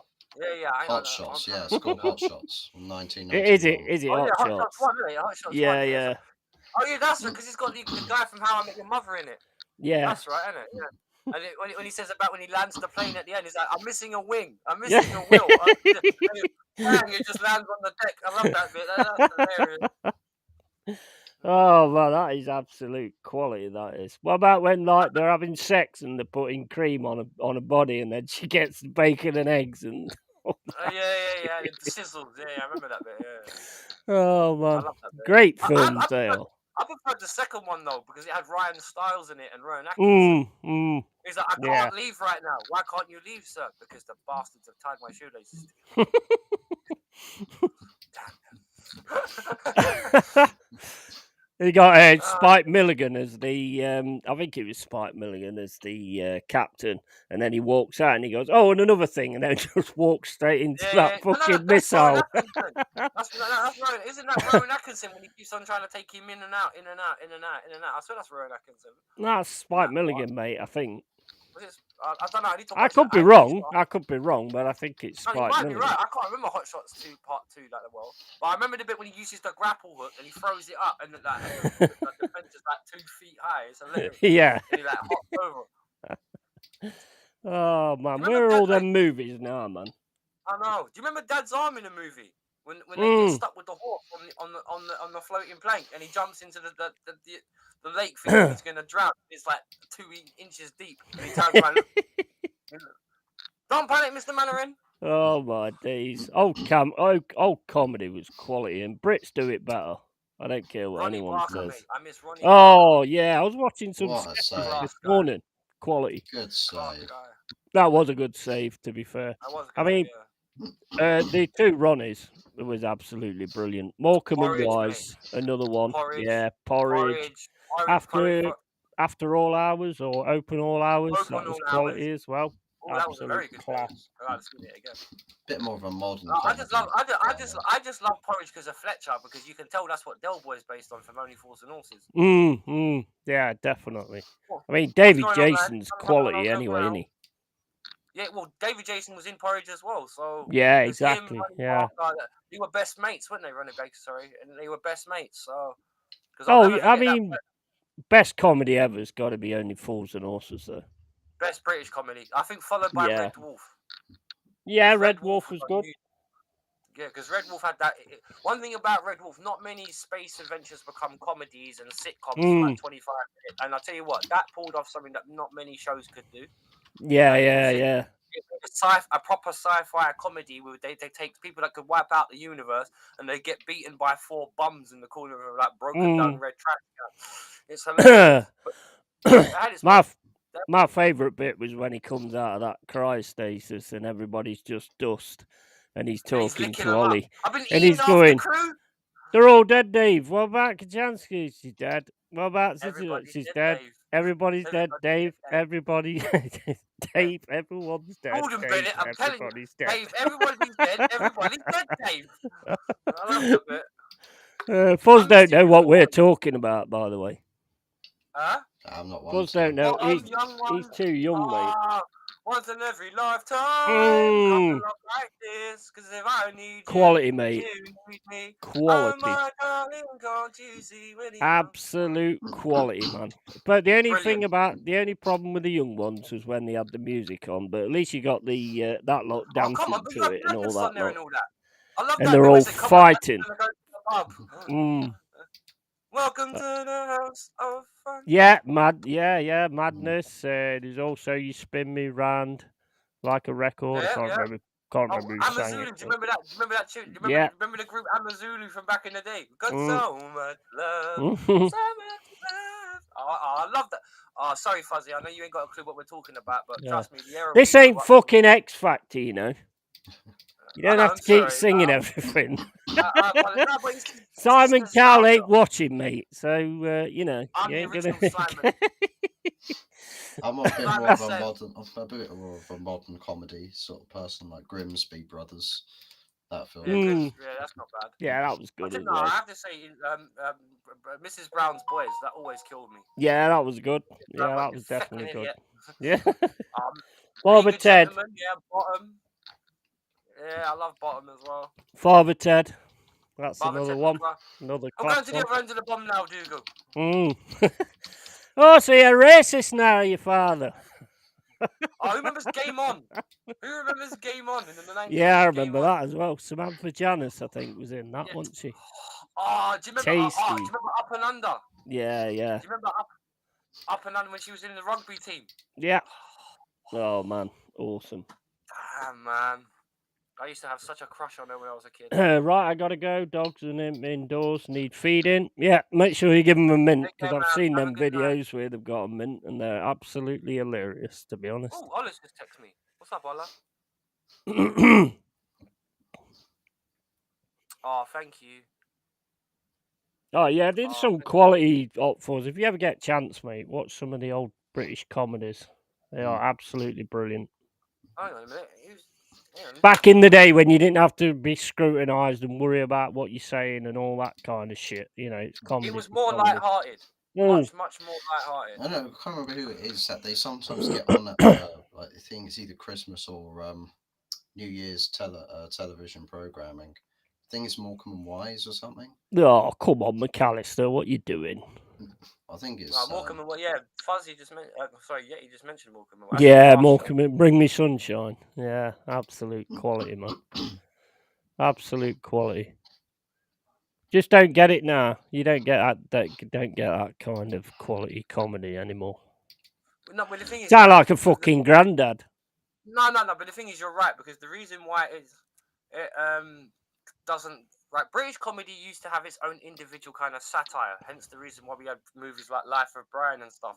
But more recently, we've absorbed into the more like American culture. And we've taken on more all the kind of like Josh Whedon Avengers jokes, like you know what I mean? Like, oh yeah, we're in the middle of a fight, but are you two gonna stop looking into each other's eyes? Like that kind of it's what we it's soft comedy, what we would consider, because it's not really that funny. It's all situational and supposedly one line. It's a very cheesy kind of American sort of comedy. Yeah. Catch you all later. Much love as always. Straight back at you, Mama Flossie. God bless, man. That Take dog care, isn't wired, right, Yeti? Yeah, you're absolutely right there. I'll watch the videos. It's funny. Oh, 38 minutes and Liverpool ain't scored yet. I bet Danny's not happy. I'm telling you, if Luton grabbed the first goal, I think Liverpool are in trouble. Yeah, I mean, it's it's just them grabbing that first goal. I like that Morris, the guy that they've got up front. He works his socks off, man. Mind they all do, to be fair. They all work their socks off. It's just the quality they haven't got. But, keep staying in the league if they can, which is going to be difficult. But, they might actually manage to do what we did. I just want all them bottom teams. I want every team to get more than 11 points, so Derby is still the Premier League laughing stock. That's what I want. 11 points in a fucking in a Premier League season. I mean, how embarrassing is that? 11 points in an whole season. Oh, I don't know. I think I saw someone's career football manager career mode save, where I think it was, I can't remember if it was actually Nottingham Forest in his save, managed to accumulate 9 points, but because they hit administration, they lost 9 points. I think they ended up with 0 points, but like minus near minus 100 on goal difference. Mm-hmm. I thought, what? Yeah. Oh God. They're fucking shit, mate, and their fans are dumb as fucking arse, mate. I've never seen anybody so fucking dumb and stupid in my life, to be honest, as Derby fans. They're like it. They're like Arsenal fans. Well, a good fucking 70% of them, anyway.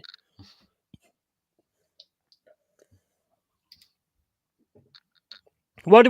Okay, guys, let's go into it. What did you think of that goal for Newcastle yesterday? Do you think it should have stood, or do you think it shouldn't? Yeah. I think which there was a choice. I watched the goal get scored, and it was just like, right, so everyone's complained seemingly about two different things. Oh my days! I said straight away, oh yeah, the official's going to have a look at absolutely everything here. This is going to take a while, and it somewhat did. For me, it was a goal. I know a lot of people thought the ball went out of play. For me, again, it's like you can't see down the line. Apparently, being sports showed an aligned image, and said that it was, kept it just literally because the curvature of the ball just kept it over the white line. Yeah. The push onto Gabriel, I would have said if it was a balance, sort of like a Gabriel is jumping up normally to challenge for the ball with Joel Linton behind him, and he goes. He gets what was pulled over, Raya doing though? You see him swipe for the ball and miss it. Yeah. But yeah, I'm glad Newcastle won it. To be honest with you, they deserve. I want Arteta gone because I'm sick of hearing everybody going on about him. So I'd like to see him gone. And Arsenal deserve better anyway, to be honest, than that fucking idiot. The thing I mean, look at the midfield at the start, man. Oh my days! Jorginho and Havertz, allow it, man. For me, if Paul Rice. Yeah, I mean, for me, I think I'd have rang in sick if I was Declan Rice, to be honest, yesterday. If not for Declan Rice, I would have thought that could have been a bit more of a cricket score. The amount of times I've seen that guy cut out like the pass before the final ball, or cutting out the final ball, or just man marking the players in possession. Like the amount of crises that Arsenal managed to avoid just because of Rice's defensive contribution. Oh yeah, definitely. You know the funny thing was as well, and the joke, the way Arsenal were trying to attack, if they were just a little bit more precise, they could have got a couple of players in on a few occasions, and they just never found that ball, and it just got worse and worse. So they get to the box and then they just stop attacking and then start playing crap. Side to side. Yeah. I know a lot of Arsenal fans will be mad at that goal. But for me, like when you watch the replay, there's 3 Newcastle players in the box and 7 Arsenal players, and every single one of those Arsenal players switch off. And what's the first rule of football? Play lasted whistle. Exactly. You don't just stand there looking at it like that. Yeah. Put that one out. If the whistle never went, you move your backside, man. Yeah. They could do with watching us today, mate. We stay concentrating for the whole game. You know what I mean? Yeah. Just watching it now. That looked painful. Nasty. Got a yellow. But yeah, I mean, at the end of the day, Arsenal didn't do enough. Both teams started terrified. How was it with Tony anyway? I bet he was gutted, wasn't he? Oh, dude, I'm telling you, bro. They're gonna. It was emotional yesterday, bro, with him. Because he's like, at the beginning he was shameless, and the day before that he didn't want to do it. Yeah. Then when we got into it and he started losing, he's like, I can't believe this Arsenal team, man. You know what Tony's like, bless his soul. And big love to Tony, man. Make sure you follow Tony Claude Gunner, man. He's awesome. He is quality. I was on with him on Monday, and there's one point where he was asking me about Tottenham, and he just kept going, because they've done this, that, and the other. In the end, I just went, are you going to let me fucking answer or what? Because I just kept going, I went, fucking hell, do you want my opinion or what, Tony? Worst right back in the Premier League, Trent Alexander-Arnold. Trent Alexander-Arnold's an inverted midfielder anyway, so I wouldn't even class him as a right back. Yeah, I don't either, to be honest. He's much better in that midfield situation, I think. Wait, what do you think about happened with Ben White over the last couple of games, man? Because since he's died, he's there. What's happened to that guy, man? I don't know, mate. But I think his powers went when he died. He's there. Because I tell you what, that's what I think. That West Ham own goal, I don't know about anybody else, but I'm not being funny. If I didn't know, but I'd say I would have thought he meant that. It looked like it, didn't it? Yeah, it was superb. It was superb, it's crazy. To be fair. But then again, look at the Matip goal. Do you remember when Spurs played Liverpool and was it Matip or Gomez scored that own goal? And it looked if you were wearing the opposite shirt, mate, that would have been like a world class finish. Yeah. Well, look at the one with Tottenham in Crystal Palace. I mean, that was a superb finish. The pass back. Yeah, I remember that. Yeah, that was class. That was. I beautiful finish. That was. It was. You know what? I think Luton have done all right to get out of that because it's half time on my screen now. Yeah, exactly. I mean, it's 0-0 with Liverpool. I mean, it's not bad, to be honest. I mean, they're going to come at them in the second half, obviously, but they're not playing all that. I mean, it's not a bad game, to be fair. No, quite end to end. No goals. A lot of chances, a lot of like crossbar hits and all that kind of. Michaela says he's not the Messiah. He's a very naughty boy. Oh, he's not coming out today. That's quality, man. That is. Oh, you know again, Monty Python, another one you need to check out, Fuzz. Quality Monty Python. I'm pretty sure even Fuzzy would have heard of Monty Python. I don't know, because he's a young whippersnapper, isn't he? So whippersnapper. I'm not sure. I know some of the other stuff. Have you got a body like a whippet? Oh man! Have you ever seen that Monty Python sketch where you actually go and pay for an argument? Yeah. I love that. That is quality. That is. That is quality. You need to pay again. You need to give me £5. Well, I just gave you £5. No, you didn't. No, you didn't. Yeah. Good stuff. Absolute class. Absolute. Just creative comedy, which you don't get nowadays. It's just stupid lines. Creative comedy, but it was just done in such a class way. It's brilliant. Do you remember in Life of Brian when they're sitting there at the Colosseum watching all the gladiator, and it's the Judea people's front and the Judea's theirs. Yeah, that's hilarious. That is. That's hilarious. And that I was watching that the other day. The Biggest Dickus. Biggest Dickus. Yeah. That's brilliant. Like my friend Biggest he had a wife, you know. Her name was Incontinentia buttocks. Oh man! You know what? Watch out for the Black Knight sketch. He's like, man's like, he's like, you cannot pass, and he cuts his arm off, and he's like, yeah, just a scratch, 'tis but a scratch. What do you mean, just but a scratch? Your arm's off. Yeah, the Knights of Knee. Come here, they're awesome, they are. Yeah, that's it. Yeah, he's got no arms, no legs. Come here, I'll bite your legs off. Honestly, you've got to watch them because you'll absolutely love them. Who's this lot going into the dressing room? Is that just a load of fans that have just decided to walk into the dressing room? Bum rush. Not everyone going across the pitch. Yeah, it looks like just a load of fans. Hey Fuzzy, what kind of your humour is your favorite? Do you like dry humour? Do you like subtle humour? Do you like what kind of humour do you like? I think probably a bit. I don't know actually. I think it just changes from time to time. I think give me some a comedian things that you like. Give me so I can get a rough idea. Comedians. I don't actually. Well, I mean, there's one that I sort of have a preference towards: Simon Pegg and Nick Frost. Come on, Space and all that. Come on. Those two together, I think, are. Yeah, they're a funny combo. I mean, did you ever hear about how they met at a Star Wars convention? Just because Simon Pegg did the little droid noise. That makes me laugh, man. And the only reason why they met was because of that. When I heard that, I was like, "You're taking the mickey." Okay.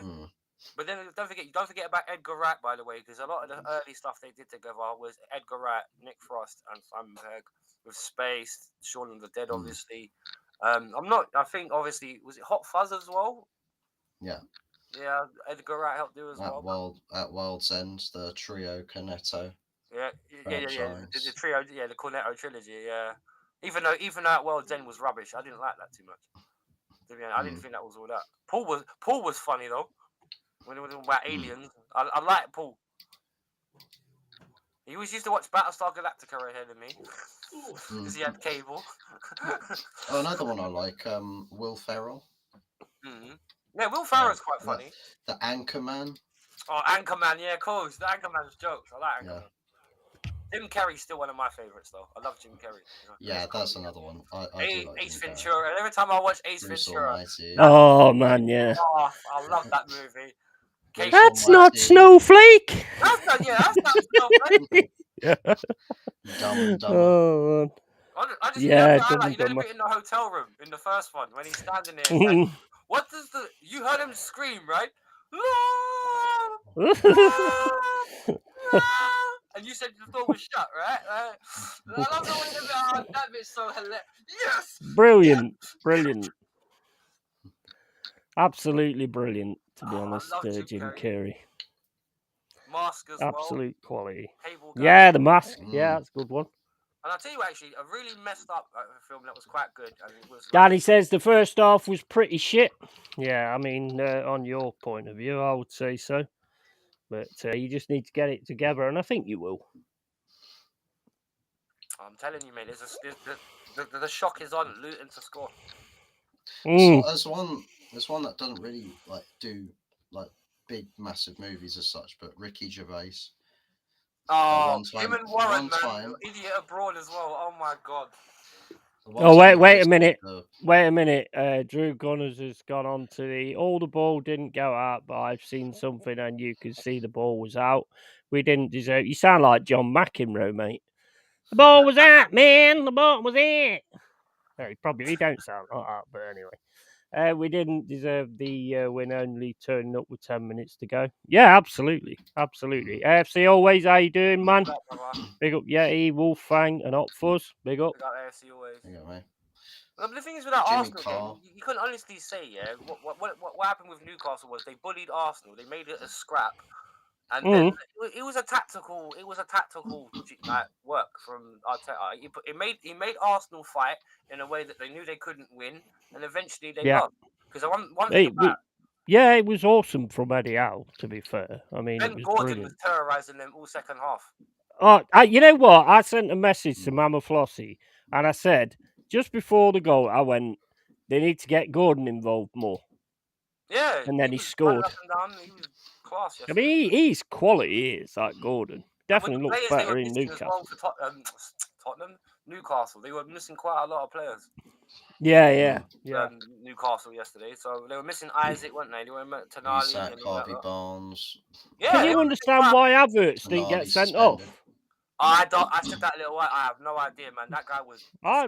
He went in 2-footed as well. Tackle was exactly, and he did it again. Wow. Apparently, though, it's Arsenal that were robbed. Yeah, exactly. No. I mean, he should have gone off, man. All right, look, we all know this from a neutral perspective because we all have Arsenal friends here and all that kind of thing. But one thing about we looked at the game on a whole, Newcastle were the better side. They deserved to win. Tactically, they roughed Arsenal up. It was like watching old Wenger Arsenal. They got a bit of a bully. They couldn't take it. They lost, and that was their excuse afterwards. It was like a Wenger match. It really was. Yeah. Definitely. To sit there and say that out of 3 minutes of a 95-minute game where you were the second best for the whole time, and as like Fuzzy said earlier, if it wasn't for Rice, you would have got ripped open a lot, 100%, more. 100%. I appreciate. Have you noticed how they keep throwing themselves to the floor as well? Yeah, that was because they were trying to buy free kicks. Then again, Newcastle. I don't rate that, mate. I don't like that. No, but the thing is, Newcastle did the same thing because once they scored and they dropped deep, they did exactly the same thing. Every time Arsenal players touched them, they went down. So, but then again, modern football, that's them being clever. That's it, innit? Yeah, exactly. I remember back in the day when they would have just dragged you off the floor. Back in. Yeah, exactly. Well, back in the day when you went down for a reason because somebody absolutely destroyed you or something with a tackle. Stuart Pearce, mate. Stuart Pearce. I mean, one of the first games I went to again with Forest, he tackled somebody on the left-hand side, and you heard the break. You heard the guy's leg break when he hit him. Yeah. Stuart Pearce was a steam train. Oh, 100%. And his free kicks. I mean, he knocked Branco out. Yeah. Free kicks. Free kicks and shots. Free kicks and you never used to let Pearce shoot off his left foot. That's dangerous. No. That's dangerous. Man, you know what, Fuzzy? This is how class we had players back in the day, yeah? We had a left back that scored 17 goals in one season. Ergo, Mr. Stuart Pearce. Yeah. Absolute quality. Name me a time you've ever heard of a left back scoring, or right back for that matter, scoring 17 goals. I know it's a Colombian goalkeeper that used to take all penalties and free kicks and just had a really sick conversion rate. Yeah. He used to be a set piece specialist. He used to come up. I used to see him whenever it was a set piece. You used to watch him come rounding up the pitch. That was like I tell you what, I wonder how many times, because I know in those days in those leagues there probably weren't many games that were televised at all. how many times has he missed a set piece where it's resulted in a goal being conceded because he's got to run all the way back the whole length of the pitch? Yeah. But then you saw that. Danny says we just need to go out second half and show the goal relentlessly. I think that's exactly what you'll do, to be honest. Put the pressure on him. Arteta, AFC always says Arteta is just trying to use VAR as a way of diverting the attention away from his criminal tactics and style of football. Yeah, he is. And unfortunately, these idiot Arsenal fans are going to feel sorry for him because they're going to feel he got robbed when he didn't. Like you said a minute ago, yes, the worst thing about that game is like you started 2 midfielders that got bodied in the middle of the week against West Ham, and then you change one, add Rice to that, and expect it to work. It's just like, are you serious? And Newcastle were obviously a step up from West Ham, and it's just like 100%. thing, and you expect it against a lesser team, to work, which it didn't, and now you're going up against a stronger team at home. Yeah. Come on, and then you have I felt sorry for Rice, mate, to be honest. Well, as soon as I saw that midfield, I was like, oh my days. I'd have rang in sick if I was Rice. Because Jorginho wasn't going to help him. Kaya Vaz is not going to help him. Odegaard's not going to help him. Partey's not playing. So bring Anoni on the blasted pitch. Yeah. I don't know what that guy is doing.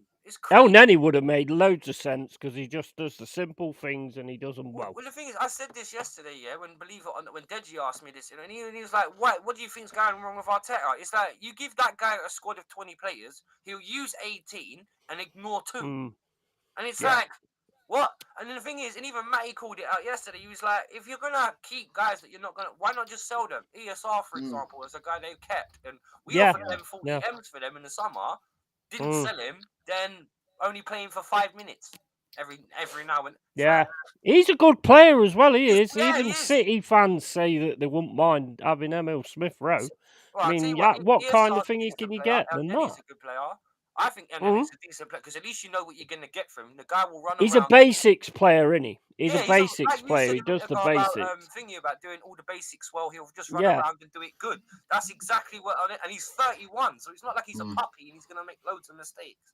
Exactly. He would have been a much better choice than Jorginho. All of his players, not just 18 out of 20. You got a squad of 22 or 21 or whatever. You use all of them. Use your brain. Yeah. It's actually horrible. Definitely. And the thing is, with Arsenal's squad, all the problems in their squad come from Arteta. They needed a striker. They got rid of Balogun. They needed a left back. They got rid of Kieran Tierney. It's like, what are you doing? Yeah, Wayne Nketiah did nothing, did he? Right, Eddie Nketiah's whack.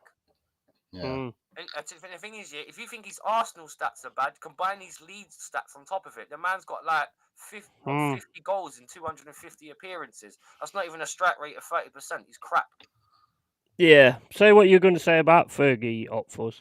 It's like Fergie's team selections. Sometimes the teams he just rock up with, you're like, what the fuck? You look back at it now, comparing it to the philosophy of big teams and their team selections nowadays, most teams go quite strong. Fergie could just walk up with a couple of first team players and everyone else is from the academy. And you'd be like, all right, out you go. And if you don't win this game, you can fucking walk home. You'll never win anything with kids. Yeah, but Fergie... You remember when... Who was it said that? You'll never win anything... Alan Hansen, that's it. You'll never win anything with kids. You'll never win well, it proved you wrong, mate. Takes me back to the days of when Fergie decided to play against Arsenal with like 8 defenders on the pitch.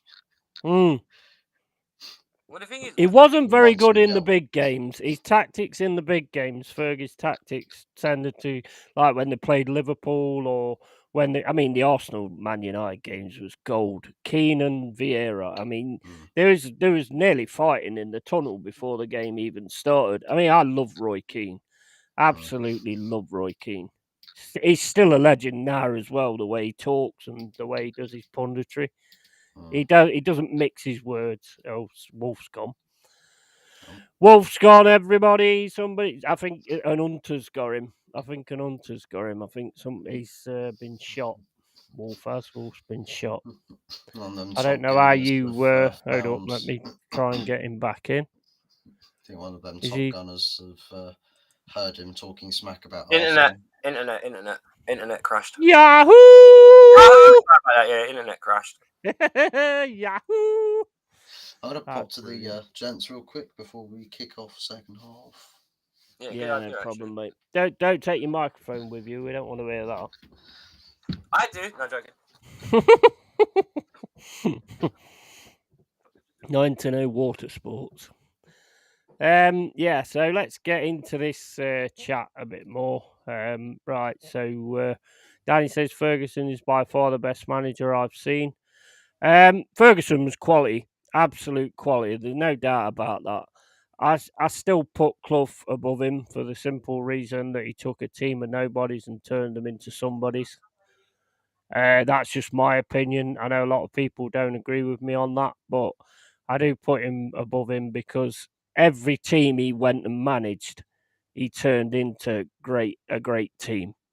So he could take players that, was all right, but not anything special. Robertson, and he turned them into winners. So, I mean, you've got to give him that, I suppose.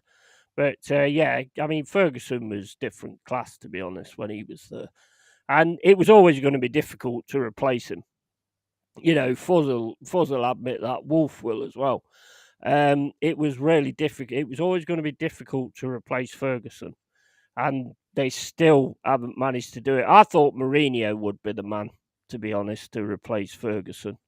But it obviously didn't work out for one reason or another. But I definitely thought he was the man that was going to do it.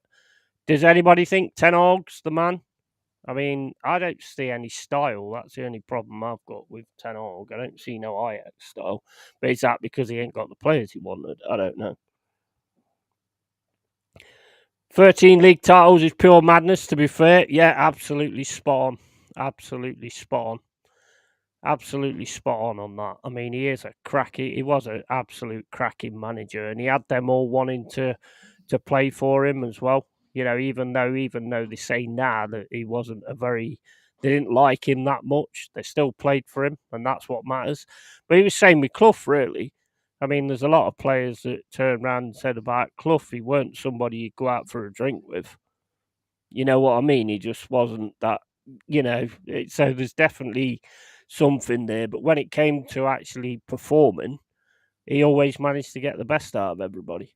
And that, to me, is quality. Og looks like a malnutritioned Lenin. Yeah, pretty much. I mean, where Ten Hag's concerned, I think it's hard to rate him at the minute, to be honest. I think if Man United got a takeover of an owner that actually wants to make Man United great again, I sound like Trump. But, if they had that kind of, if they had them kind of owners who gave him everything he wants. But then again, I say everything he wants. He wanted Anthony. And look at Anthony. He's a bag of shit. 90 mil for that guy, bro. Oh my goodness. Yeah. He's a joke, isn't he? I you tell me what he offers. Charges. Yeah. I don't see anything. I don't see anything in that guy at all. The only thing that guy can do is cut inside and shoot off his foot. That's it. Nothing else. I think Clough won a league with Derby too. Not sure. Yeah, he did. He also went into Europe as well. Yeah, he got to a European Cup. Strange enough, actually, that I want Yeti because I was supposed to do it last week, but it got a bit. But hopefully this week, Thursday, if Yeti's got the time, Brian Clough special. We're gonna do that. We're gonna do that actually. If you got the time on Thursday. Yeah, I think Thursday should be all right. About 6 o'clock. I'll do it early. Try and do it early, about 6ish or so, because I know you got your neighbours. So I'll try and do that one early. But yeah, I'm gonna go through that because Brian Clough for me is probably he's not just the special manager in English football. He's a special manager in world football, and that needs to. He's so underrated. Would you say he's the best ever? With Taylor, yes. For what he achieved. Because this is what a lot of people fail to understand, the difference between old school football and new school football. With new school football, you come into setups and you like with millions of pounds in it. You do whatever you need to do as a manager. You either get or don't. Back then, this guy built 2 clubs up from nothing. That's it. That's exactly what I said a minute ago when you weren't there. Nothing. Now I know Yeti may not like Derby County because obviously they're rivals. No. Obviously, like that's what. How many managers do you know get a fixture named after them? The Clough Derby.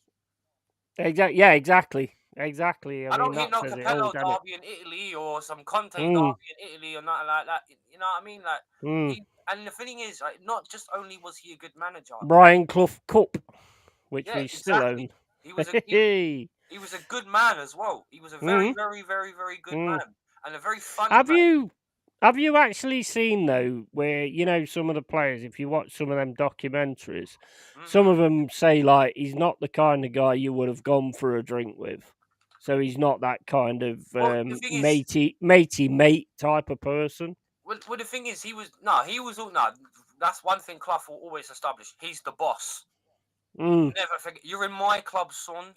You're in my yeah, exactly. The thing is, he knew the key about Clough's man management was that sort of like a Mourinho. He knew when to step back and let his players take centre stage. So knew when to give them a pep talk and take a bit of shot and shell for them. Like for example, you guys European Cup draw when you guys drew 3-3 at home. Then you went away and said, I hope no one's stupid enough to write us off. Yeah, that's right. And the fact that he actually stood there for a minute staring at the camera, so you know he's talking to you. Oh, yeah, 100%. The guy just had a class and a balls beyond, he's way beyond. He was different class, man. I think even Alex Ferguson has turned around and said that he's the best manager. He's props, mate. And the thing is, you know what I mean? And you can't ask for more than that, really. Well, the thing is, with Fergie, his greatest achievement was Aberdeen in the terms of he won the European Cup with them. He done bits and pieces with them no one expected. But the thing is, to build two clubs up from scratch. Yeah. And his wife was quoted as saying that Bill. Well, free because he was doing well with Hartlepool as well when Derby took it. And Hartlepool was nothing, weren't they? Hartlepool was nothing at the time. Well, hang on. Well, let me ask you now. Fuzzy, who would you say was the best manager in England? Not in terms of like achievement. Because you're a youngster, I want to hear what you guys say. Because you'll probably go straight to Fergie era though. Maybe, I don't know. Well, I think in terms of Fergie. I think in terms of achievements, for me, Ferguson stands as greatest of all time from an achievements perspective. But as far as like quality of manager, I think that's a little bit more difficult because where football success is quite a big measuring stick with a lot of managers. I think a lot of great managers have gone under the radar down the years. Bob Paisley for Liverpool. Yeah, another one. Just state that right now, and I think he was better than Ferguson. No disrespect, but he won more European Cups. Sorry, and that's a fact. Yeah, well, I mean, it's fact. Do you know about Bob Paisley, Fuzzy? Do you know about his 8-year blitz at Liverpool? Blitz is a word. It was probably long before my time. Well, no, it would be long before your time. But would you not even put Brian Clough? I mean, that's long before your time as well, really. But would you not put Brian Clough in that greatest manager in England? He'll definitely be in there. Because the one thing about Fergie, right? Would you not agree that his European record was a bit terrible? Well, yes, he could have done a lot better. Yeah. United teams. In 22 attempts, he won it twice. The amount of teams, bloody hell, some have a massive fireworks display outside the ground.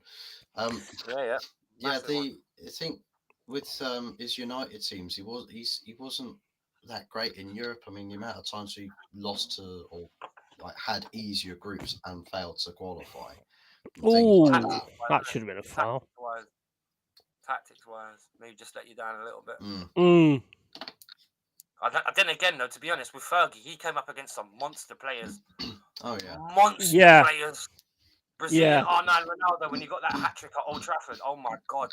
But the way he built that team, though, the Beckhams, the Scholes, and, they was just phenomenal, weren't they? Absolutely phenomenal. You've got to give it to that. And the fact that he said you can't win it with kids is like, hold me beer, mate. Hold me beer. Well, no. There was a Cantona and them lot there as well, though. Oh, yeah. Cantona was massively important in it as well. And he won the title with Leeds before he went to Man United, so that was kind of the icing on the cake, really. It was just like, they're going to do it now as well. I don't think they ever got the striker kid, did they? You know, the amazing... Did they get an amazing striker kid, as in from the youth thing, I mean? Not really, no. They got Yorkie. Not, they didn't, did they? Yeah. They got Andy Cole, Yorkies. Andy Cole, York. Sheringham they got from you lot as well, because they bought Steady Teddy, didn't they? So that they got from you lot from Forest. I think if they'd have got Shearer when they wanted him, I think they would have. That would have been mental. That Man United team would have been complete. But then again, they had some good strikers, though. Anyway. Yeah. Van Nistelrooy, good striker. Yeah. Van Persie as well when he was fit. And scored 25 goals for them or 20 goals for them. I'll tell you what, I'll ask you a question now, right? Because he's ultimately my favourite striker I've ever seen, yeah? Stan Collymore. What do you guys think about Stan Collymore? Because that guy was on a different planet. Great player. Bit off the field antics were a bit strange, but great player. Yeah. Because even what's his name again? Mark Crossley. He's got some mad stories about Stan Collymore. Yeah. I love listening to him and talking about Clough and talking about the things he does and stuff like that. Mark Crossley's he's a G territory. I like listening to Mark Crossley. Did you see when Clough signed Trevor Francis and he just walks in with like a tennis racket or squash something? He was across the road playing squash. Hey Fuzzy, this is how much Clough used to take the piss. That's crazy, that is. Because he just turns around to him and goes, "You better score goals for me, lad. You better score goals for me, young man." In the middle of like a talk on whether you want to sign for somebody or not. But didn't he say we paid 999,000? Yeah. Quite worth $1 million or something like that. I can't remember something like that. But hey, Fuzzy, it was something like that. Listen to how much of a G Brian Clough was, right? When some of the reserves used to turn up for training, you know what Clough used to make them do? Instead of letting them train, the man used to tell them to walk his dog. For hours. Just hours. Yeah. Go walk my dog. And he did it as well. I thought that was a piss take. So Arteta's copying then? Arteta's copying Clough. Who's fucking win? Mate, he couldn't even lace his boots, man. Probably telling a bloody... No. We don't need to disrespect Brian Clough by trying to bring man. Oh, no. I mean, and a player as well. What a player. Big up Danny Boy. That's it. Bob Paisley, you know. What an absolute player fucking Clough was. Player, yeah. Quickest guy to 200 goals in English. Faster than Shearer, lad. Yeah.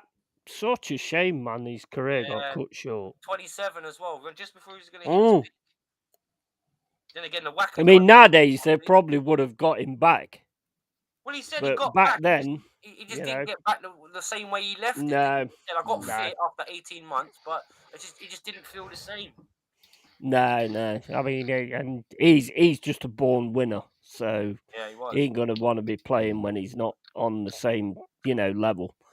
And it's a good thing for football, to be honest. Well, I mean, that's probably out of order. No. He would have been a coach eventually. But you're right. Yeah. Don't forget Mr. Stephen Taylor. Oh, Phil, you mean, what's his name? Taylor? Peter Taylor. Stephen Taylor. That's a bloody Peter Taylor. Player. Sorry. I nearly said Phil Taylor, and that's a darts player. Yeah, don't say Phil Collins. Without Peter Taylor, he was nothing, man. That was the Morecambe and Wise deal between the two of them. That's what absolutely. You needed them both. Hey, listen to this, Fuzzy, right? John McGovern. Biggest regret for him as well, falling out with Peter Taylor. Yeah, he said that after he died. Listen to this, yeah. John McGovern, who was a good kind of like defensive midfielder playmaker for Forest, right? He walks into the Forest offices and he tries to ask Stephen Taylor and Peter Taylor, and Brian Clough for a pay rise. And they went, how many games did you play this season? And he went, 39 out of 41. And Peter Taylor responded by saying, well, you're hardly in the team, are you? You're hardly in the team. Are you trying to get a pay? That one about the ironing board when he just walked in and the iron like with Stuart bringing Stuart Pearce down to earth. That was fucking brilliant. He went, I've got this newspaper and it says Pearce like electricals or something like Stuart that. Pearce, and he's like, you're not fucking coming, are you? Yeah, that was absolutely. That's him all the way, isn't it? Really. Yeah, basically, absolute brilliant. Basically, because Stuart Pearce had a company back then, because that's when like, footballers had other jobs. Funny, right? He was an electrician by trade before he was playing ball. So what Cloughie done was to bring Stuart Pearce back down to earth, because all the big boys wanted to buy him at the time in the Premier League. Yeah, and he was in England and all that kind of stuff. Captain of England. To bring him back down a peg, he actually made him go back to his electrician job. Basically, and he said, if you don't fix this iron by Saturday, you're not fucking playing, son. He actually said it to him as well. Like, he actually said, if you don't fix the iron, you're not playing. But then the top he fixed it as well, didn't he? He fixed it. He but fucking then fixed it. Right in the middle of the dressing room, he goes, "Our captain's a fucking fraud, lads." Yeah, that's and he goes, "What do you mean?" He goes, "Well, if my wife Barbara calls that number because the light bulb's gone out, you're not fucking coming, are you?" He goes, "No, my brother is." And he goes, "There you have it, lads. Our captain's a fucking fraud." Who was it that came out with the story about a player? I can't remember which one it was, or who it was that said the story about him booting a ball out of training, and he's just like, "Don't worry, guys, I'll go get it." He goes, disappears, and that's him gone for a day. Comes back the next day. That was Clough. That was wasn't that I know that. No, that was what's his name again? Steve. Oh, what's that midfielder you guys had? What's Tottenham? Not Steve Stone, is it? No, man. Short guy. He left and came back. Oh, he went Spurs. I can see his face. I hate that, man. Yeah, I got this. Is gonna annoy me now. Let me quickly check his name. I don't know, but as a Man United used to have a real affiliate as well, to be honest. Steve Hodge. Black and all that. Neil Webb. Steve Hodge. Oh, yeah, Steve Hodge, yeah. Because he got pissed off. I think the story he's talking about is when he dropped him out of the cup final and he booted the ball out of training. He went to find it again and he disappeared and didn't come back for 2 days. And he knew he was ducking it. And Steve Hodge said, "I knew he was ducking me deliberately. Because that's what he would do." Clough knows when to disappear. They came back with the ball 2 days later. It's like, "Found it, guys." Clough did some mad stuff.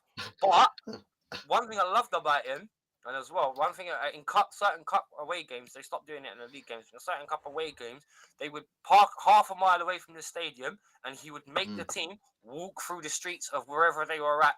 And he would say, "Because these punters pay your wages, lads. You give them in." Yeah. Down to that's one thing I loved about Cloughie. He played football right. Oh yeah, 100%. Right. Most teams do it now. Man United in the 90s, they actually used exactly the same tactic where you keep the ball on the floor and the counter attack.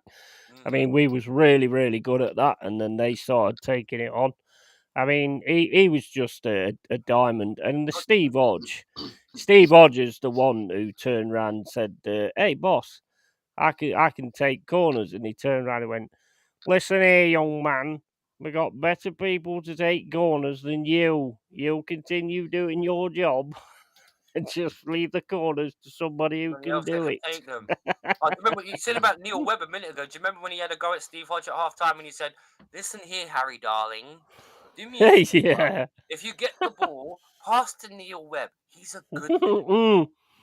And he said, "I felt that big when he said that." I just looked back down at my boots. I was like, "Yeah, to get a dressing down like that in front of the team, wow." Oh yeah, 100%. See, they don't do that now because players have got too much power, so they can't actually do that now. Did you ever hear that story from Crossley and I think who was the other one? Sheringham told a story about Stan Collymore about how he almost beat up one of the reserves because they walked into the changing room. Because in the first team, because back in those days, if you were reserve players, they used to have special jobs for the first teamers, and they were only allowed into the first team dressing room if they were doing a job. And apparently, one of them walked in there without permission, and Collymore in a towel while getting a massage for his legs. So he jumped up and pinned the little sod against the wall and said, "You don't fucking come in here unless you've invited." Sheringham sitting there getting a massage, laughing his ass off. It was horrific, man. Politics back in the day in football were mean, man. It's a shame that Clough didn't bring Collymore in when we was in the Premier League and struggling. But I think, if I remember right, his idea with it was he knew Collymore was he got a bad attitude. Yeah, and it was kind of when the players started getting all the right way and all that kind of stuff, and that's why he didn't do it. If he had done it, maybe it'd have been different. Because the biggest shame of Clough for me is that he gave up after we got relegated, and he never deserved. He never deserved. Yeah, he never deserved to be in. He never deserved to see us get relegated. To be honest, but he partly contributed. It is what it is. He partly contributed to it, but the thing is with Clough, you could tell in the last couple of years he wasn't well. He wasn't there. Oh yeah, you could see it. You could see it, and it wasn't one of those ones where it was an if and a maybe. You could actually see it physically, man. You could see his face training, man. To be honest, it's that FA Cup final. If after that FA Cup final, he should have stayed, just signed off. All right, just leave it the team where it is. But or on the last League Cup he got, maybe just end on a trophy. But a bit like Ferguson, isn't it? Yeah, go out on a high. You knew, like, yeah. Sometimes it just don't work like that, though, does it? So you've just got to take. You know what? Yeah, Fergie. I tell you what, right? In a way, I think Fergie did Man United dirty because. When he left that squad for David Moyes, your back line was ridiculous. Finished. It was like, man. Neville, 34-year-old Ferdinand. Oh my days! All that. He left. Luton nearly scored such a big job to do. He really did. And Fellaini though, man. Why did you? What's this from Ogben, man? Yeah, I see him. I'm watching it. That was beautiful. That was absolutely beautiful. He got a back pass. He went past three of them. Yeah, he's quality. He is that Ogben. If they go down, he'll be staying in the Premier League. Somebody will pick him up. Was it 65 in and Luton are still in this? Yeah, you're right. I mean, I don't know what Liverpool's doing. I don't know what Danny thinks about it. I've lost the chat. No, I've been reading what the match now is starting to get on my nerves. So this match is starting to get on my nerves. Excuse me, says Danny. I've actually lost the chat. I don't know what's going on here on my tablet.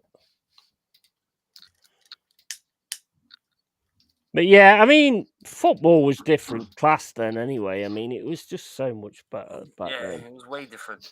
To be honest, there's one thing maybe I shouldn't be annoyed by this, but I guess I am. It's just football's just become way too tactical. Like everything's got to be down to a team. Pass it this direction at this micromanaging. Like, bro, it's over micromanagement though. It's like football of old, right? Was genuinely just entertaining because it was more about the players that you had. Exactly. It wasn't about the politics of the pitch.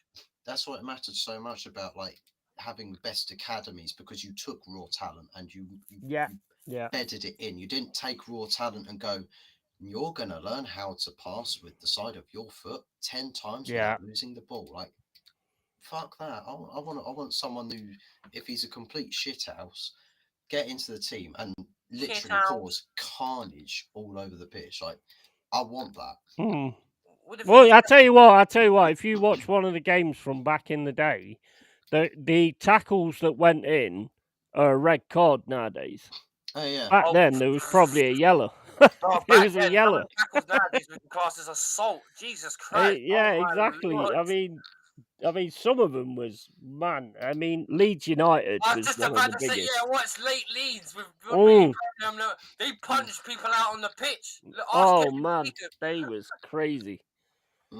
Absolute crazy. Oh my days. Yeah, Wimbledon crazy gang as well. Billy Jones squeezing man's nuts and standing on beach. I know. Yeah. Stuff, man. Oh man, I mean, you watch them now, and it's just like a different game. It's like a totally different game. Hang on, yes, I gotta ask Fuzzy. Are you Ten Hag in or Ten Hag out? At the moment, I'd say I'm much more lent in towards Ten Hag in, because a lot of people, I think, are very quick to say, "Oh, the manager's got no style of play. Oh, manager's crap this, manager's crap that." If I were to wind the clock back until like this when point, you won the League Cup. Well, not then. I'm talking before Ten Hag came in. Everyone was just like, "Oh, Ten Hag, fantastic! I love it, brilliant." The same people are just like, "Oh, this guy's crap. This guy's useless." And I give people the warning that everyone's who says Ten Hag out, I want him out because he can't take us forward anymore. He's lost the dressing room. Let's go and get someone to give us a new manager bounce to salvage this season and do this, do that. I'm just like, here's one thing that I would be very wary about and cautious about. A lot of people who say Ten Hag out, ask them what manager is coming in to replace Ten Hag who will do a better job with what's going on. Talk about the finances behind that, because where we're financially screwed, you got to pay off the manager to sack him. Got to pay for another manager to come in, pay for all of his staff. Yeah. Then you got to pay Ten Hag off. Got to pay 100, 200, 300 million to back that manager in the first transfer window. Rebuild the squad again, yeah. But then on top of all of that, it's all well and good. You have all the money and all that. What about the new manager bounce? Yeah. Ralph Rangnick never got lasts, a new manager bounce. Nah, they don't Ralph last. Rangnick, and this is the thing. He called I don't think it's going to be the same. It's not going to be the same because Ralph Rangnick got a 45-minute new manager bounce. Half time happened. That was it. Curtains. Ralph Rangnick was pretty much from sacked. Liverpool. That terrible cross. He's pretty much just sacked at the point of the second half starting in that game against Crystal Palace. Then Eric Ten Hag comes in, has a full pre-season. Right, you think, oh yes, nice. Well, we've practiced the Ten Hag ball. First 2 games of official competition, we get destroyed. Ten Hag has to then rip up his plans to just go a different route, and has not looked back since, because he knows these guys are too far gone to be saved. So all well and good. All of these new managers. No, what's Danny? Hang on, what's the reaction with Danny? I missed something. Oh my days! What a miss! What a miss from Darwin Núñez. But yeah, open goal, man. But for me, it's. Oh Jesus! How does he miss that? Klopp's going mental now. Klopp's going mental. I tell you what. I tell you one thing I'll say about that though, Watford, right? Is there's this thing where Ten Hag's not got the players that he wanted, but then I have to look at Anthony. He got Anthony, and he is dog shit. 90 million for that guy. I can't believe it. He is absolute dog shit, man. I can't believe they missed that. Look at that. That was a bad miss. I see why you're annoyed at that, Danny. Fucking hell, that is ridiculous. Fuzzy, can I ask you something? Yeah, do you think Ten Hag's just attacking football with no tactics? No, there's no style, is there? There's no style. There is it's a very specific way of playing some direct attacking football, and it's a lot of inverted this, inverted that. You run to here, you run to there, weird shapes and patterns on the pitch. It's very complex, very complicated, but you've got the right players to do it at Ajax. Now, of course, you go into Man United, you're not going to get that. You're going to need to get the guys in that are drilled on doing that. The problem for me is that what has Ten Hag opted to do instead of what he was doing at Ajax? Because I mean, you look at Ange Postecoglou as an example. Takes his style of play wherever he goes and tries to implement that. He doesn't rip up the plans and then go, okay, well, we're going to do something completely different from what I don't usually do. Yeah. And Ten Hag has said himself, well, I'm not going to play the way I played at Ajax because that's Ajax and this is Man United. I've got different players. No, he's on board that. So he can't go and play the same way. And to me, it's like I feel sorry for him. But at the same time, Núñez. Oh, good save. Like one part, I feel sorry for him. The other part, I'm sort of like, but there's other things you can do instead of that.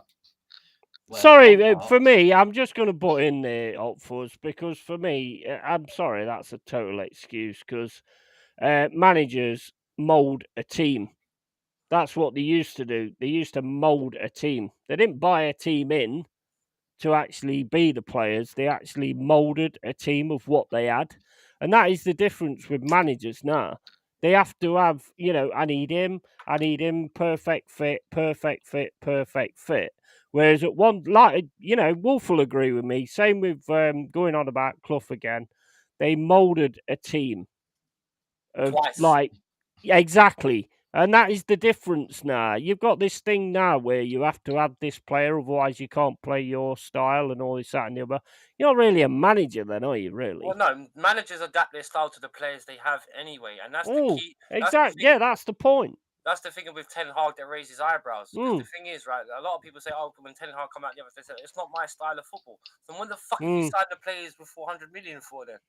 Yeah, exactly. It's one thing about this is one thing I feel sorry for Man United fans, and I don't. Fuzzy can disagree with me, and I listen to what he's got to say after this. But with me, with what's happening with United, it's not really a surprise because if you look at Ajax's style, when you look at, and we had a sample size 4 years ago, the season before we won the Champions League, when we played them, and they had obviously Van der Beek and them lot. And they drew 4-4 with us at Stamford Bridge. And that was, I think, the season after they beat Real Madrid 4-1 at home. But the thing is, you could tell defensively Ajax was soft. And you see the same fragility in Man United. Like, for example, Man United are very susceptible to the transition. You catch them up high up the pitch, you'll expose them every time. And that's what happened. They're getting counter-attacked to death this season.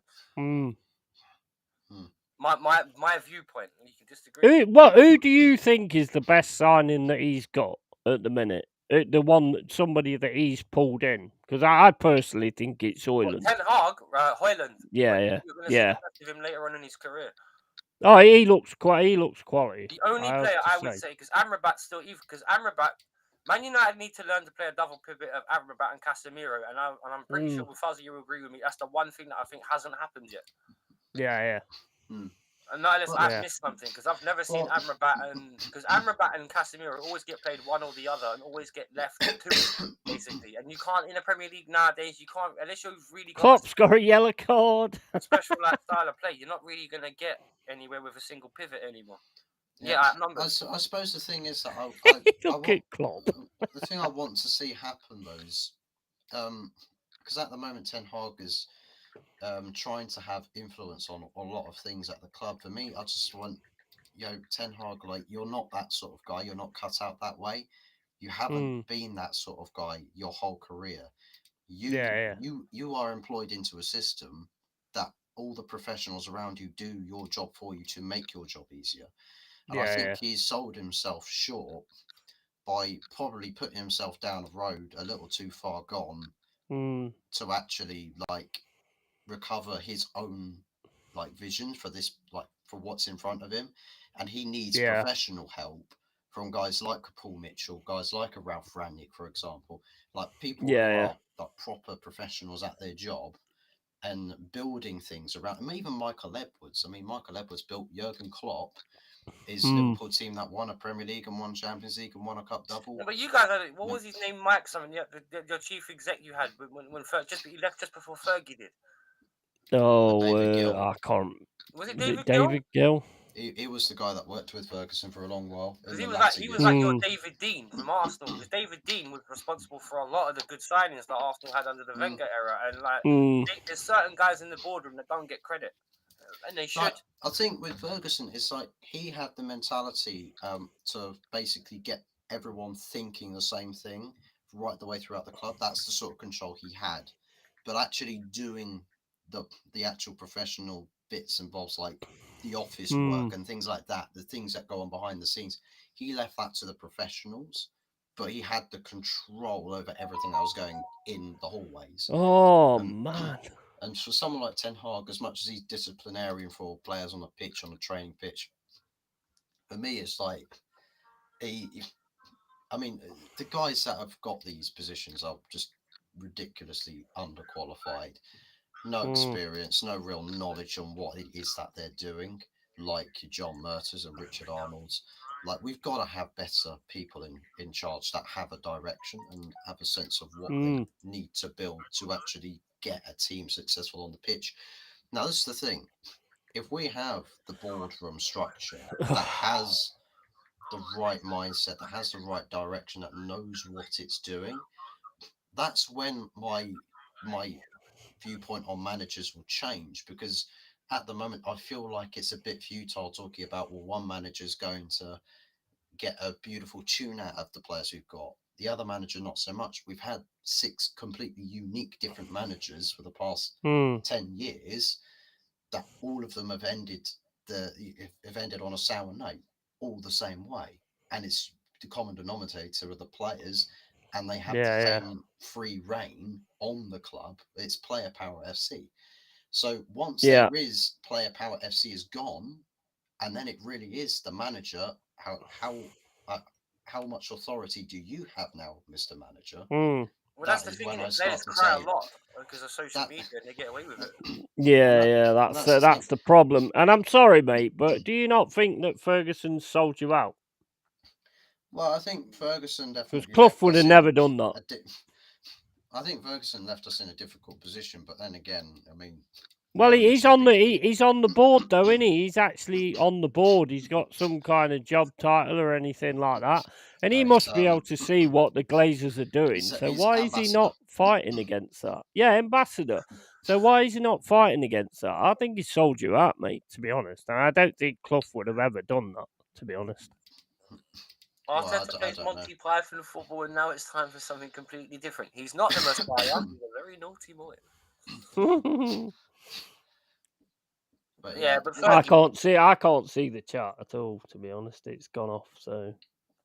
Well, don't worry. All you're missing is Danny going shit fucking crosses. Well, I apologise to everybody, but I can't see the chat, so I'm not ignoring it. I just can't see it. Well, don't worry. You're just seeing people swear at the minute, particularly Danny. So Yeah, I can imagine, mate. I can imagine. They scored! What did I say? What did I just say? What did I say? How far ahead are you guys? What? No, I want to acknowledge. Shit, did I not say Luton were going to steal this? Hey, mate, you're on it, mate. Oh, my days. I called it yesterday. I called the facts last night, and I called that. Oh, my goodness. Oh. Yahoo! No. Oh, my days. Oh, man. Well done, Luton, as well. I tell you what, they've deserved it as well. I should have put a bet on that. I should have put a try. You should have done. It's still on for Fuzz's 6-0. Oh, they got one, Fuzzy. They got one. Five more, and Fuzz is a winner. Minute of silence for Danny. It's going to get VAR'd, isn't it? They're going to check it, but it looked all right to me. Oh, hang on, I've lost my feed. Oh, what a git. Someone tell me if VAR give it or not. It's onside. I don't know. I'm not seeing. I'm way behind you guys. How did I get this far behind you? I don't know, but my feed's onside there. No, it counts. I was in front before you. It counts. He's onside. Yeah, he's definitely not offside. Not in a million years. Well played, Chong. I like him as well. He was an ex-Man United guy as well, wasn't he? Yeah. Goal confirmed. I like him. Yep, Luton won. I like that Chong. He gives everything, man. I like players like that. I meant, right.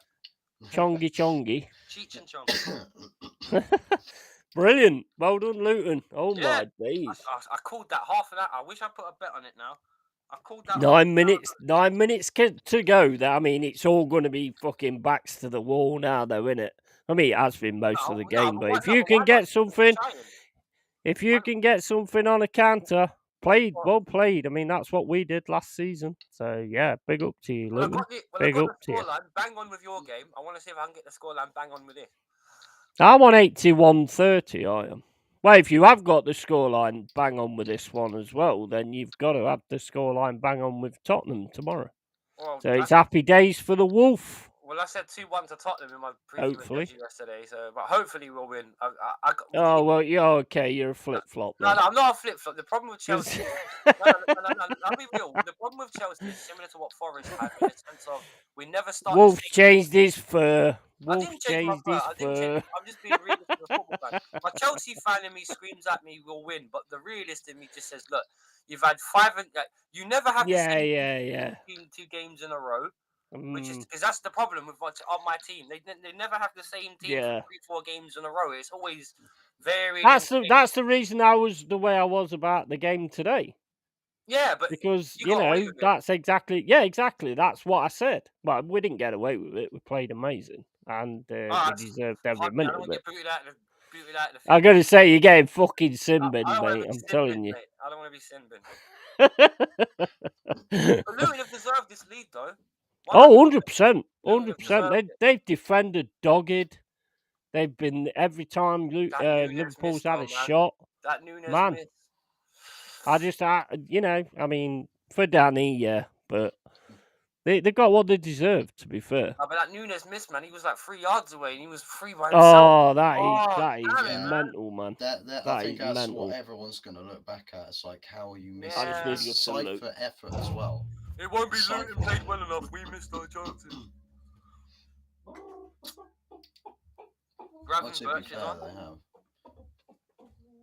The shooting hasn't been good. They've had 22 attempts with only 5 on target. For me, you've got to get like 17 off target. Like, that's ridiculous. Like, how can you have 22 attempts and have 17 of them off target? Well, that's the thing, like, isn't it? Stop ballooning the ball. Like, yeah. Do you think of the amount of missed chances that Liverpool had in the first half, and they simply either hit the crossbar or just booted it over? There'll be plenty of angry scousers tonight if this goes the way it goes. Anfield agenda and chill. Isn't it? But the thing is, I can honestly say, realistically, when you look at all the top teams in England this year, none of them have been actually that good. They've not been. I don't know. With like top teams, it's like no one's really been dominant. Like, no one's really been on it. Absolutely, just beyond reasonable doubt. Like the opponent's just not in the game whatsoever. And everyone's just waiting for City to kick in, really, aren't they? It's sad, man. It's sad how the Premier League is at the minute, man. It really is. I'd just like them to ban tactics for a season and just see what squads are made of. There you know go. What? Just pick an 11, 90 minutes, go do what you know what it is. You know what I miss about the good old days of like 90s football and like 2000 football? Like, people used to just get on with it. When the result was finished, you moved on to the next. And that's not like corny Arsenal saying that have to be true, because it was done. You just got on with it. No one spent 2 weeks complaining about it. Just get on with it. Like, that's the thing. That kind of, because of social media and the way like football's been made out to be a franchise now, they hype and like they blow up everything, and some of it's just not worth 5 minutes. And you can tell that. That's why you get all the statisticians saying, "Oh yeah, this guy's had this many like chances in the box without scoring," and all that. It's just bullshit to keep you interested. That's like Sky Sports, isn't it? Yeah, it's just like have they changed the perception on modern football so that it's plagued the actual dressing rooms and players themselves? So I would argue there's a strong case for that, definitely, because when you look at stats, oh my lord, I thought Liverpool had scored. But it was wide. What was that, Gravenberch? I think it was. Was that Gravenberch? Gravenberch went off for Diaz. I thought Gravenberch came on for Diaz. Diaz I must have saw it the wrong way around. My bad. Yeah, but there's another thing I don't like about statisticians, really. Everyone talks crap about stats. What's the only stat that matters? Goals. Yeah. Bada bing, bada boom. Yes. What's the only stat that matters? The win, mate. The 3 points. The goals, exactly. Doesn't matter how much possession you've got. Anything that's bothered about possession is the fucking Exorcist. The power of Christ. Yeah. Absolutely. I can't get the bloody chart on. If Liverpool lose this game, Klopp will be doing an exorcism. He'll be like, yeah, for sure. Yeah, probably. The demons, for sure.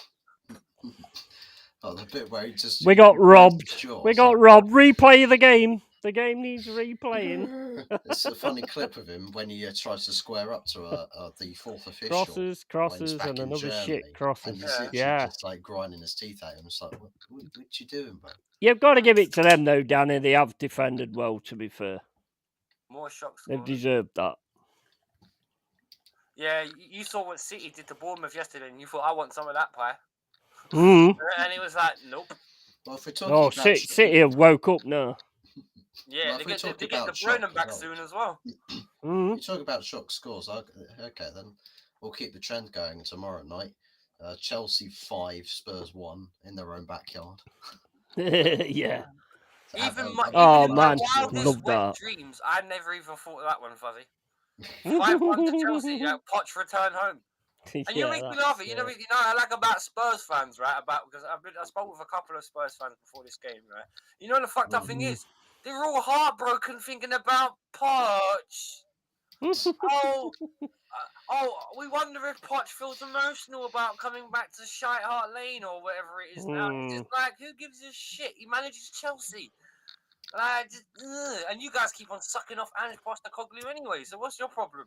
I thought you said you're loving Ange instead. Is Poch that sort of like? Is Poch the ex-girlfriends that you're just like? Dude, I'll tell you what. You know what it is. You know what it is. Because you know what it is. The way the Spurs fans, to use your analogy, the way from the Spurs fans describe it, it's like your mum breaking up your relationship with your ex-girlfriend, then you can still you see your ex-girlfriend still doing alright, and you a new thing, but you're still kind of like, damn, I miss you. You know what I mean? Angie's a good manager. Angie's a good manager. Poch is a good manager, and I think Poch will get it sorted eventually. And I think everybody will be looking at Chelsea eventually and going, "Oh shit." That's what I think. The thing is with Chelsea is a lot of people don't realise, instead of doing it how we did it under Abramovich, while we're buying 3 or 4 good players for like ridiculous amounts of money, we just bought a bunch of like 15 to 20, a crop of young players. Because like you just said, if someone manages them right, you've got your team set for the next 10, 15 years. Fucking, I keep banging this fucking thing. Why is it that the replay cam goes to fucking normal? Because I thought they scored again, but it's a fucking replay. Oh yeah, it is, isn't it? Buzz is like, go on. Oh my god, it's exactly the same goal as before. Oh my god, it's because it was the same one. You just ran with the joke, man. They've scored again, and me and Jets would be like, what? What? They scored again? What? Oh, it's a replay. Oh shit. 8 minutes. I'm not that daft, mate. Hot Fuzzies, but I'm not. I'll tell you what, though, that was a good counter attack though from Luton. They split. No, it was beautiful. It was absolutely beautiful. Absolutely beautiful. Great pass into the middle to Chong. Just finishes it, mate. I mean, anybody finishes stuff. The only people that don't finish that would be Nketiah, because he wouldn't have gone the right way and he'd have missed the fucking pass altogether. Yeah, fucking Nketiah's in the fucking room. Somebody else who would have missed that, and Darwin Núñez. Oh dear! Oh, that miss was horrible. I mean, how does it work? Like he had an insane goal that he scored in midweek last week, like from a ridiculous angle or something. I'm like, bro, what you're missing from 2 yards out with a side foot finish, and it literally goes up like a firework. It's gone up that high, like. We are the team of the weekend. I don't care what anyone says. We are the team of the weekend, and that's the first time we've beat somebody who's actually in the top spots as well. In the top, because what do you mean? You come close. Well, not you, because you're nowhere near the top. So that was not a. I'm talking about Arsenal. We did come close. We did come close, and we should have got an handball on Rice, but you don't get it. So you just move on. You don't want to be like Arsenal fans and crying about being robbed. You know what I mean? We don't do that. So I'm fucking loving it. Fucking loving it, man. Up the Reds. Cluffy saw that fucking game and he was absolutely loving it. My team's getting the better of yours today. Exactly. Listen, he was up there. He saw that fucker. He loved it. Don't come into my football club thinking you can push your weight around, son. Just absolute class from Luton, I've got to say. They've done exactly what they needed to do. Go on. Oh, they've done exactly what you need to do, man. Yes, they were ready to put in a fight, but I really seen Liverpool lack of such precision. Yep. Yeah, I mean, you are more precise, to be honest, at a lot of times. And I don't think anybody thought this was the way. Well, I mean, I think Darwin's Fuzz been did. wasteful. Like Fuzzy Fuzz thought it was going to be 6-0, so I mean, he obviously thought it was going to be this. But... Fuzzy's bet's off now. I think we can safely agree. Yeah. I don't know. You could get another 5 in the next 6 minutes. Maybe. Well, I mean, Liverpool score 1. Luton could have won this game 6-0. They've had 7 shots. Right. Well, yeah, exactly. They've had 7 attempts to score. Wait, did you say they've had 7 shots? That's why they could have got 6. Well, if my aunt had balls, she'd be my uncle. It's an if and a maybe. Yeah. Sorry, no offense to any of the binaries and unicorns in the chat. It's like I could give you a bit of this. Your aunt might have balls. I mean, that's all right nowadays. Give apparently, some of the top by saying that Luton could have already scored like 100 goals this season because they've had 100. They've had 100, like over 100 attempts on goal, so they could have scored 100 goals by now. Well, the thing even if Liverpool managed to get a draw, this is still going to be like their Christmas. Wait, who's in chemo? This is going to be their Christmas, man. Right, look at Dale's comment. It says chemo ficking Forest. And I was like, who's in chemo? Chemo? What the fuck's that all about? Memo.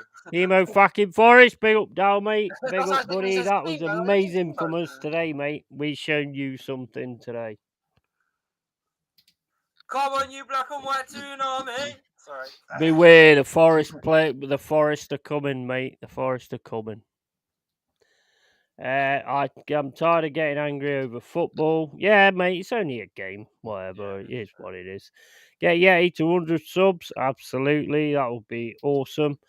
Me too, Danny. Hey, Fuzz, you got a win. Danny says even a draw would be fucking shit. Yeah, it'd be shit, but it'd be better than a loss. I mean, it would still be shit, but then again, we drew with them, so you know.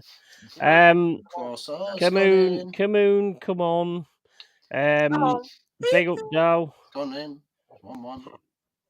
Forest bitches. Is it 1-1? Diaz header, looping header, and it was from a Forest bitches. You'll get fucking sin-binned, mate. Hey, I tell you what. Oh yeah, here we go. Yeah, it's a draw. Here we go. Now it's squeaky bum time for Luton. Yeah, it's a draw. I do like that Diaz. I've got to say, I do really like that Diaz. Well played to him. And what does that say on his shirt? Papa Pot. What does that say? Para. That must be to do with his family because his family's going through something at the minute, aren't they? Are they? Yeah. There's something. Yeah. If you want to say anything else, you say, "Come on, Bean, get the ball back to the centre circle, mate." Hey, respect to them. They managed to get a draw. Might. I mean, there's still 2 minutes or whatever. So I mean, you know what Liverpool's like. It's actually an own goal, to be honest. But you know, he still does what he needs to do. Was that an own goal? He still does what he needs to do, though, doesn't he? At the end of the day, so fair play to him. They gave it to Diaz. Not them yet. He get the ball and score, lads, quick for fuck's sake. 3p. 3 points, that is, not 3p. Fucking 3p. Liverpool so lucky. And Liverpool. Oh, this is going to be tense now for the next 2 minutes. You can be so lucky. I've already told you it's not fucking X Factor. Keep singing. I forgot. Wait till Chelsea beat Tottenham tomorrow and then you can sing. Oh, all right then. When you put it like that, I'm not going to argue with that, mate. I've been told. It's spoken. Bang on. I'll go with that. Oh man, this has been epic, to be honest. I've really enjoyed this. Yahoo! I can't believe you ruined my singing, man. That was brilliant. You know what? I can't understand why he went back to do it and then just gave it no balls whatsoever. I know, it just sounded like someone was squeezing his crotch. Oh man, do you know that up Fudge? You might not have watched the stream, but basically he was calling out Wolf and like doing the trying to do a wolf howl, and instead he just Tony Claude Gunner, and he just he drops back, and then he goes Yahoo! It's the worst owl I've ever heard in my life. We all it really is. Because we all thought someone had grabbed his nut. I would. I'll tell you what, it's an hilarious stream. Tony Claude Gunner trying to tell us that Madison's world class, and we just ripped the shit out of him when he said that. No, not the whole. It made me laugh. The conversation started in the comments, and he started jumping on me. I was like, read the comments, man. Don't jump on me about it. Hang on a minute. I once got on a tube in London. I was convinced it was full of aliens. What? What? It's reptiles, mate. It's full of reptiles. There's reptiles everywhere. It's like V. It's becoming the X-Files. Fuzzy, do you remember X-Files? Danny says fucking shit. Game done, yeah. It's finished the draw. It's not good, man. It's not good. Do you think Scully was hot? That's all I need to know. Oh, if he didn't, then he's gay. Who? Oh, I never said that. No, I did.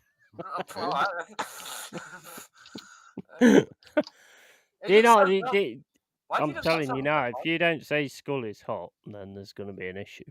You're getting sin-binned. Are you a Liverpool fan? You look gutted, bro. Are you alright? You're getting sin-binned, mate, if you don't say Gillian Anderson's hot. Do you know who Gillian Anderson is? No, that's what I'm looking right, okay. Sin-binned. Get him out. Get him out. He's a flop flip. Salute. I'll go down with the Titanic. I'll go down with the Gillian Anderson. You say you go down with Gillian. You mean you go down on the Gillian Anderson? Really? Yeah, that's what I meant. But you know what? You just have to say it in the split second that it comes into your head. Oh my days! So Liverpool get a 1-1. Drew Gunner says she is a lesbian, Gillian Anderson. I don't care, mate. I'll cure her. No, she's not, is she? That's heartbreaking. I'll cure her, mate. You say it's heartbreaking, mate. You can just get two for the price of one. Just make sure her taste. Hey, she can bring a friend. She can bring a friend. I'll fuck them both. Hang on. If I can get that picture enlarged a bit. There you go. Fuzzy, I don't know if you can. Oh, no, you can't see it because of the screen. I was about to say, maybe I should get up on my screen and just like share it or something, but she is very cute. Oh, yeah, she's beautiful. Even now as well. A Simon Pegg movie you might see her in, How to Lose Friends and Alienate People. Because she was in a Simon with Megan Fox. I love that bit when he kills her dog. That bit's silly. Oh, yeah, she's in Hannibal as well. You know, that's awesome as well, that Hannibal. Apart from the way they ended it. Because it got cancelled, so they had to end it quick. So it didn't make any sense the way they ended it.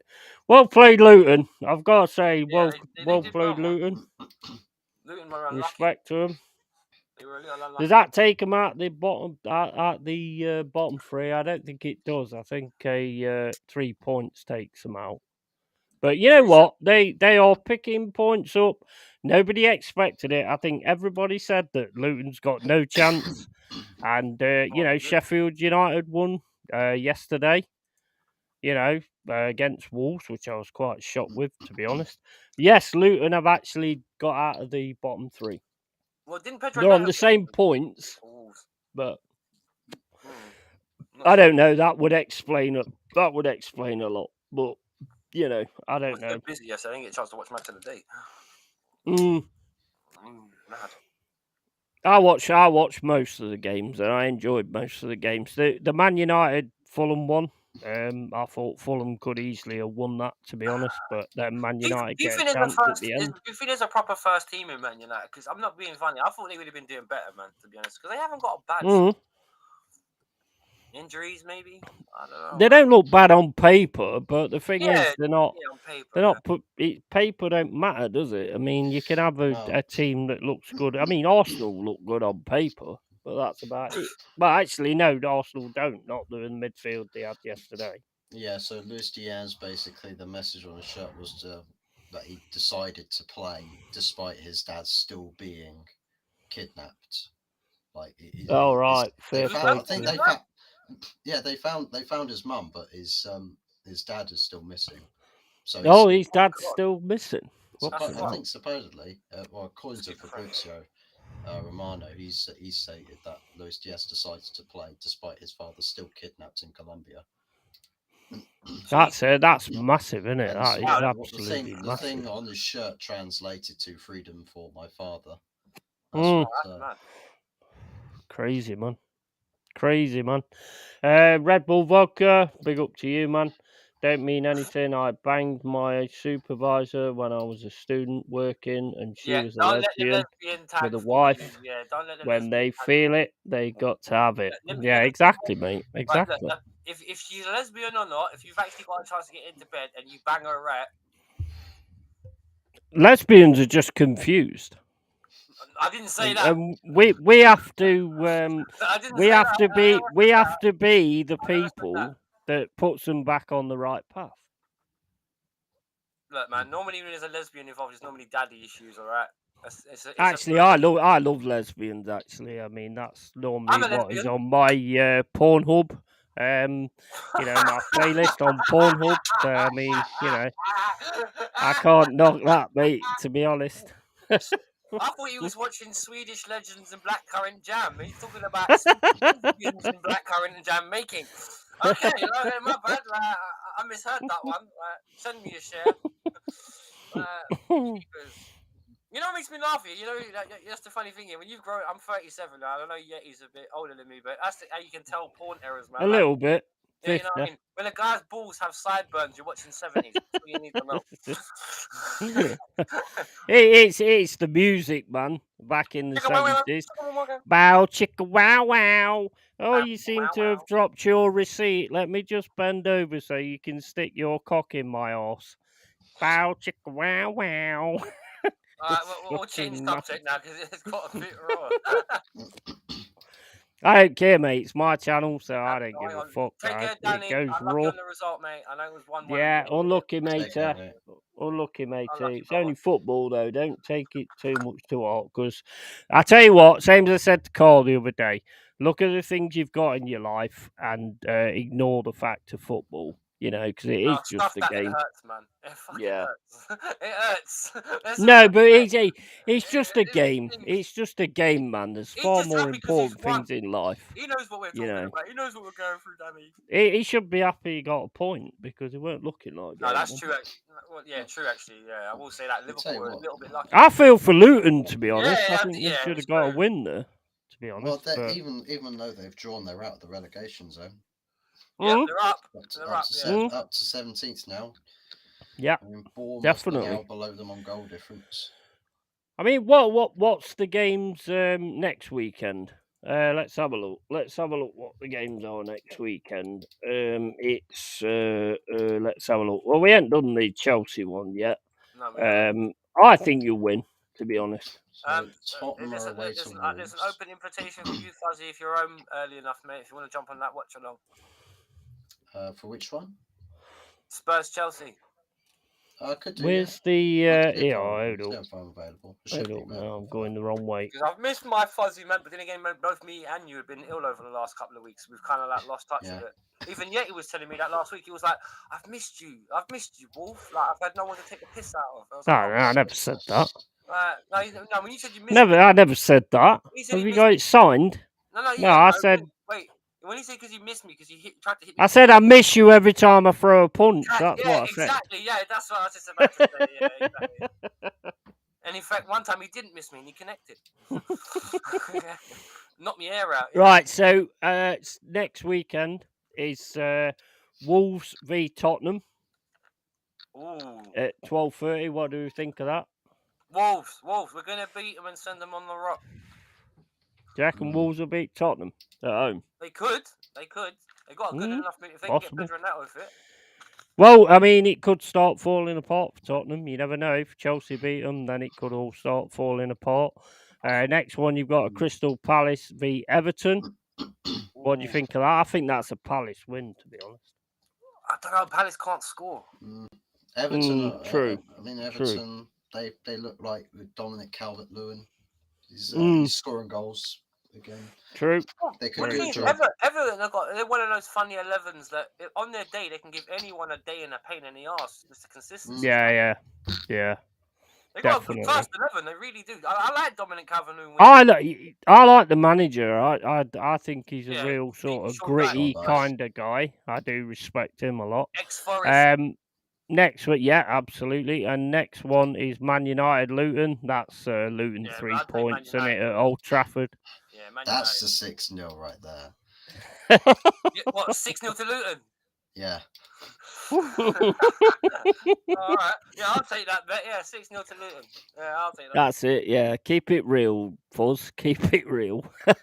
And then you got Arsenal, Burnley. Burnley 6-0.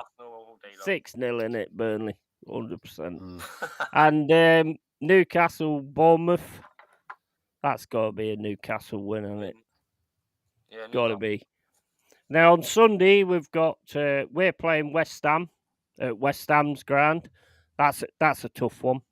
Did Brentford beat them? Brentford did beat them in the end, didn't they? Yeah, 3-2, I think it was. Yeah. So that's it. No, I'm going for a win. I think we're on it now. To be honest. So I'm going for a win for us. You've got to have your red tinted spectacles on at the end of the day. Brighton, Sheffield. I think Sheffield are going to get mullered there, mate, to be honest. I don't know, Brighton been a bit rocky recently. But they've just got that quality that Sheffield haven't. I mean, who knows? But they only just managed to save face against Everton. Get that to a 1-1, and that's kind of how the game ended. But I think Brighton have got to find themselves again. If it's at home, then I don't think there's going to be any problems for Brighton. Yeah, Brighton are at home. There shouldn't be any problems for them. Liverpool, Brentford. Liverpool. It's got to be Liverpool, hasn't it? But you never know with Brentford because they are a good side. Yeah, but they're going to be angry after today. Yeah. Absolutely. So you've got to take that into account as well. So I think Brentford will probably lose that one, to be honest. Aston Villa, Fulham. I think that's Aston Villa all the way. At home, all the way, man. Unai Emery have none of that. I like Unai Emery as well. He's a good manager, man. Hard done by Arsenal, I think. Good evening. Good evening, guys. Good evening, everybody. Good evening. And then it's Chelsea, Man City. Oh, wow. Shit. At Stamford Bridge, which they are actually shit at because we beat them. So, Well, no, the thing is actually at home to beat the teams, we've actually been all right. Arsenal, Liverpool. So I'd say a draw, actually, because that's what we've been doing. I mean, I'd say that we should have beat you about 7-0, to be fair. But I mean, that's just how it goes. That's true. Is that because they kicked the ball? Is that because you had 7 shots in the game? Yeah, exactly. And they should have all gone in. But hey, mate, at the end of the day, if you have 7 shots, it's better than 6. That's all I'm saying. Well, but 4 shots go in than 7 missed. All that. Do you think you can beat Man City? Yeah, of course. But at the end of the day, as I said, it's that consistency in terms of we always have. Right. Leave the drugs alone. Do you think you can beat Man City? Yes. Yes. Yes. I think yes. Yes. I'm leaving all drugs alone. Yes, we can beat Manchester City. Fair play to you, man. That crap. Come on, we're not that bad. Yeah, I mean, don't worry, yeah. Wolf, I said the same thing before the Manchester derby. We can beat Man City. It doesn't mean we do. It doesn't mean we win. Even though we may be slightly lower down the table, our midfield actually works. Because your team actually runs. Yeah, exactly. Because even though the only reason we're as low as we do is because we don't finish our dinner, Fuzz, which is a bit different to Man United in terms of you are the dinner. You don't even make the dinner. Well, listen, we found the way in which we get our team to actually win games. All you have to do is stick a banner in the stands that questions the morality of the players. That just yeah, well, I mean, yeah, that work all the time, that. And then they just go, "Oh, we saw the banner, we felt bad for them. Yeah, they pay a lot of money to come watch our shit." Why didn't you think of that beforehand? I don't know. Yeah, Go blame the people that travel home and away.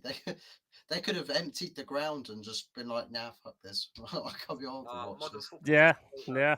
Do a Tottenham Hotspur when they go to St James's Park and leave after 10 minutes. Just say, Danny, have a nice evening, Yeti, Opfuzz and Wolf, and fellas in the chat. Can't believe we didn't beat Luton. What the fuck? Laters. Take it easy, Danny, man. You're always a real guy. And Carl Rossi says, smash the likes. Right, okay, we're going to pull this to an end now. I've really enjoyed this, guys. I mean, it's always good to have you on and have a chat and just, it's like sitting in a pub and just having a chat with somebody. It's absolutely fucking awesome, to be honest. Social. And, 100%. And so, Opfuzz, if you want to shout your channel out and what you're doing, apart from, committing Harry Carey because of the Man United situation, go for it. Committing war atrocities, but yeah, Opfuzz 44 OG on YouTube, also on Instagram. Same profile pictures as my Instagram as I do on my YouTube, so I'm easy to find on there. As for what's coming up, we've got Copenhagen, I believe, on Wednesday. I think it's Wednesday, it might be Tuesday, but there will be a match preview for that game coming up in the next couple of days or so. Aside from that, maybe I might be tomorrow night on Wolfgang Division's channel with the Spurs Chelsea watch along. Do be sure to head over there. I might jump on as well. Fight night in North London. North London supremacy. Chelsea are trying to claim the boroughs back right now, but no, we're West London, brother, not North. Yeah, you're trying to claim supremacy of London. North was Arsenal. Don't say that. Well, yeah, the other lot are from Smash the likes, hit the subscribes, guys. Good stream, Yeti from Cole Rossi. Yeah, thank you so much for that, man. So, it's Opfuzz. Make sure you subscribe to this guy because he's an absolute legend. 5 away from 120 people. Awesome. He's an awesome guy and he's got good drip. So, if you've got good drip, then, you always subscribe to them. No. Battle of the Scummy London. I think the Scummy London's Arsenal this weekend, isn't it? Yeah. So far, the only. I'm not saying nothing, but Carl's on that when he wants to be, man. Don't mess with Carl, bro. You can't see Carl. Well, no, I can't because he's in the chat and not actually on the screen. But I mean, if he actually comes on the screen at some point, which I'd love to have Cole Rossi on here because he's an absolute fucking legend and he supports me and everybody else in this community, which is an amazing community. A Wolf, I'll tell you now, right? What I saw, what I said last week or the week before, I can't remember when it was, but I said I was going to add you to the community chat. I can't find how to do it. That's why I haven't done it. Jez added you to that one, but I can't see any. I can't see any way of doing it. I've looked into all ways of doing it, and I don't know. I'll have to say something to Jez and get him to. He must have it set where only he can add people. So fair play to him. No, but you need to be part of the community because you are part of the community. I mean, at the end of the day, you're a Chelsea fan. I mean, I feel sorry for you for that, but. We've got to give love to everybody, even if they're Chelsea fans. So, It's talking about sympathy, not love. Well, yeah, sympathy. We have to try and protect you. We have to try and protect you and make sure you don't commit Harry Carey. Right. So, Wolf, man, shout your stuff out, man. I've really enjoyed this. Cheers for being on, guys. Yeah, like Fuzzy was just adding to a minute ago. I'm doing hopefully a couple of bits with Yeti this week coming. Monday to watch along potentially, and Thursday, hopefully about 6 o'clock, I'm gonna have Yeti on my channel for a little Brian Clough special. My first Yeah. video. And I'm going to start off with my personal favorite manager, and I'm going to do that. If Fuzzy wants to jump in on that as well, if he wants to have a little say on that as well, because I haven't had Fuzzy on my channel in a couple of weeks. I was a bit ill myself. Yeah, but on the watch along front tomorrow, maybe Deji might be there, maybe Nazo G might be there, maybe Tony Claude TV might be there. So it's going to be a full house if I can get everyone in. But yeah, it's going to be mad hopefully this week, and check me out Wolfgang Division, and hopefully it's going to be a lot of blast and fun. I had my debut in the Fight Week show last night, which was a grand blast as well. So go check that out. Pick up Ola in the Fight Week, Joe. So yeah, big up him. man, go check that out, and yeah. Nice one, man. Big up to Lee Gunner. Big up to Arsenal History and more. Make sure you follow those channels, and they're all real ones. They all tell it exactly like it is, exactly the way we have in this stream. Yeah, Kenny Ken on Instagram. Make sure you. I mean, that guy is just. I've never seen him swear so much in my life on that I know. last one. And I felt for him as well, because he's 100% Arsenal. 100%. You know what? He like big Jez respect. He hasn't got fed up of going, but Jez has, and it's just like one of those. I don't think Kenny could stop even if he wanted to. It becomes such a habit. It's hard to stop. Yeah, 100%. You just need it, man. Real football fans just need it. Yeah, 100%. And it must be heartbreaking for him to see like what's going on at the minute. I mean, it must be absolutely heartbreaking. I mean, us at the moment, we're building something, and you can see what we're building. Whereas Arteta's going phase 1, phase 2, but you're not seeing the phases, to be honest. I mean, they had phase 5 last season. And now all of a sudden they're back to phase 1 because he's trying to change the old style, which makes no sense. Yeah, it's phase 6 in the rise and fall of Mikel Arteta's Arsenal. So he's on the come down phases now. No, he's covering the whole. He's covering the whole arc. Yeah, you're probably right. Yeah. I mean, it makes no sense. Well, the thing is about the whole Arteta situation, and the thing is that's probably been the most least palatable thing to Arsenal is you've got an inexperienced guy do a job that was probably too big for him anyway. In the summer, the guy was sitting there questioning himself whether he could actually do the job. So it's kind of like if you've got a driver for a bus and it says, like, you said to him, "Oh, can you drop me off at the next stop?" And he goes, "Maybe if I try really hard." You kind of like, it's like, I don't know if I can do that. I don't know if I can make it. Like, yeah, I don't know if I can manage that. So what the flip are we getting on the bus for? Like, you know, yeah, it's one of those things that you constantly, one of those ones where it's just when you constantly hear things to make you scratch your head, or you watch crazy decisions, and like with the team lineup yesterday with the Kai Havertz Jorginho thing, the guys got he got bodied in the middle of the week by West Ham 3-1. Why are you starting them? Drop them, rotate them, play on any, play someone else. Why are they starting again? Like, oh gosh, man! You know the worst thing is though, the most effort I've actually seen from Kai Havertz since they signed him was that tackle with his studs up, which he should have got sent off for.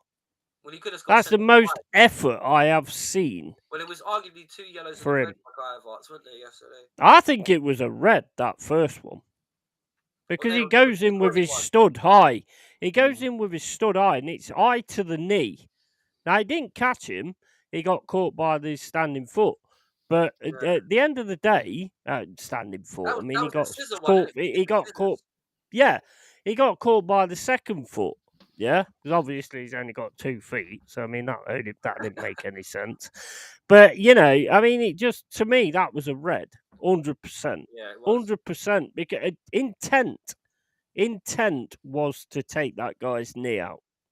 Or clumsiness. That's a red. Either way, dangerous play either way. Clumsiness or intent is still. Well, you're a UFC fan. You've got to be in control of your tools. Yeah, bang on. But and he wasn't. I hear what you're saying, because one thing about it is like especially with when you're sliding and using it's the body weight thing.